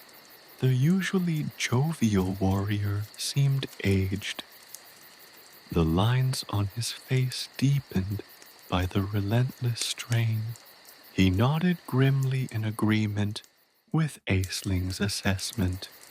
Their numbers are still greater than ours. We've lost too many. His voice trailed off, unable to fully express the despair that threatened to consume him. Daire felt the familiar chill of fear snake through his veins, but he fought it down, forcing himself to maintain a calm exterior. He knew a show of weakness would shatter the already fragile morale of his army. He drew a deep breath, the crisp morning air doing little to ease the tension in his chest. "We fight on," he announced, his voice firm despite the tremor in his heart. "We fight for our families, for our land, for the memory of those we've lost. This is our last stand, and we will not yield." His words, though intended to inspire, fell short of their mark. The soldiers' faces reflected not unwavering resolve, but a chilling resignation. The weight of their losses, the relentless pressure of the war, had sapped their spirit. The whispers of doubt, once faint and insidious, now echoed with a horrifying clarity. Their fear was palpable, a tangible entity that hung heavy in the air. Daire knew he had to do something, and fast. He couldn't rely on brute force alone. He needed a strategic advantage, a stroke of genius that would turn the tide of the battle. His mind raced, sifting through every tactic he had ever learned, every strategy he had ever devised, searching for a glimmer of hope, a viable solution. The pressure was immense, the stakes higher than ever before. He recalled the Morrigan's cryptic words, the raven's ominous pronouncements, the promise of unexpected mercy. Was this the unexpected mercy? Was this his chance? His one and only hope to turn the tide? He remembered the ancient battlefield he had stumbled upon under the blood-red moon. He remembered the mystical energy that thrummed beneath the surface of the earth, the faint echoes of ancient battles still resonating in the very air. He glanced at Aisling and Liam, silently communicating his next move with a determined look. Aisling, he said, his voice low but urgent, prepare the spell. We need to tap into the ancient power of this place to unleash its energy upon Maeve's army. Liam, take a contingent of our strongest warriors. Position them at the western flank. That's our weak point. We'll attack from the north, using the ancient battlefield itself as our conduit. We'll strike them where they least expect. Aisling's eyes widened in understanding, a flicker of hope rekindling in their depths. Liam nodded, his expression grim but resolute. He understood the risk. It was a gamble, a desperate, last-ditch attempt, but it was their only hope. They knew that the ancient power of the battlefield would require great risk. The spell took Aisling's full concentration and focus. Her face twisted in an effort as the earth trembled and energy surged through the ancient stones of the battlefield. Liam's warriors moved swiftly, silently, their movements precise and deadly. The surprise attack would be brutal, swift and decisive. The enemy forces would be caught off guard. The final clash began, not with a roar, but with a subtle shift in the air, a tremor in the earth, a whisper of ancient magic, a chilling manifestation of Aisling's work. The energy surged around them, weaving itself into the fabric of the battlefield, a tangible force that crackled with mystical power. As the warriors charged into battle, this power flowed through them, bolstering their strength, enhancing their fighting prowess. The combined might of the army, their hearts filled with both dread and determination, brought an unprecedented force against Maeve's ranks. The warriors fought with a frenzied energy, their actions fueled by a potent mix of desperation and the otherworldly power flowing through them. The earth shuddered beneath their feet. The air crackled with energy. Maeve's troops, initially caught off guard, struggled to resist the relentless onslaught. The tide began to turn, the seemingly inevitable defeat transforming into a desperate struggle for survival. The battle raged on, a brutal dance of death, played out under the watchful gaze of the blood-red moon. Each clash of steel, each scream of agony, each fallen warrior represented a step closer to either victory or annihilation. Daire, positioned at the heart of the chaos, fought with the fierce intensity of a cornered wolf. He wielded his sword with deadly precision, his movements fluid and relentless. He was a force of nature, a whirlwind of steel and fury. The battle lasted for hours, an eternity of relentless fighting. The ground became soaked in blood, littered with broken weapons and the fallen bodies of both armies. The air, thick with the stench of blood and sweat, echoed with the cacophony of screams and clashing steel. It was a brutal, desperate struggle, a fight for survival that tested the limits of human endurance.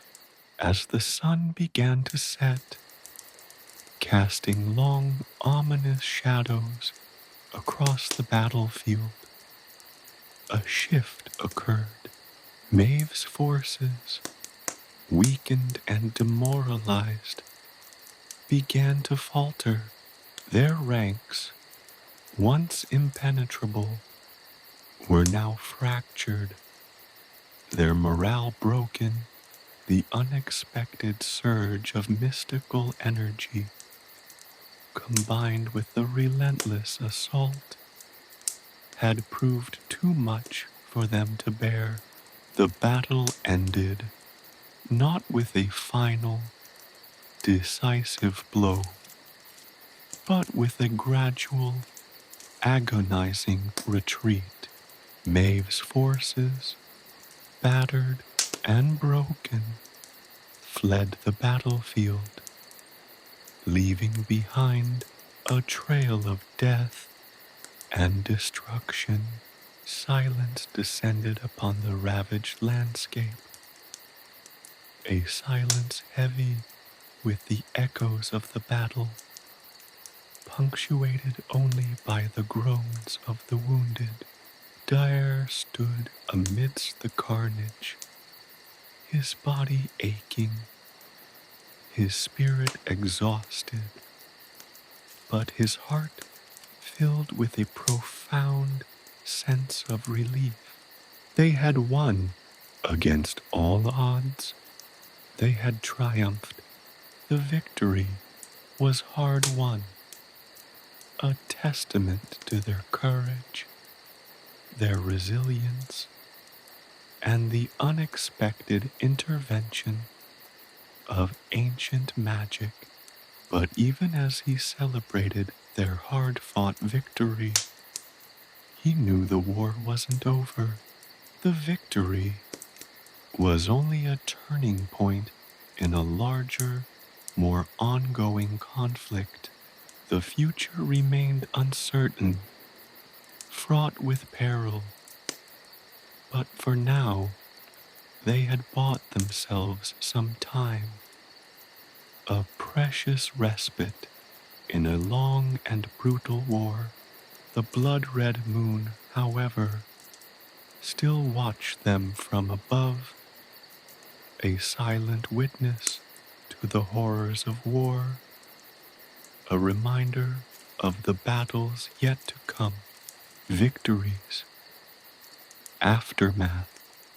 The silence that followed the retreat was deafening, a stark contrast to the cacophony of battle that had preceded it. The setting sun cast long, skeletal shadows across the blood-soaked earth, painting the scene in hues of crimson and ochre. The air, thick with the stench of death and decay, hung heavy and still. Daire, leaning heavily on his sword, surveyed the scene with a mixture of relief and profound sorrow. Victory had been snatched from the jaws of defeat, but at a terrible cost. Aisling approached him, her face pale, but her eyes shining with a fierce, almost unsettling light. The spell, the channeling of ancient power, had taken its toll on her. Dark circles shadowed her eyes, and her usually vibrant hair seemed dull and lifeless, reflecting the exhaustion that radiated from her very being. Yet, a quiet satisfaction played on her lips. "We did it, Daire," she whispered, her voice raspy. "We won." Liam, his face grimy and scarred, knelt beside a fallen warrior, his hand gently closing the lifeless eyes.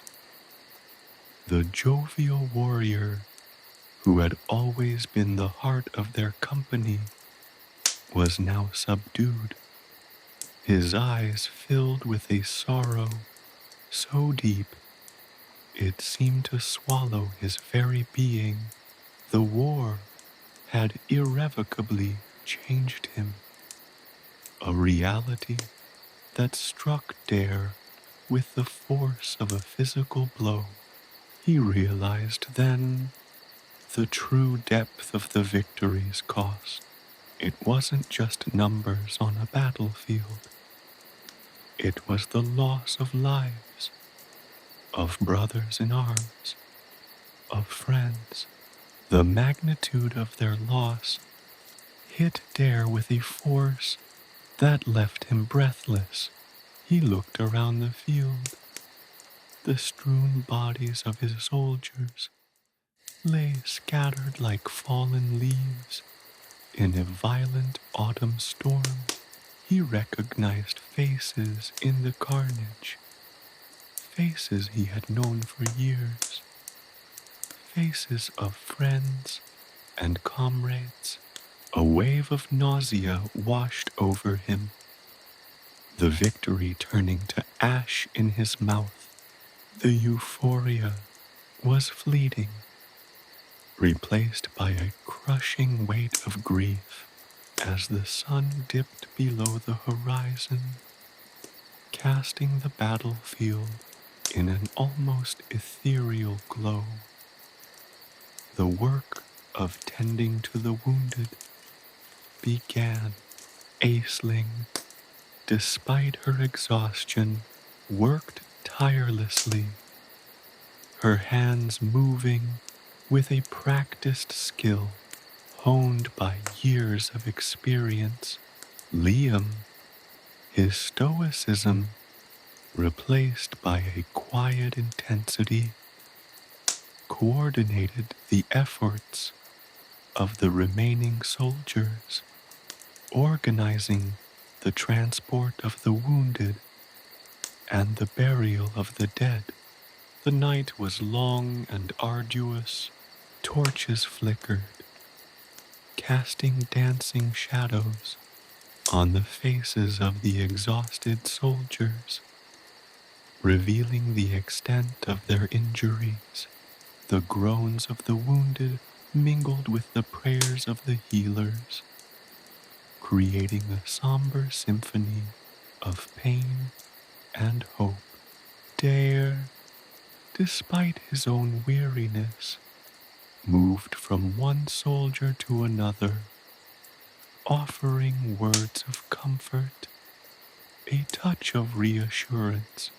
He tried to be strong for them, but the weight of their collective grief pressed heavily upon him as the first rays of dawn painted the eastern sky.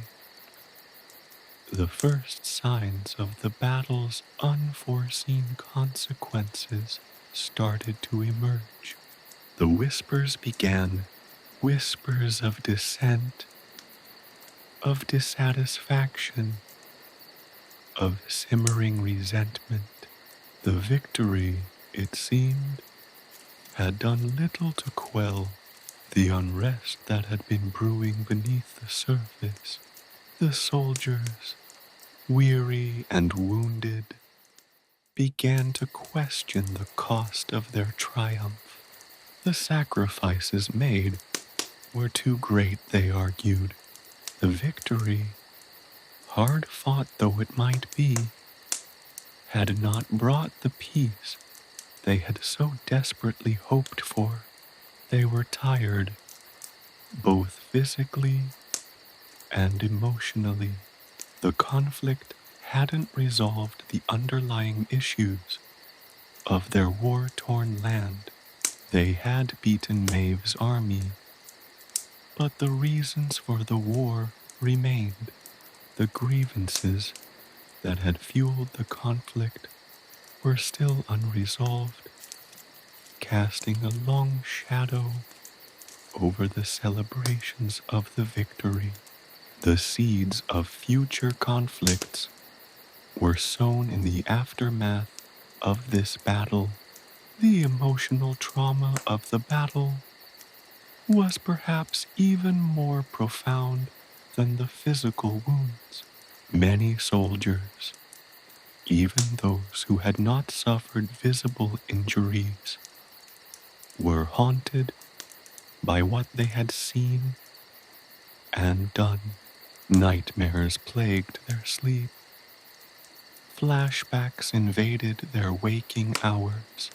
The sounds of battle, the cries of the dying, echoed in their minds long after the fighting ceased. The following days were marked by a profound sense of disillusionment. The initial euphoria of victory faded, replaced by a pervasive sense of loss and trauma. Even the celebrations initially planned to mark their triumph were muted affairs, overshadowed by the pervasive sorrow that permeated the camp. The festive music and joyous revelry were replaced by quiet, solemn gatherings. The soldiers, weary and wounded, both physically and emotionally, seemed to retreat inward, isolating themselves within the walls of their own grief. Daire found himself struggling to cope with the emotional fallout of the battle. He was haunted by the faces of the fallen, by the anguished cries of the wounded. The weight of responsibility, of leadership, pressed upon him with crushing force. He questioned his own decisions, wondering if he had made the right choices, if the cost had been too high. The victory, once a beacon of hope, had become a bitter pill, a stark reminder of the brutality of war. He had hoped for peace, for a respite from the endless conflict, but the reality proved to be far more complicated. The war was far from over. Aisling, bearing the burden of the magical toll on her body and spirit, faced her own personal struggle. In the aftermath, the ancient power she had harnessed, the energy she had tapped into, had left her profoundly drained. The toll on her physical and emotional well-being was undeniable. The celebrations felt far away and unreal to her. Yet, even as she struggled with her own personal struggles, she knew they had to move on. She understood the weight of her actions. She realized that the ancient magic had a cost and would take its time to replenish. Liam, ever stoic, silently bore the weight of his losses. He buried his friends, soldiers he had trained, and fought beside for years. The loss weighed heavily on him, but his loyalty to Daire and his duty to the survivors kept him moving forward. He, too, understood that this victory was not the end. It was merely a fleeting moment of respite in a long, arduous war. The land still needed healing, and so did its people. The victory had brought a respite, a temporary reprieve from Maeve's army, but it had not brought peace. The shadow of future conflict loomed large, a somber reminder that the struggle was far from over. The true test lay ahead, not only in securing their hard-won victory, but in healing the wounds of war, both physical and emotional. The scars remained etched deep into the hearts of the warriors, a constant reminder of the price of their triumph. The war might be won, but peace was still a distant dream. The blood-red moon, a constant witness to the horrors, continued to loom above, a reminder of the fragility of peace and the ever-present threat of more conflict to come. The weight of this knowledge bore down on them, a heavy cloak of uncertainty shrouding their hard-won victory. The future remained uncertain, but for now, they had to find a way to heal and prepare for what lay ahead. The aftermath of the battle was not a triumphant celebration, but a solemn reflection on the cost of war, a time to grieve and prepare for what may lie ahead. The victory was only a moment, a brief pause in the ongoing saga dealing with losses. The days that followed were a blur of grim tasks. The burial of the fallen was a solemn ritual, each body wrapped in simple shrouds, laid to rest under the watchful gaze of the blood-red moon. Daire found himself strangely detached, moving through the motions like a ghost, his hands numbly helping to prepare the graves, his heart a leaden weight in his chest. He had known many of these men, shared laughter and hardship with them, fought alongside them. Now they were gone, their lives extinguished like flickering candle flames in a sudden storm.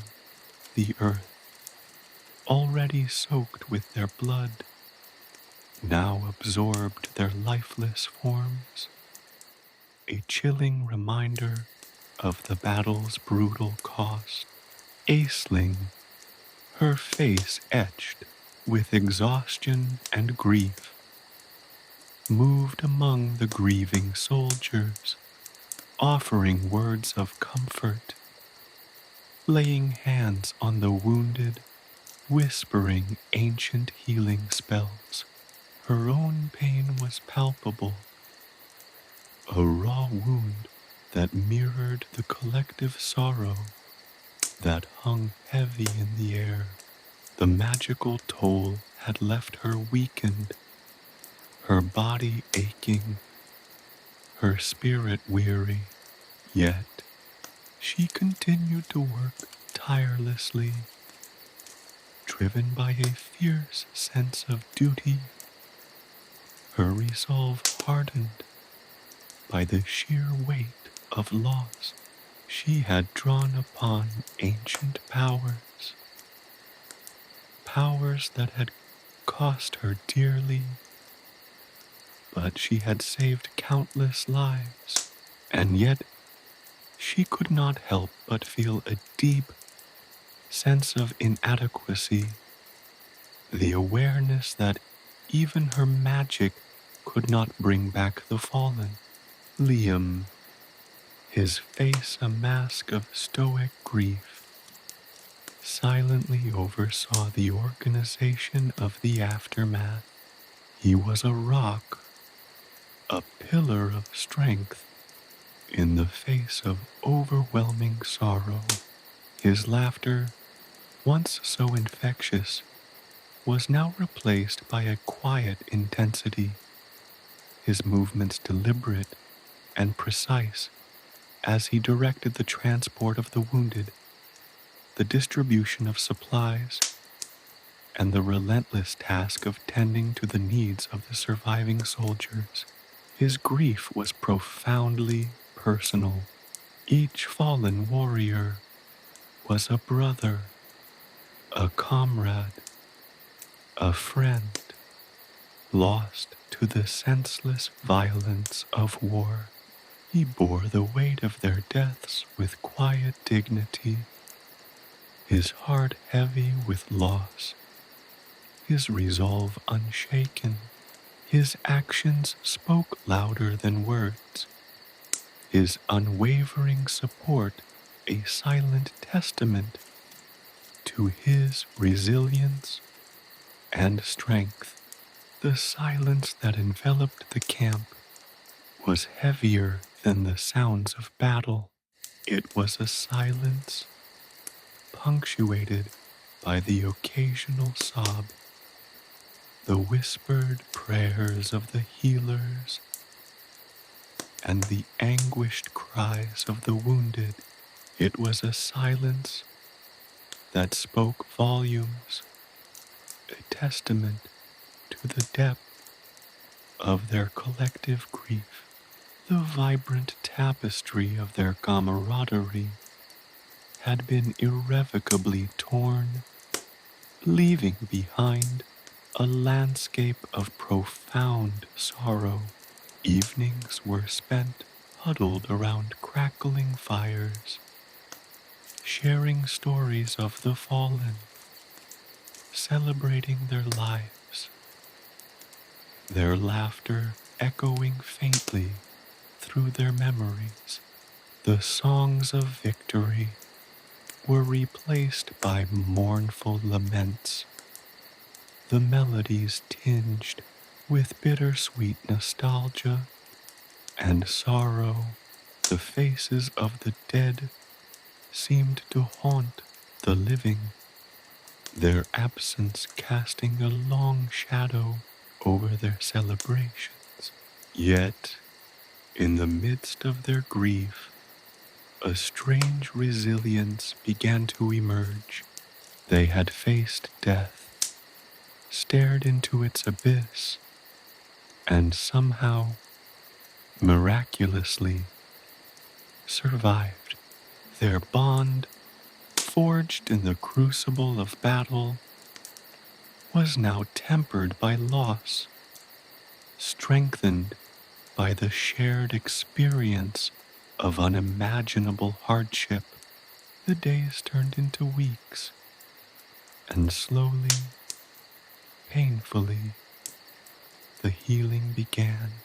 The physical wounds were tended to, the bodies mended, but the emotional scars ran deeper, more insidious.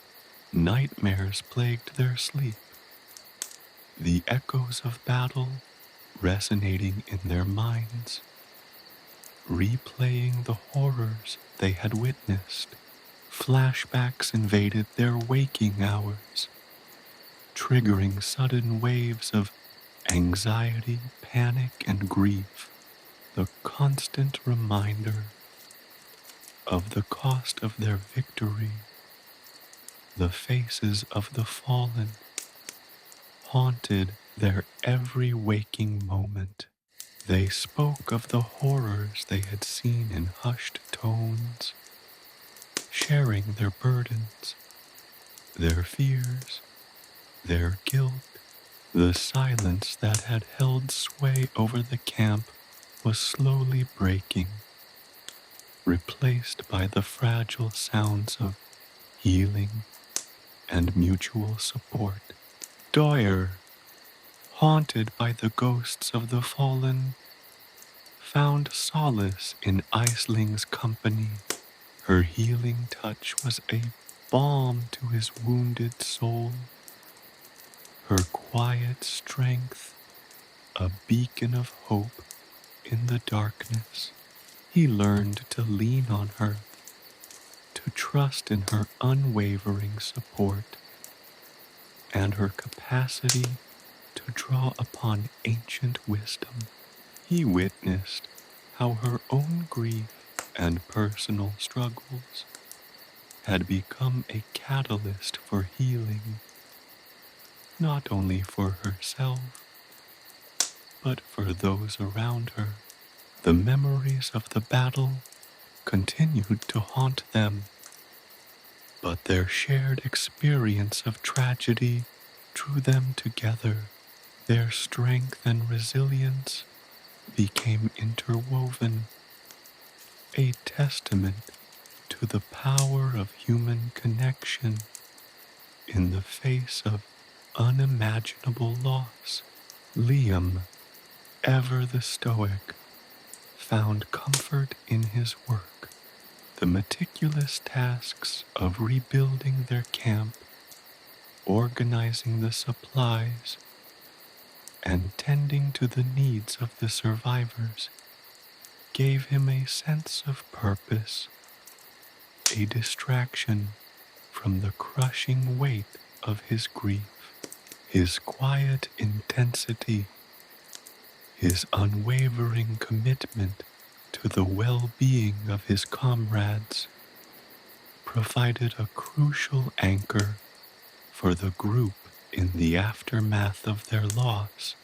He became the quiet strength, the rock that provided unwavering support and stability during the camp's healing process.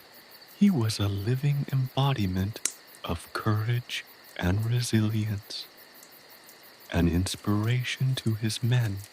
Their journey towards healing was a slow, arduous process.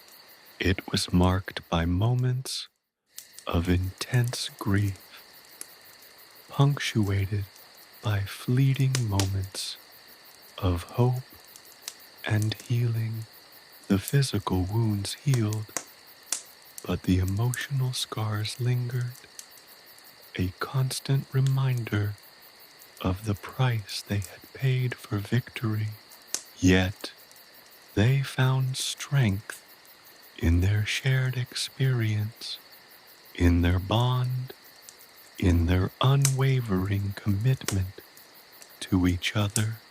They mourned their losses, but they refused to be consumed by grief. They found a way to move forward together, their spirits tempered by loss, their hearts strengthened by their shared experience. The war might have been won, but the true battle, the battle for healing and survival, had only just begun. The blood-red moon, a silent witness to their sorrow, continued to cast its ominous glow over the land. But beneath its watchful gaze, the seeds of resilience were sown. The future remained uncertain, a tapestry woven with threads of hope and despair. But they would face it together, their hearts strengthened by their collective grief and their shared commitment to the future. The war had left its mark, but it had not broken them. They were survivors, forged in the fires of battle, their spirits unbroken, their determination unwavering. The path ahead would be difficult, but they would walk it together, their bonds stronger than ever. The victory had come at a terrible price, but in the midst of their sorrow, they found the strength to carry on, to heal, and to face whatever the future might hold. The journey to peace was long and arduous, but they were ready to begin. Reconciliation and healing. The aftermath of the battle was a landscape etched in sorrow. The air, thick with the scent of blood and decay, hung heavy over the ravaged land. While the immediate crisis had passed, a deeper, more insidious wound festered within the hearts of the survivors. The physical wounds, though tended to by Aisling's tireless efforts and the skill of the other healers, were a stark reminder of the brutality they had endured. Many bore scars that would remain for life, visible and invisible, a constant, painful echo of the conflict. Liam, despite his stoicism, carried the weight of the fallen heavily. Each loss was a personal blow, chipping away at the seemingly impenetrable fortress of his composure. He moved through the camp like a specter, his eyes haunted, his every action bearing the silent testimony of his grief. He initiated a series of meetings, small gatherings under the watchful gaze of the now waning blood-red moon. These were not formal councils of war, but rather quiet gatherings for sharing stories, memories, and the raw, unfiltered pain that each soldier carried. He encouraged them to speak, to release their burden, to acknowledge the extent of their loss. These meetings were not merely about recounting the events of the battle. They were about creating a space for communal healing, a shared recognition of their collective trauma. His leadership in these sessions was not about dictating or commanding, but about facilitating a space for vulnerability and empathy. Aisling, despite her own exhaustion, played a pivotal role in this process. She went beyond the physical healing, delving into the emotional wounds of the soldiers. She used ancient Celtic rituals, blending them with her own unique insights to help them process their grief and trauma. Her healing touch was more than just a physical mending. It was a spiritual balm, a soothing connection to the ancient earth and its restorative powers. She would sit with them for hours, weaving tales of the old gods, the spirits of the land, reminding them that even in death there was a continuation, a transformation, a cycle of life and rebirth. Her words, coupled with her potent healing spells, gently guided them towards a path of emotional restoration.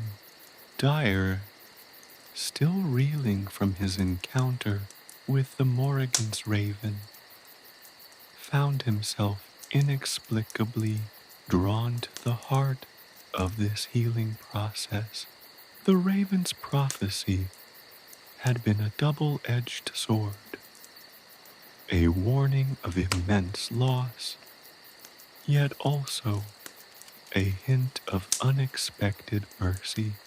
He saw the prophecy not as a mere prediction of the future, but as a call to action, a mandate to ensure that the sacrifices made were not in vain. He became a quiet presence in the meetings, his own grief interwoven with a growing sense of purpose. He listened intently to the stories of the fallen, each account adding another layer to his understanding of the battle's true cost. He began to sketch, capturing the faces of the fallen, not with a morbid focus, but as an act of remembrance, a celebration of their lives, a way to immortalize their memories. His drawings became a shared tribute, each image prompting more stories, more laughter, more tears, more shared healing. The reconciliation process was not without its challenges. Some soldiers struggled with survivor's guilt, their pain magnified by the weight of those they had lost. Others battled with nightmares and flashbacks, the horrific events of the war replaying in their minds, shattering their peace. Aisling's healing spells provided temporary respite, but the deeper emotional wounds needed time and unwavering support. Liam's quiet strength and unwavering presence helped to anchor these troubled soldiers. He helped them to understand that their grief was not a weakness, but a testament to their humanity, their connection to their fallen comrades. He reminded them that true strength lay not in suppressing their emotions, but in acknowledging them, sharing them, and allowing themselves to grieve. The process of healing extended beyond the individual soldiers. The community as a whole had suffered a profound collective trauma. The camp itself, once vibrant with the energy of a lively army, was now a silent testament to the battle's devastation. The task of rebuilding was daunting, not just in terms of physical reconstruction, but in terms of restoring a sense of community, a sense of hope. The laughter that once echoed through the camp had been silenced, replaced by the heavy weight of silence and sorrow. Daire, inspired by the spirit of the Morrigan and the resilience of his comrades, initiated a series of community projects. These were not merely tasks of reconstruction, they were acts of collective healing. The soldiers, working together, rebuilt their camp side by side, sharing stories and memories as they worked. They created memorial gardens, planting trees and flowers in honor of the fallen, each plant becoming a symbol of hope and remembrance. They organized storytelling evenings, sharing tales of the past, celebrating the lives of the fallen warriors, allowing their memories to live on through shared narrative. The shared effort, the collective purpose, allowed them to find solace and strength in the process of rebuilding their lives and their community. Aisling's role in this process went beyond mere healing. She became the spiritual heart of the community. She conducted ceremonies, rituals that acknowledged the loss, celebrated the lives of the fallen, and invoked the blessings of the ancient gods for healing and resilience. Her presence, her gentle guidance, her profound understanding of the human spirit provided unwavering support during this time of profound loss and transition. Her words were a lifeline, her rituals a path toward restoration and renewal. Liam, ever the stoic leader, continued to provide the necessary structure and direction. He organized the rebuilding efforts, ensuring that resources were distributed fairly, that everyone had a role to play, a purpose to fulfill. His quiet strength and unwavering commitment reassured his fellow soldiers, and his actions spoke louder than words. He ensured that no one was left to bear the weight of their grief alone. He fostered a sense of community, fostering empathy, mutual support, and shared understanding. His leadership helped to rebuild not only their camp, but their collective spirit. The blood-red moon, a silent witness to their pain and their healing, gradually waned, its ominous glow fading into the softer light of the new moon. The healing was a slow, arduous process, but as the weeks turned into months, a sense of hope began to take root. The scars remained, both physical and emotional, but they were slowly fading into the tapestry of their shared experience. They had stared into the abyss of death and emerged, changed, but not broken. They had learned the true meaning of resilience, the transformative power of empathy, and the profound strength that lies in collective healing. The battle had been won, but the true victory, the victory over grief and despair, was yet to be fully achieved. The future remained uncertain, but they faced it together, stronger, more united, and more determined than ever before. Unexpected revelations, the quiet hum of rebuilding, masked a deeper unease that settled over the camp.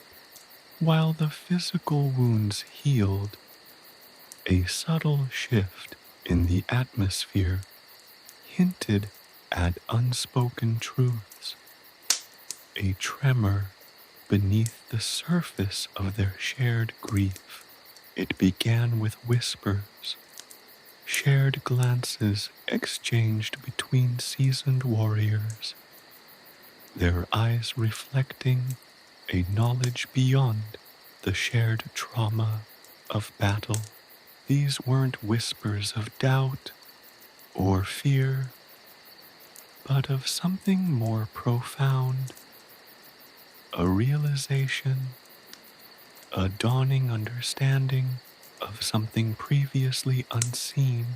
One evening, under the pale light of the new moon, Liam found himself alone, gazing at the memorial garden, the gentle rustle of leaves, the soft sigh of the wind through the newly planted trees. Usually a source of solace, now felt charged with a strange energy. He noticed a subtle anomaly amidst the meticulously arranged tributes. A small, unassuming stone, unlike any other, nestled between the newly planted saplings. It was smooth, almost obsidian in its darkness, bearing no inscription, yet radiating an uncanny aura of ancient power. He picked it up, feeling a jolt of energy surge through his hand, a faint whisper of forgotten magic resonating within its core. That night, sleep eluded him. The stone, resting on his worn leather pouch, pulsed faintly, a rhythmic beat that echoed in his chest, mirroring the unsettling rhythm of his racing thoughts.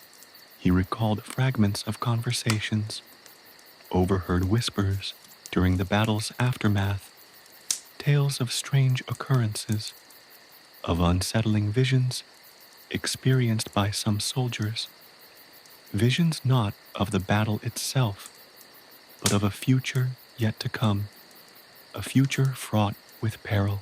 These visions, dismissed initially as the effects of trauma and exhaustion, now felt oddly connected to the enigmatic stone he held in his possession.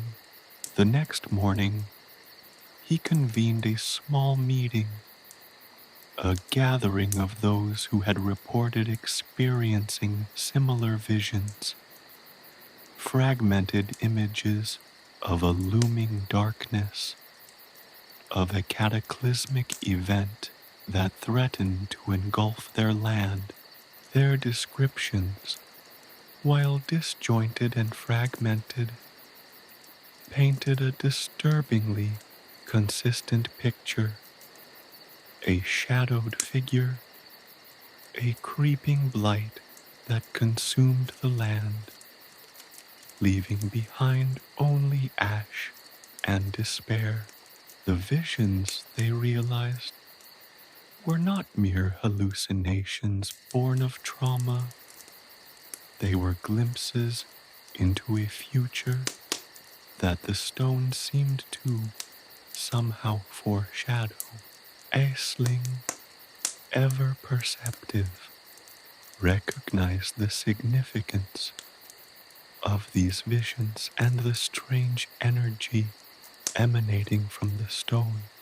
Her knowledge of ancient Celtic lore, usually reserved for healing rituals, now took center stage.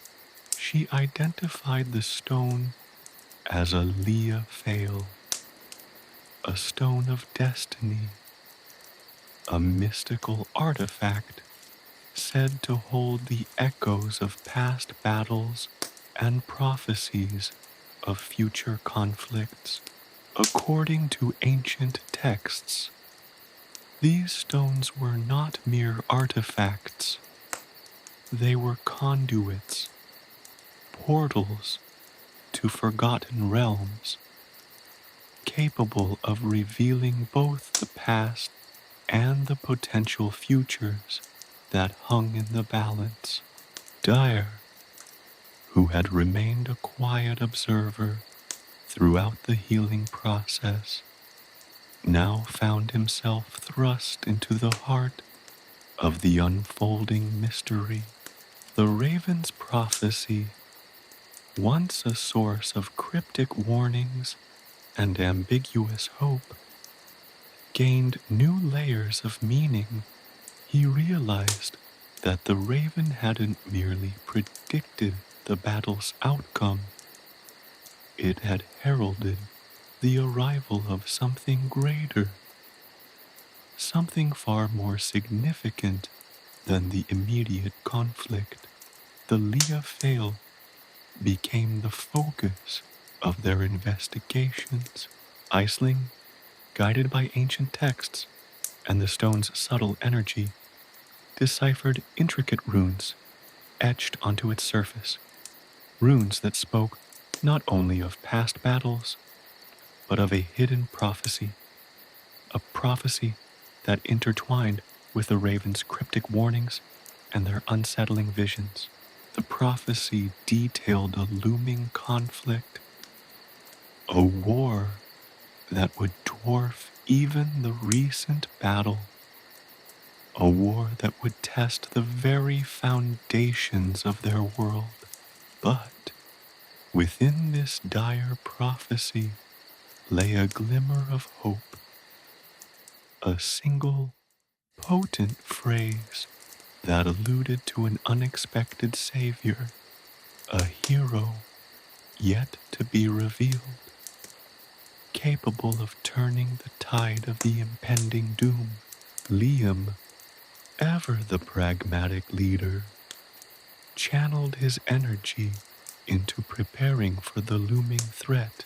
He used the Leah insights to strengthen the community's defenses, strategically fortifying the camp and bolstering their defenses using tactical knowledge gained from the recent battle, incorporating lessons learned from their losses and strategizing for the more significant threat on the horizon.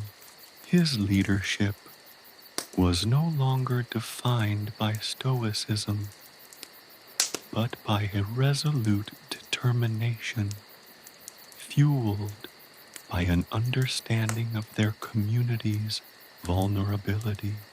He worked alongside Aisling and Daire, his pragmatism balancing their mystical insights.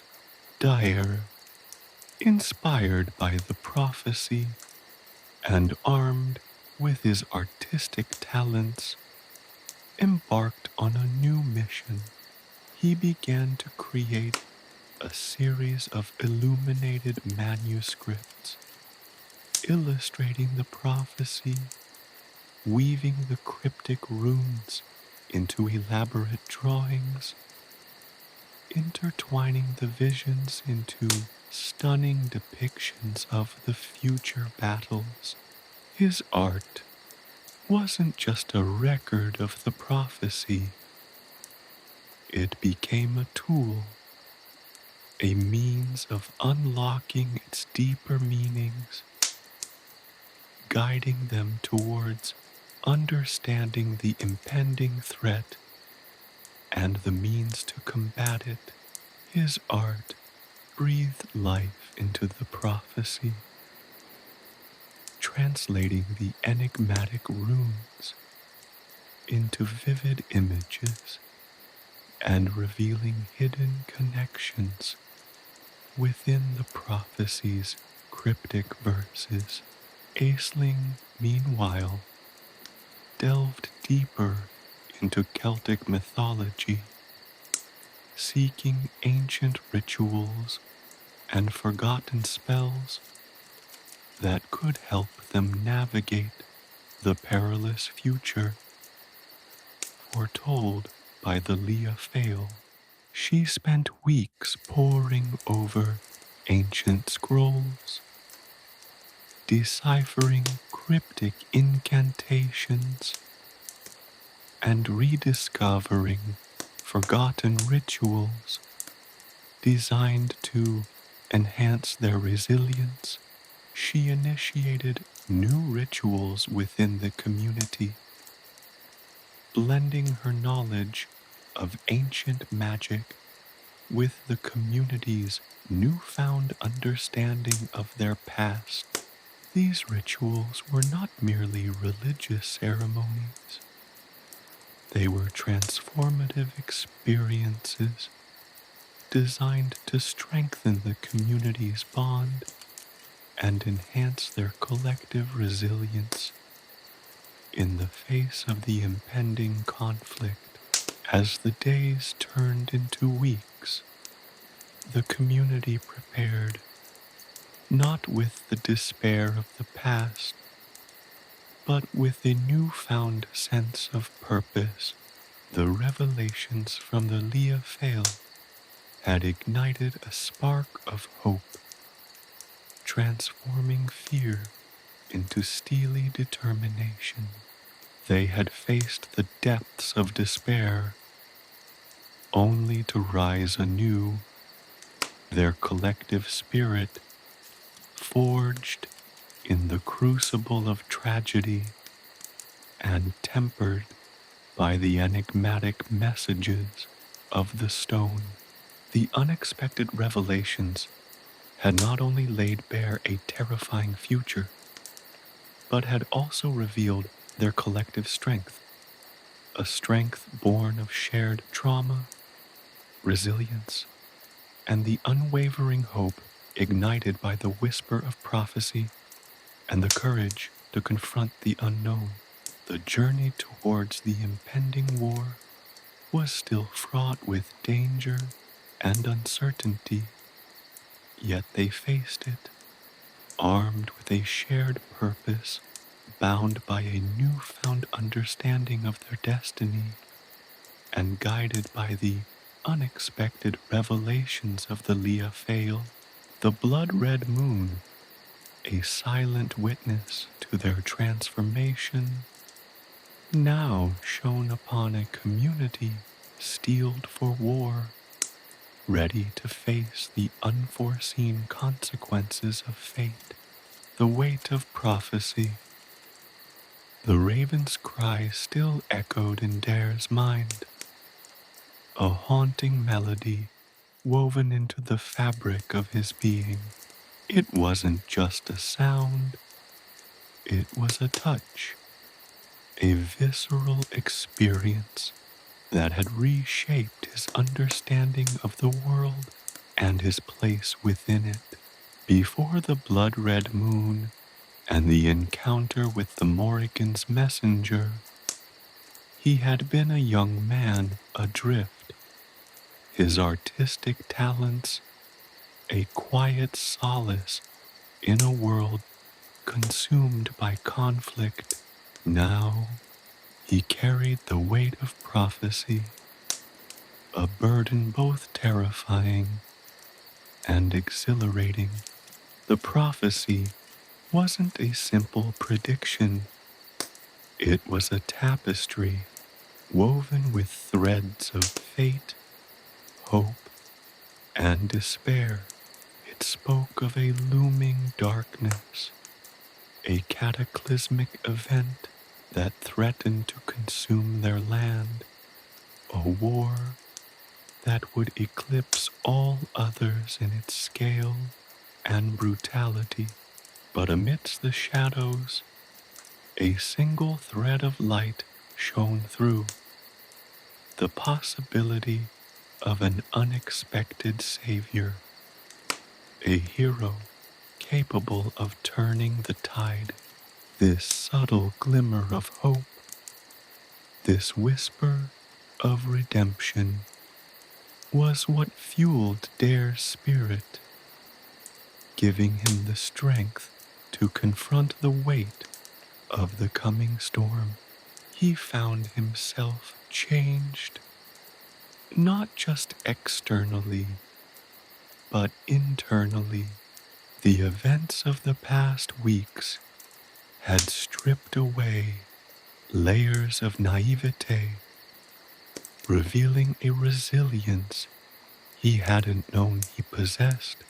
The fear was still there, a constant companion, but it was tempered by a growing sense of purpose. He wasn't just an artist anymore. He was a custodian of prophecy, a witness to the unfolding of fate. The raven's cryptic pronouncements were no longer riddles. They were a map, guiding him towards an understanding of his own destiny and the destiny of his people. He recalled the chilling visions shared by the others, the fragmented images of a creeping blight, a shadowed figure that seemed to embody the very essence of despair. These visions weren't merely hallucinations. They were glimpses into potential futures, echoes of the prophecy resonating in the minds of those touched by the Leophale's enigmatic energy. The shared experience forged a bond among them, a collective understanding of the impending threat that transcended individual fears. Daire's artistic talents, once a means of personal expression, now became a tool for understanding and disseminating the prophecy. He poured his emotions, his fears, and his hopes onto parchment, creating illuminated manuscripts that brought the prophecy to life. Each stroke of his quill, each carefully rendered image, was a prayer, a plea for understanding, a desperate attempt to make sense of the cryptic messages. His art became a bridge between the unseen and the seen, translating the abstract pronouncements of the Morrígan into tangible expressions of fear and hope. The runes, once indecipherable symbols, now danced across the pages, their ancient meaning woven into the vibrant tapestry of his artistic creations. The process was not without its struggles. The weight of the prophecy often felt overwhelming, the responsibility immense. The darkness depicted in the prophecy threatened to engulf him, mirroring the darkness he saw in his own soul. There were times when the fear threatened to consume him, when the weight of the world pressed down on his shoulders, threatening to crush his spirit. But then he would remember the raven's final cry, the echo of hope that resonated within the dire warnings. He would remember the single phrase in the prophecy that spoke of an unexpected savior, a hero yet to be revealed. This belief, this unwavering faith in the possibility of redemption, fueled his creativity, renewing his strength and allowing him to continue his crucial work. His artistic endeavor wasn't merely a record, it was an active engagement with the prophecy, a form of divination in itself. As he drew, he felt the ancient power of the runes surge through him, influencing his work and revealing hidden connections between the various images. He started to see patterns, links between the seemingly disparate elements of the prophecy, weaving together a richer, more detailed understanding of the impending threat. The illustrations were not just pretty pictures, they became a means of interpreting the prophecy's deeper meaning, revealing clues to navigating the impending storm. He discovered the prophecy was not linear, but rather a branching narrative depicting multiple potential futures. Some pathways led to utter destruction, while others hinted at a chance of survival, even triumph. This realization instilled a sense of urgency. He understood the importance of his role in influencing the direction of their fate. His art was no longer a solitary pursuit, but a collaborative undertaking, his creations serving as a guide, a roadmap for their community's survival.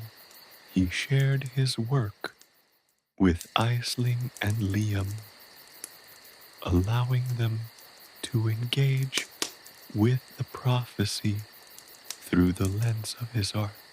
Aisling, with her profound knowledge of Celtic lore, found new layers of meaning in his illustrations, unlocking hidden codes and symbols that Daire himself hadn't consciously intended. Liam, the pragmatic leader, used Daire's illuminated manuscripts to strategize, focusing on fortifying the community's defenses based on the potential scenarios depicted. Together, they used his art not just as a source of insight, but as a tool for planning and preparation. The prophecy's weight had also spurred a significant personal transformation within Daire. He discovered a depth of courage and resilience that surprised even himself. He learned to harness his fear, to channel it into creative energy, transforming his anxiety into a driving force for action. The burden of the prophecy had refined him, honing his artistic abilities, while simultaneously shaping his character. He was no longer just a young artist. He was a vital part of his community's survival, a crucial link in their chain of resilience. The prophecy's impact shaped not just his art, but his very essence. It was a journey of self-discovery, a crucible that forged him into a stronger, more purposeful individual. The weight of prophecy had been a heavy burden, but it had also been a catalyst for growth, a transformative experience that had awakened a hidden strength within him. As the days stretched into weeks, Daire continued his work, tirelessly translating the prophecy into visual form. He painted scenes of epic battles, depicting the looming darkness, the shadowed figure, and the courageous resistance of his people. His art captured the despair and the hope, the terror and the determination, the very essence of the prophecy's contradictory nature. And within these vivid depictions, he began to subtly hint at the possible role of the unexpected savior, leaving subtle clues and symbolic images that hinted at the hero's identity, inspiring hope and encouraging the community to remain resilient. Daire's art was not just a record of prophecy, it was a message of hope, a beacon of resilience in the face of impending doom. His artistry, transformed by the weight of the prophecy, became a vital component in their fight for survival. His work became more than just illustrations. They became a source of strength and unity for his entire community.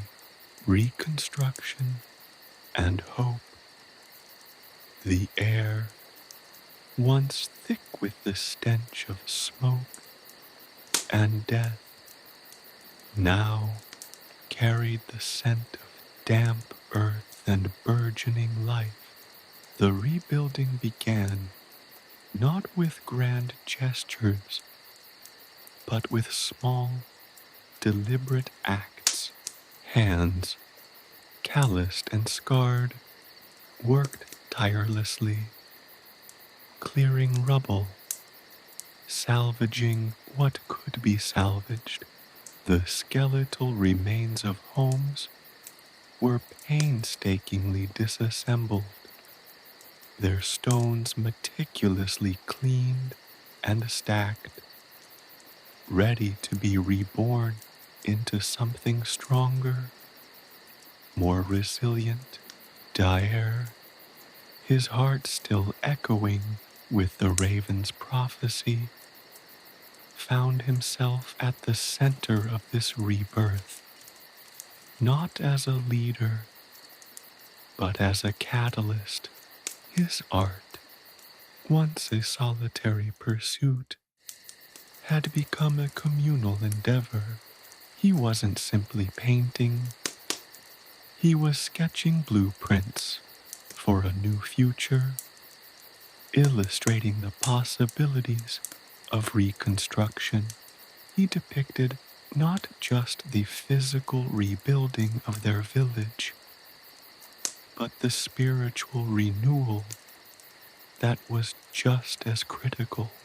His illuminated manuscripts moved beyond the dire warnings of the prophecy, venturing into a hopeful vision of the future. He showed thriving fields, children playing freely, families gathered around warm hearths, their faces illuminated by the comforting glow of the fire. He painted vibrant scenes of life and prosperity, a stark contrast to the grim images of destruction that had haunted their nightmares. These weren't escapist fantasies. They were tangible expressions of their collective aspiration, a visual manifestation of their shared dream.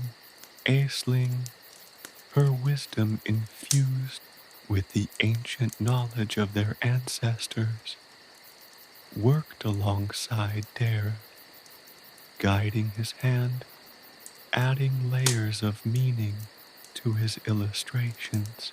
She interpreted the runes embedded within his art, revealing patterns and symbols that hinted at strategies for sustainable development, methods for building structures that would withstand future storms, both literal and metaphorical.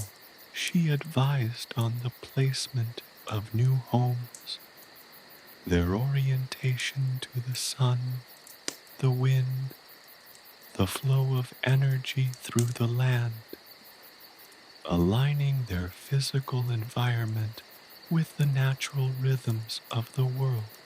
Liam, ever the pragmatist, ensured that Daire's visionary art translated into practical action. He organized work parties, delegating tasks based on Daire's sketches, ensuring that the community worked together, each person contributing their unique skills and strengths. Liam's pragmatic approach, combined with Daire's artistic vision and Isling's profound knowledge, created a harmonious blend of practicality and inspiration, propelling the reconstruction forward with remarkable speed and efficiency. The community was no longer simply rebuilding. They were co-creating their future. The process wasn't without challenges. Resources were scarce. The scars of the past still raw and visible. There were moments of despair when the weight of the work seemed insurmountable, when the echoes of the past threatened to engulf them once more. But then, Daire's art would intervene, a source of encouragement and renewed hope. He painted scenes of resilience, depicting their people working hand in hand, overcoming obstacles, their faces etched with determination rather than defeat. He showcased the ingenuity and adaptability of his people, highlighting their strength in the face of adversity. These paintings were not mere illustrations. They were morale boosters, reminders that even in the face of devastating loss, the spirit of their community was unbroken. He began to incorporate symbols of protection and renewal into his work, intertwining ancient Celtic knots representing resilience and eternity with depictions of the burgeoning life returning to the land. He included images of the sacred trees, symbolizing connection to the earth and to their ancestors, offering a sense of continuity and stability.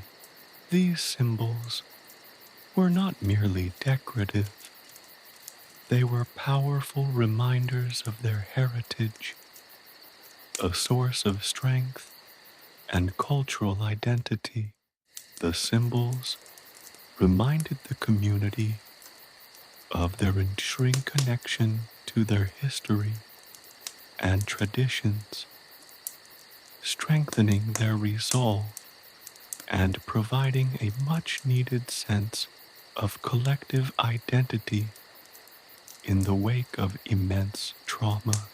Children, initially hesitant and subdued, began to approach Daire, Drawn to the vibrancy of his work, he patiently taught them the basic principles of art, encouraging their creativity, helping them to express their own experiences of the destruction and the hope for the future through drawings and paintings.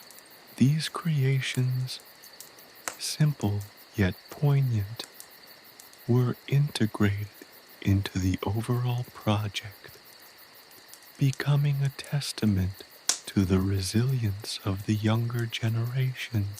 Their artwork, infused with youthful exuberance and unburdened hope, became a symbol of the community's rebirth, a testament to the collective resilience of a people determined to forge a better tomorrow. As the village slowly took shape, a new sense of community blossomed. The shared experience of loss and reconstruction had forged an unbreakable bond, replacing the fragmentation and fear that had previously plagued their society. Neighbors helped neighbors, sharing food, shelter, and stories. The rhythm of life, once disrupted, was gradually restored, and a new, vibrant community began to emerge from the ashes. The reconstruction was more than just bricks and mortar. It was a weaving together of broken hearts and shattered spirits, a testament to the indomitable human spirit. It was a collective act of healing, a shared journey towards a brighter tomorrow. Daire's role extended beyond the creation of art. He began to organize storytelling sessions, drawing from the ancient myths and legends of their people, stories that spoke of resilience, perseverance, and the triumph of hope over despair. These were not mere tales.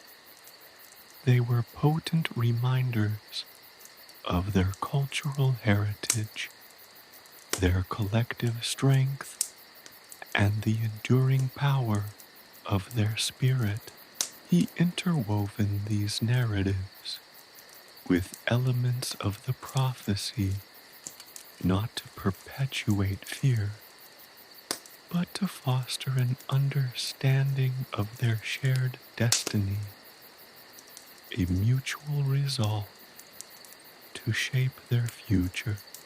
His narration fostered a sense of unity, a shared understanding that they were working together to rebuild not just their village, but their collective identity. The narrative of their journey became interwoven into the fabric of the village itself. The new homes weren't just dwellings, they were chapters in their ongoing story. The communal gardens, bursting with life, symbolized their renewed connection to the earth. The newly built meeting place, a gathering space for community celebrations, served as a living testament to their perseverance. Every stone, every tree, every painting, each was a silent witness to their collective transformation, a marker in their triumphant journey from devastation to rebirth. Their collective struggle had forged a community not just united, but unbreakable, forged in the crucible of destruction and reborn with an extraordinary resilience. Their collective journey toward reconstruction, driven by the collaborative efforts of the community and guided by Daire's artistic vision, became a beacon of hope, not just for themselves, but for neighboring communities who had also suffered. The news of their success, the story of their remarkable rebirth, spread like wildfire, offering encouragement and inspiration to other settlements still struggling to recover from the devastating conflict. Their tale served as a testament to the power of collective resilience, the strength of the human spirit, and the transformative potential of art and shared purpose. Daire's legacy extended far beyond his illuminated manuscripts. It became a symbol of hope, a testament to the enduring power of human resilience, and a timeless reminder that even from the depths of despair, a new dawn can always break. The seeds of hope, sown in the aftermath of destruction, were beginning to flourish, promising a future richer and more resilient than the one that had been lost. A changed landscape. The earth, once scarred and broken, was slowly mending itself. The air, cleansed by the relentless rain that had followed the battle, held the sharp scent of pine and damp soil, a stark contrast to the lingering stench of smoke and death, where blackened husks of homes had stood. Vibrant green shoots pushed through the scorched earth. Tenacious wildflowers blooming in defiant splashes of color amongst the rubble.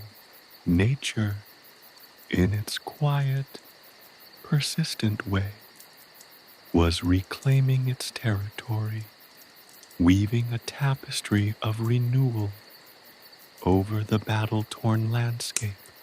The river, once choked with debris, flowed freely again, its waters reflecting the clear, cerulean sky, a mirror to the hopeful future dawning on the horizon.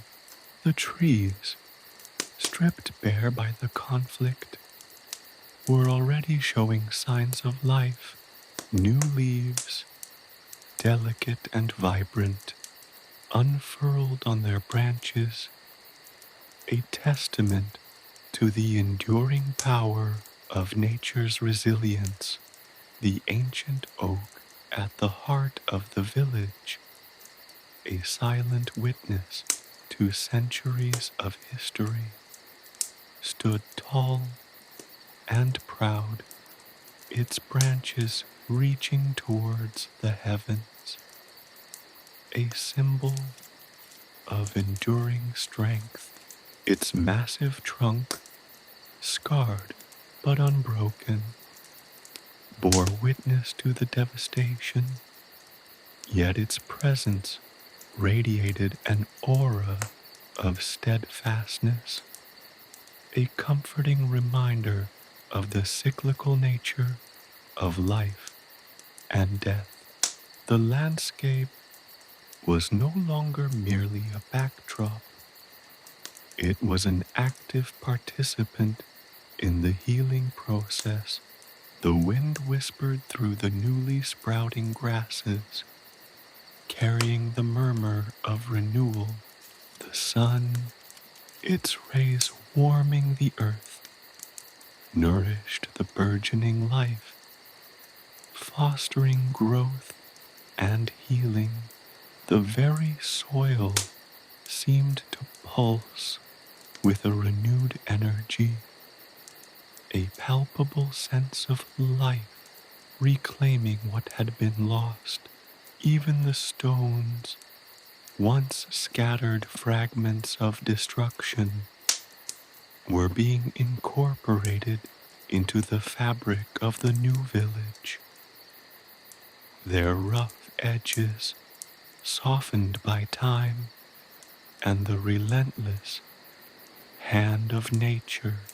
Aisling, with her intimate knowledge of the land's rhythms and energies, guided the rebuilding efforts, ensuring that the new structures were in harmony with the natural world. She pointed out ley lines, ancient pathways of energy that flowed through the earth, suggesting locations for new homes and community spaces that would optimize the flow of energy, fostering harmony and well-being. She advised on the selection of building materials, favoring local stone and timber, ensuring that the village remained intrinsically connected to its surroundings. Her deep understanding of herbal remedies led her to create potent concoctions from local flora, soothing the physical and emotional wounds of the community.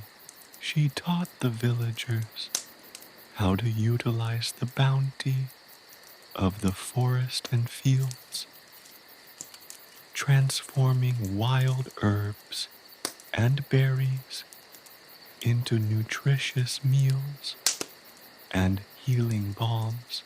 Her knowledge wasn't just practical, it was spiritual, a testament to the profound connection between people and the natural world. She fostered a new relationship with the land, one based not on exploitation, but on respect and stewardship, ensuring that the rebuilding process was environmentally sustainable. Daire's art played a crucial role in this process. His paintings, once focused on the dire warnings of the prophecy, began to reflect the healing power of nature. He depicted scenes of vibrant wildflowers pushing through cracked earth, majestic trees reclaiming their lost territory, and rivers flowing freely, their waters reflecting the clear sky. His art became a celebration of nature's resilience, an affirmation of its ability to heal and renew. He incorporated nature's imagery into his designs for the new village. He sketched homes with roofs shaped like gently sloping hills, walls incorporating natural stone formations, and gardens designed to blend seamlessly with the surrounding landscape. His architectural plans weren't simply blueprints, they were expressions of harmony between human habitation and the natural world, a testament to a philosophy of sustainable living he began to weave Celtic knotwork into his designs, intertwining symbols of renewal and protection with depictions of the flora and fauna of the region. The knots represented the interconnectedness of life, symbolizing the community's resilience and their enduring bond with the land. These symbols, once purely decorative, became powerful reminders of their heritage, a visual link to their history and their shared identity. The children, inspired by his art, began to create their own nature-themed drawings, adding their unique perspectives to the tapestry of renewal. Their art reflected their own hopes and dreams for the future, symbolizing their active participation in the healing process. Liam, ever the pragmatist, ensured that the integration of nature into the village's design was practical as well as aesthetically pleasing. He organized work parties to clear the debris, plant new trees, and cultivate communal gardens. He implemented sustainable farming practices, ensuring that the land was used responsibly and the community had access to locally grown food. Liam's pragmatism complemented Daire's artistic vision and Aisling's deep connection to the land. Their combined efforts created a unique blend of practicality and inspiration, fostering a sense of community ownership in the rebuilding process. As the village began to take shape, it mirrored the surrounding landscape's transformation. The homes, built with local materials, blended seamlessly with the natural environment.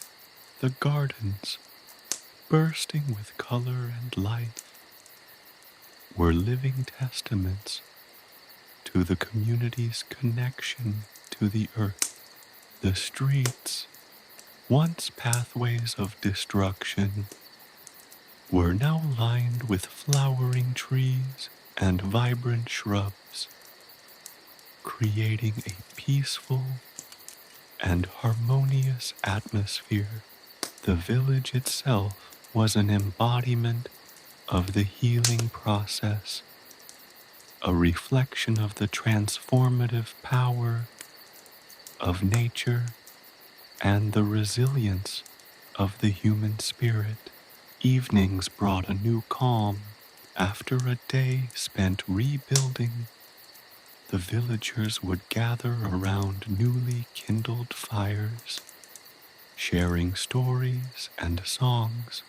The stories were not solely about survival.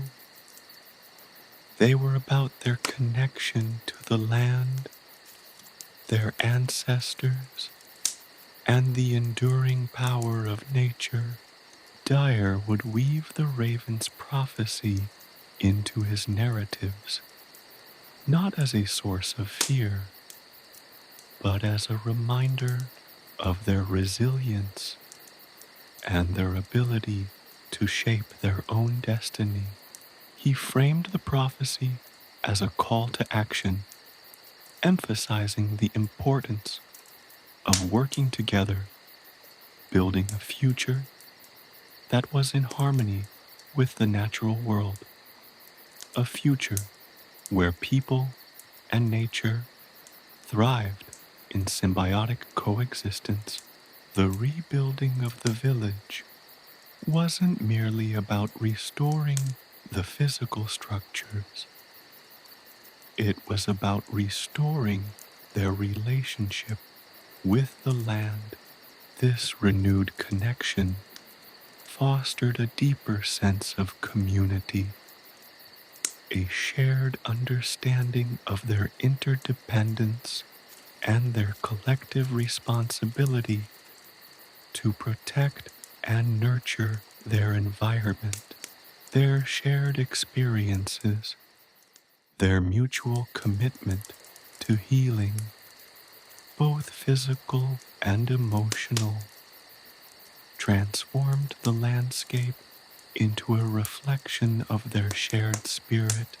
The transformation wasn't just evident in the village itself, it extended to the surrounding countryside.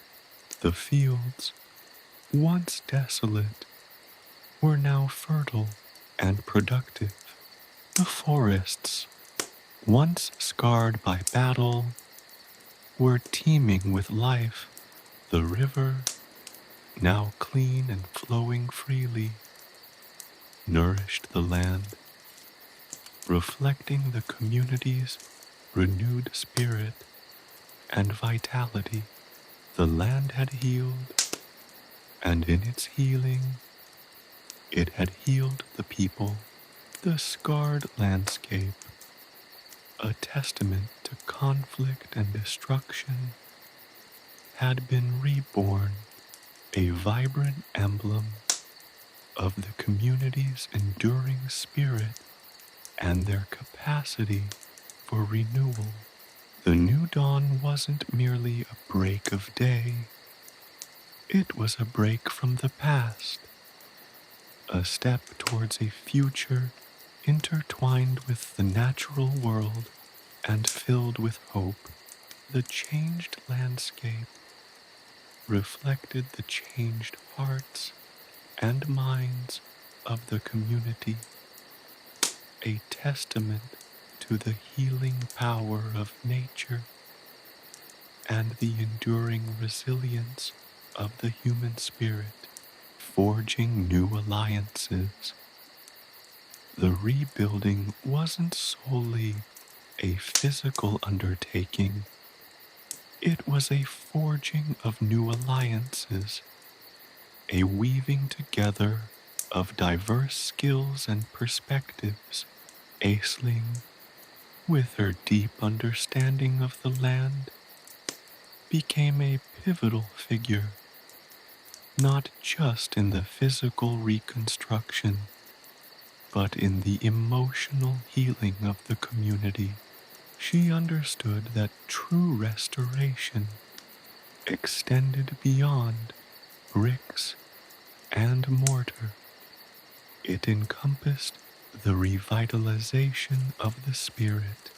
Her herbal remedies, meticulously crafted from local flora, soothed the lingering trauma, both physical and emotional, nurturing the community's recovery in a way that traditional medicine could not. Her wisdom wasn't confined to the practical. She possessed an uncanny ability to read the subtle energies of the land, understanding the invisible currents that flowed beneath the surface.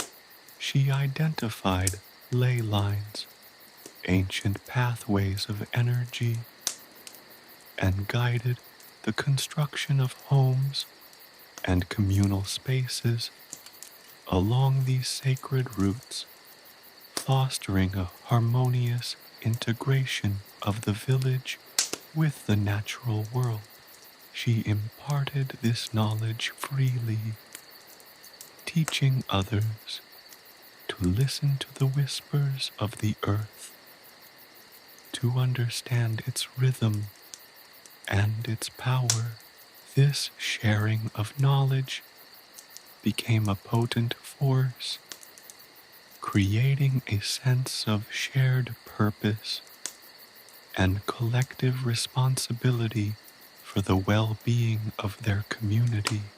Daire, initially consumed by the raven's prophecy, found a new outlet for his artistic vision. He no longer focused solely on the darker aspects of the prophecy, but on the potential for renewal and rebirth.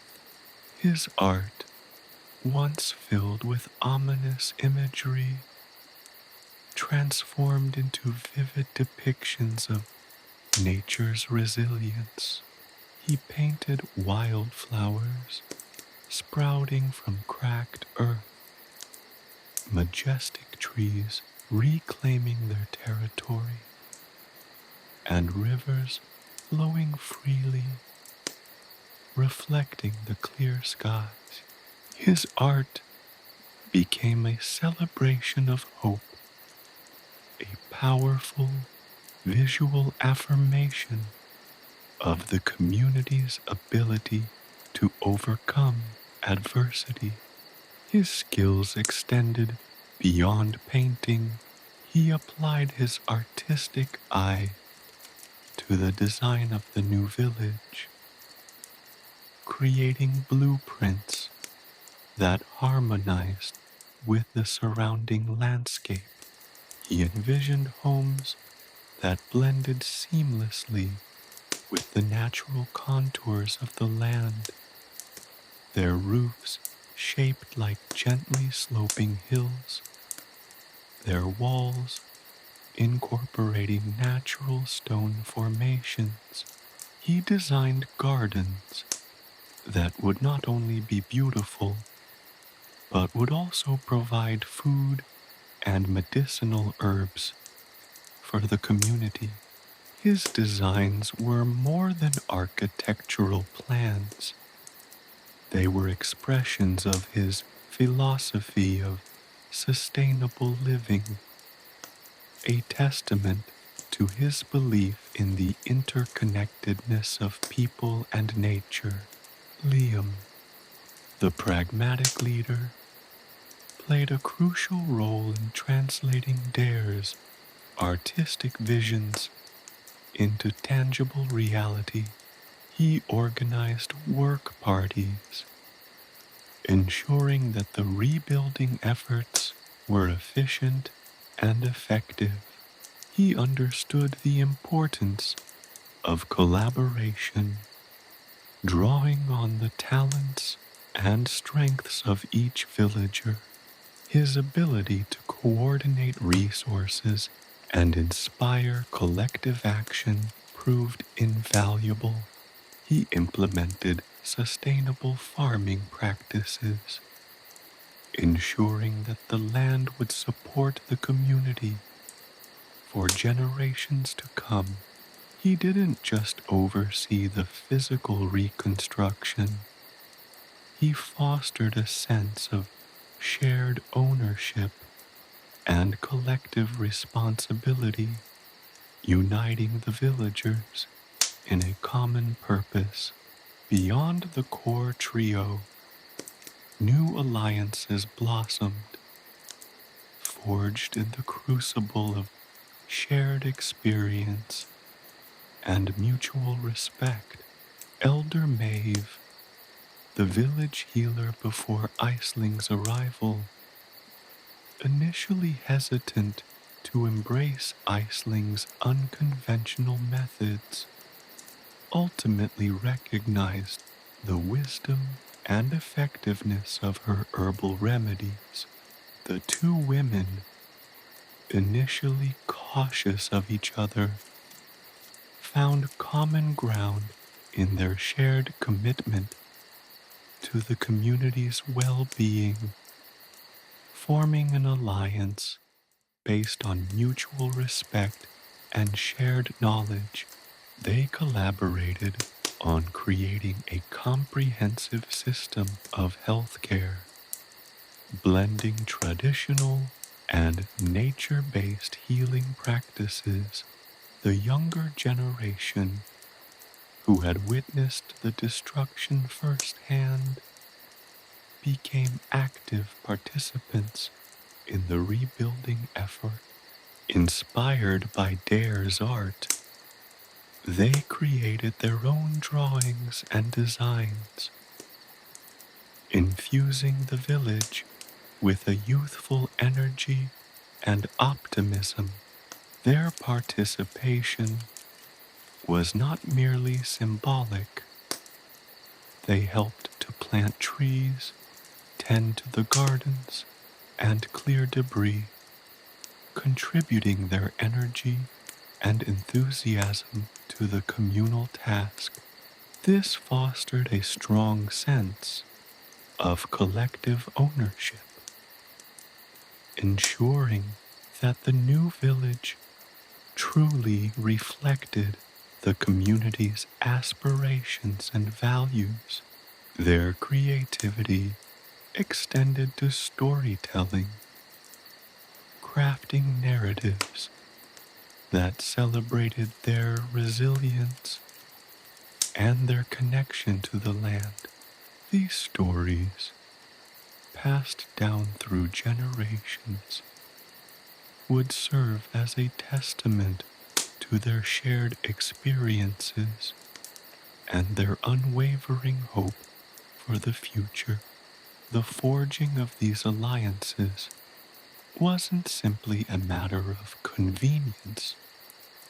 It was a conscious effort to build strong, enduring relationships based on mutual respect and trust.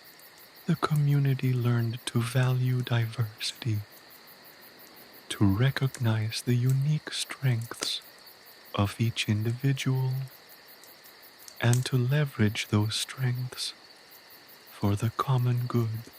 They understood that their collective power was far greater than the sum of their individual abilities. This understanding extended beyond the village itself.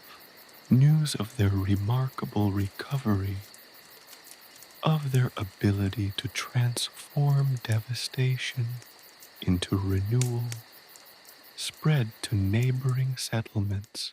Initially wary of the village due to past conflicts, these communities began to see the transformative power of unity and collaboration. They witnessed the villagers' ability to heal not only their physical wounds, but also the deep emotional scars of war. This served as an example, inspiring them to overcome their own differences and forge new alliances based on mutual respect and shared goals. The process was not without its challenges. Old grudges and lingering suspicions surfaced from time to time. There were disagreements over resources and priorities, moments of frustration and disillusionment. But through it all, the community persevered. Their shared commitment to rebuilding their lives and their future, providing the strength to overcome their internal struggles. The emphasis was placed on open communication, on understanding differing viewpoints, and finding common ground through respectful dialogue and compromise. The new alliances weren't forged through coercion or dominance, but through collaboration, understanding, and a shared vision of a more peaceful and prosperous future. The rebuilding of the village became a symbol of hope, not just for the immediate community, but for the entire region. It demonstrated the power of unity, the transformative potential of collaboration, and the enduring resilience of the human spirit in the face of adversity. It was a testament to their ability to heal, both physically and emotionally, and to build a future based on peace, harmony, and mutual respect. The new dawn was not just a metaphor, it was a tangible reality, a testament to the strength of their alliances and their shared commitment to a future brighter than the darkness they had overcome. The land mirrored the transformation within the community. It was a shared narrative of resilience, rebirth, and the enduring promise of a peaceful future built on the foundations of mutual understanding and respect. The seeds of peace had been sown not just in the fertile soil of their reborn village, but in the hearts and minds of its people and their newfound allies. Lessons learned. The wind carried the scent of pine and damp earth, a familiar comfort after the acrid stench of smoke that had clung to everything for so long. Daire sat on the newly built porch of his home.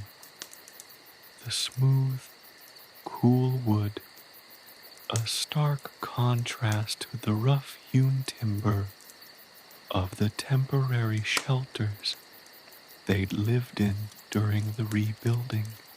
He watched the sun dip below the horizon, painting the sky in fiery hues of orange and crimson, a breathtaking spectacle that mirrored the transformation within him.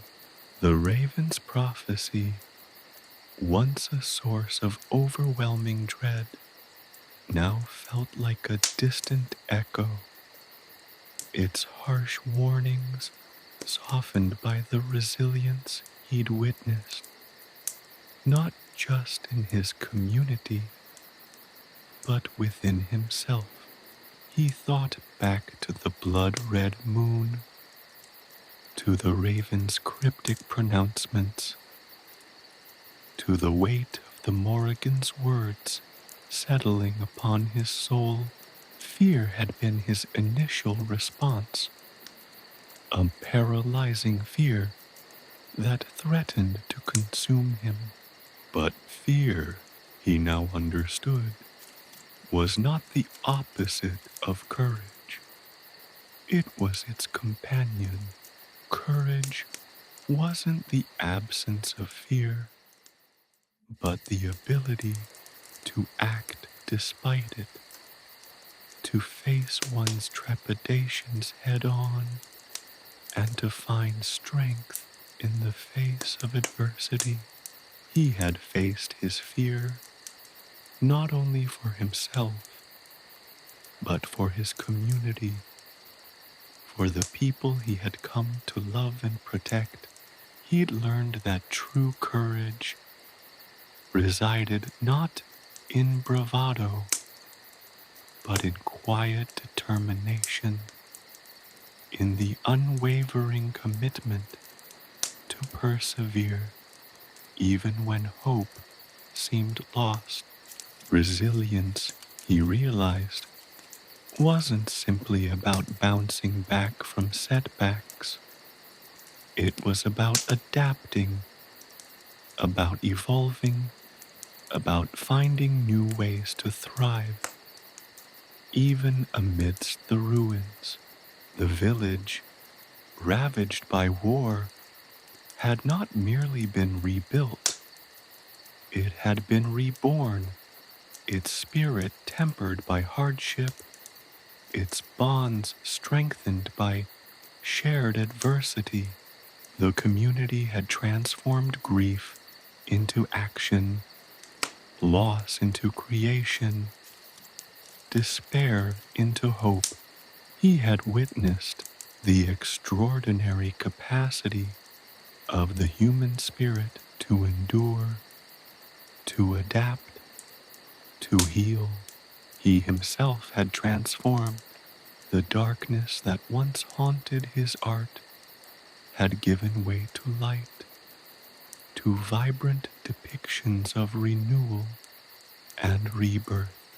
His brush strokes, once heavy with shadows, now danced with life, reflecting the resilience he'd witnessed and embodied. Hope, once a fragile ember, had blossomed into a roaring flame, fueled by the collective efforts of his community. It wasn't a naive optimism, but a hard-won understanding that even in the darkest of times, the possibility of light always exists. It was the shared belief in a better future that had driven them forward, that had allowed them to transform despair into determination and chaos into order.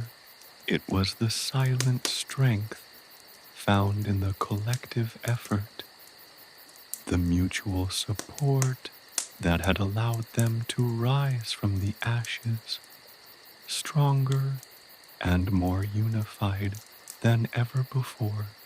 He recalled the days following the raven's visit, the daunting task of rebuilding their shattered lives. The initial shock had given way to a grim determination. Liam's pragmatic leadership had provided a vital structure. Iceling's deep connection with the land had nurtured their spirits, and Maeve's traditional wisdom had complemented Iceling's unique approach.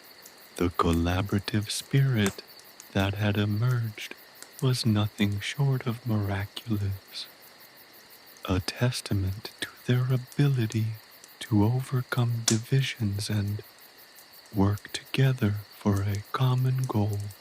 The younger generation, scarred by the war, had emerged as beacons of hope, their youthful energy and optimism infectious, their creativity fueled by a profound connection to the land had infused the village with new life.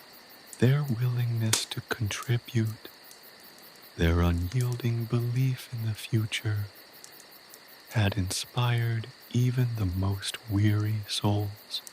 He remembered the arguments, the disagreements, the moments of doubt and despair. The journey had not been easy.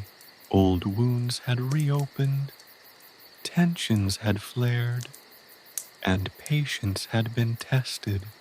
Yet, through it all, they had learned to communicate openly, to listen respectfully to differing viewpoints, to find common ground through compromise and understanding. The rebuilding hadn't just been about bricks and mortar. It had been about rebuilding relationships, restoring trust, and creating a community founded on mutual respect and shared purpose. The process had taught him the importance of self-reflection, of understanding his own strengths and weaknesses, of acknowledging his own limitations. He'd learned to listen to his intuition, to trust his inner voice, even when it contradicted the prevailing opinions. He learned that seeking external validation wasn't enough. Inner peace had to come from within, a testament to the self-discovery fostered within the difficult crucible of rebuilding. The lessons learned extended beyond the practical aspects of rebuilding. Daire discovered a deeper understanding of the interconnectedness of all things, a profound appreciation for the power of nature and its ability to heal.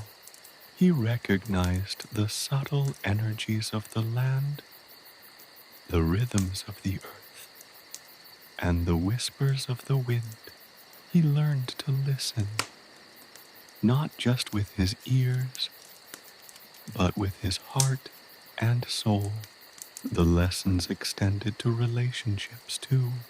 He had witnessed the transformative power of forgiveness, the healing potential of empathy, and the enduring strength of genuine connection. He'd learned the importance of appreciating the unique talents and perspectives of each individual and leveraging those strengths for the common good. The new village wasn't just a physical structure, it was a living testament to the power of resilience, the triumph of hope over despair, and the enduring strength of the human spirit. It was a symbol of transformation, a beacon of light in the darkness, a place where the past was acknowledged but not allowed to define the future.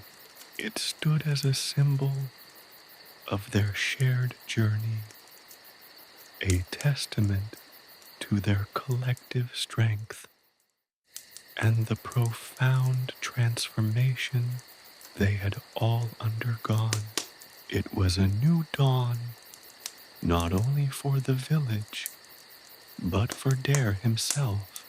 The blood-red moon had given way to the golden light of a new beginning, one filled with the promise of peace, prosperity, and a future brighter than he had ever dared to imagine. He stood, the cool night air on his face, a sense of profound peace settling in his heart. The raven's prophecy had been fulfilled, not in the way he initially anticipated, but in a way far more profound and enduring. The lessons learned had transformed him, had shaped him, had made him stronger, wiser, and more deeply connected to the land and his community. He was ready for what the future held, ready to continue this journey of growth and discovery, ready to embrace the new dawn with open arms and an unwavering belief in the enduring power of hope. A new beginning, the scent of wood smoke, mingled with the sweet perfume of wildflowers, drifted on the morning breeze. Daire inhaled deeply, the crisp air filling his lungs with a sense of renewal. The sun, a molten orb of gold, climbed above the horizon, casting long shadows across the newly planted fields. The village, once a landscape of devastation, now pulsed with life. Homes, rebuilt with sturdy timber and stone, stood shoulder to shoulder, their thatched roofs gleaming under the morning sun. Children's laughter echoed through the cobbled streets, a joyous melody that contrasted sharply with the somber silence that had once prevailed. He walked through the village, his gaze lingering on the faces of his neighbors. He saw the lines of worry etched on their faces softening, replaced by a hesitant smile, a glimmer of hope in their eyes. Liam, his sturdy frame radiating quiet strength, oversaw the final stages of the communal mill's construction, a testament to their shared perseverance. Aisling, her fingers intertwined with the earth, tended to the burgeoning crops, her connection to the land palpable, a comforting presence in the heart of the village. Maeve, her wisdom etched into the lines around her eyes, sat by the village well, her presence a calming force, a source of comfort and counsel for all. Their collective effort had transformed the ravaged land into a thriving community. The spirit of collaboration, forged in the crucible of adversity, had created a bond stronger than any he'd ever witnessed. It wasn't just the physical rebuilding that mattered. It was the rebuilding of trust, of relationships, of hope itself. They had learned to rely on each other, to celebrate each other's strengths, and to support each other through moments of doubt and despair. The rebuilding had not been without its challenges. Arguments had flared, tensions had risen, and disagreements had threatened to derail their progress. Yet, through open communication, mutual respect, and a commitment to finding common ground, they had navigated these turbulent waters, emerging stronger and more unified than ever before. The shared struggle had forged an unbreakable bond, a sense of kinship that transcended individual differences. Daire paused before his own home, a humble dwelling built from reclaimed timber, yet filled with the warmth of family and love. He remembered the days he spent sketching, the charcoal in his hand, capturing the despair and destruction that surrounded him. Now, his art was transformed, reflecting the rebirth and renewal that surrounded him. His brush strokes were bold and vibrant, celebrating the resilience of the human spirit, capturing the beauty of a community reborn. The future remained uncertain, a vast, uncharted territory filled with both possibilities and challenges. He couldn't predict the path ahead, but he was no longer paralyzed by fear. He had faced his fears, not only for himself, but for the well-being of his community, and that experience had instilled within him a deep-seated sense of confidence and self-reliance. The Morrigan's prophecy, once a source of overwhelming dread, now served as a reminder of his own strength, a testament to the transformative power of adversity. He remembered the raven, its obsidian eyes gleaming with a wisdom that transcended the boundaries of time and space. The cryptic pronouncements, once shrouded in mystery, now held a deeper meaning. The goddess's warnings had prepared him for the challenges ahead, while the hints of mercy had instilled in him a sense of hope, a belief in the power of human resilience. He spent his days working alongside his community, his hands calloused, but his spirit soaring. He helped to cultivate the land, ensuring a bountiful harvest for the coming season. He contributed to the construction of new buildings, ensuring that the community had the resources necessary for their continued prosperity. He shared his art, inspiring others to embrace their own creative talents and celebrate the beauty that surrounded them. His nights were filled with a profound sense of peace. He would sit on his porch, the cool night air on his face, watching the stars twinkle in the velvet sky.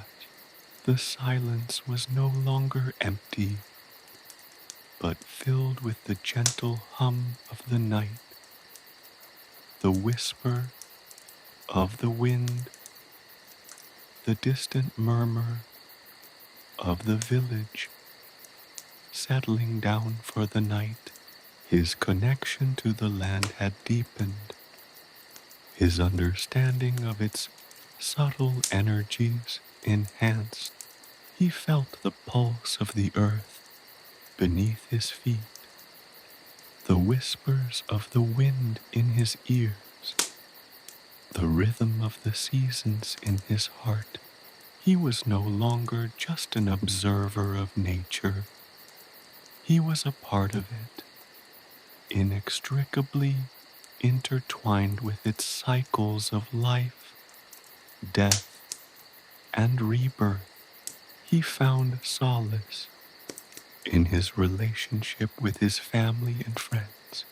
He cherished the simple moments, the shared meals, the laughter, the quiet moments of contemplation. The bond that he shared with them was precious, a source of strength and comfort. Daire realized the importance of self-reflection, of understanding his own strengths and weaknesses, and of accepting his limitations. He recognized the value of listening to his intuition, of trusting his inner voice, even when it contradicted the opinions of others. He learned the significance of inner peace, understanding that it stemmed not from external validation, but from within, from a deep sense of self-acceptance and contentment. The challenges that lay ahead were significant, but Daire faced them with a newfound confidence. He was no longer the young man who had stumbled upon the ancient battlefield under a blood-red moon. He was a seasoned warrior, tempered by adversity, strengthened by experience, and guided by the wisdom of the Morrigan. He knew that the path ahead would not be easy, but he was ready to embrace it, to face any obstacles with unwavering resolve, to continue his journey of growth and self-discovery, guided by the unwavering flame of hope. The new dawn had arrived, not just for the village, but for Daire himself. It was a dawn filled with the promise of peace, prosperity, and a future brighter than he could have ever imagined. It was a new beginning, a fresh start, an opportunity to build a life filled with purpose, meaning, and enduring happiness. And as he stood on the threshold of this new era, he felt a profound sense of peace, a quiet certainty that he was ready to embrace whatever the future held. His journey was far from over, but he was prepared, ready to face any challenges with courage, resilience, and unwavering hope, knowing that he had the strength, the support, and the wisdom to overcome any obstacles that lay ahead. He was ready for the next chapter of his life, a chapter filled with the promise of a bright and hopeful future. The blood-red moon was a memory, a reminder of the darkness he had overcome. But the golden sun of the new dawn shone brightly, promising a future filled with light and hope. He was at last ready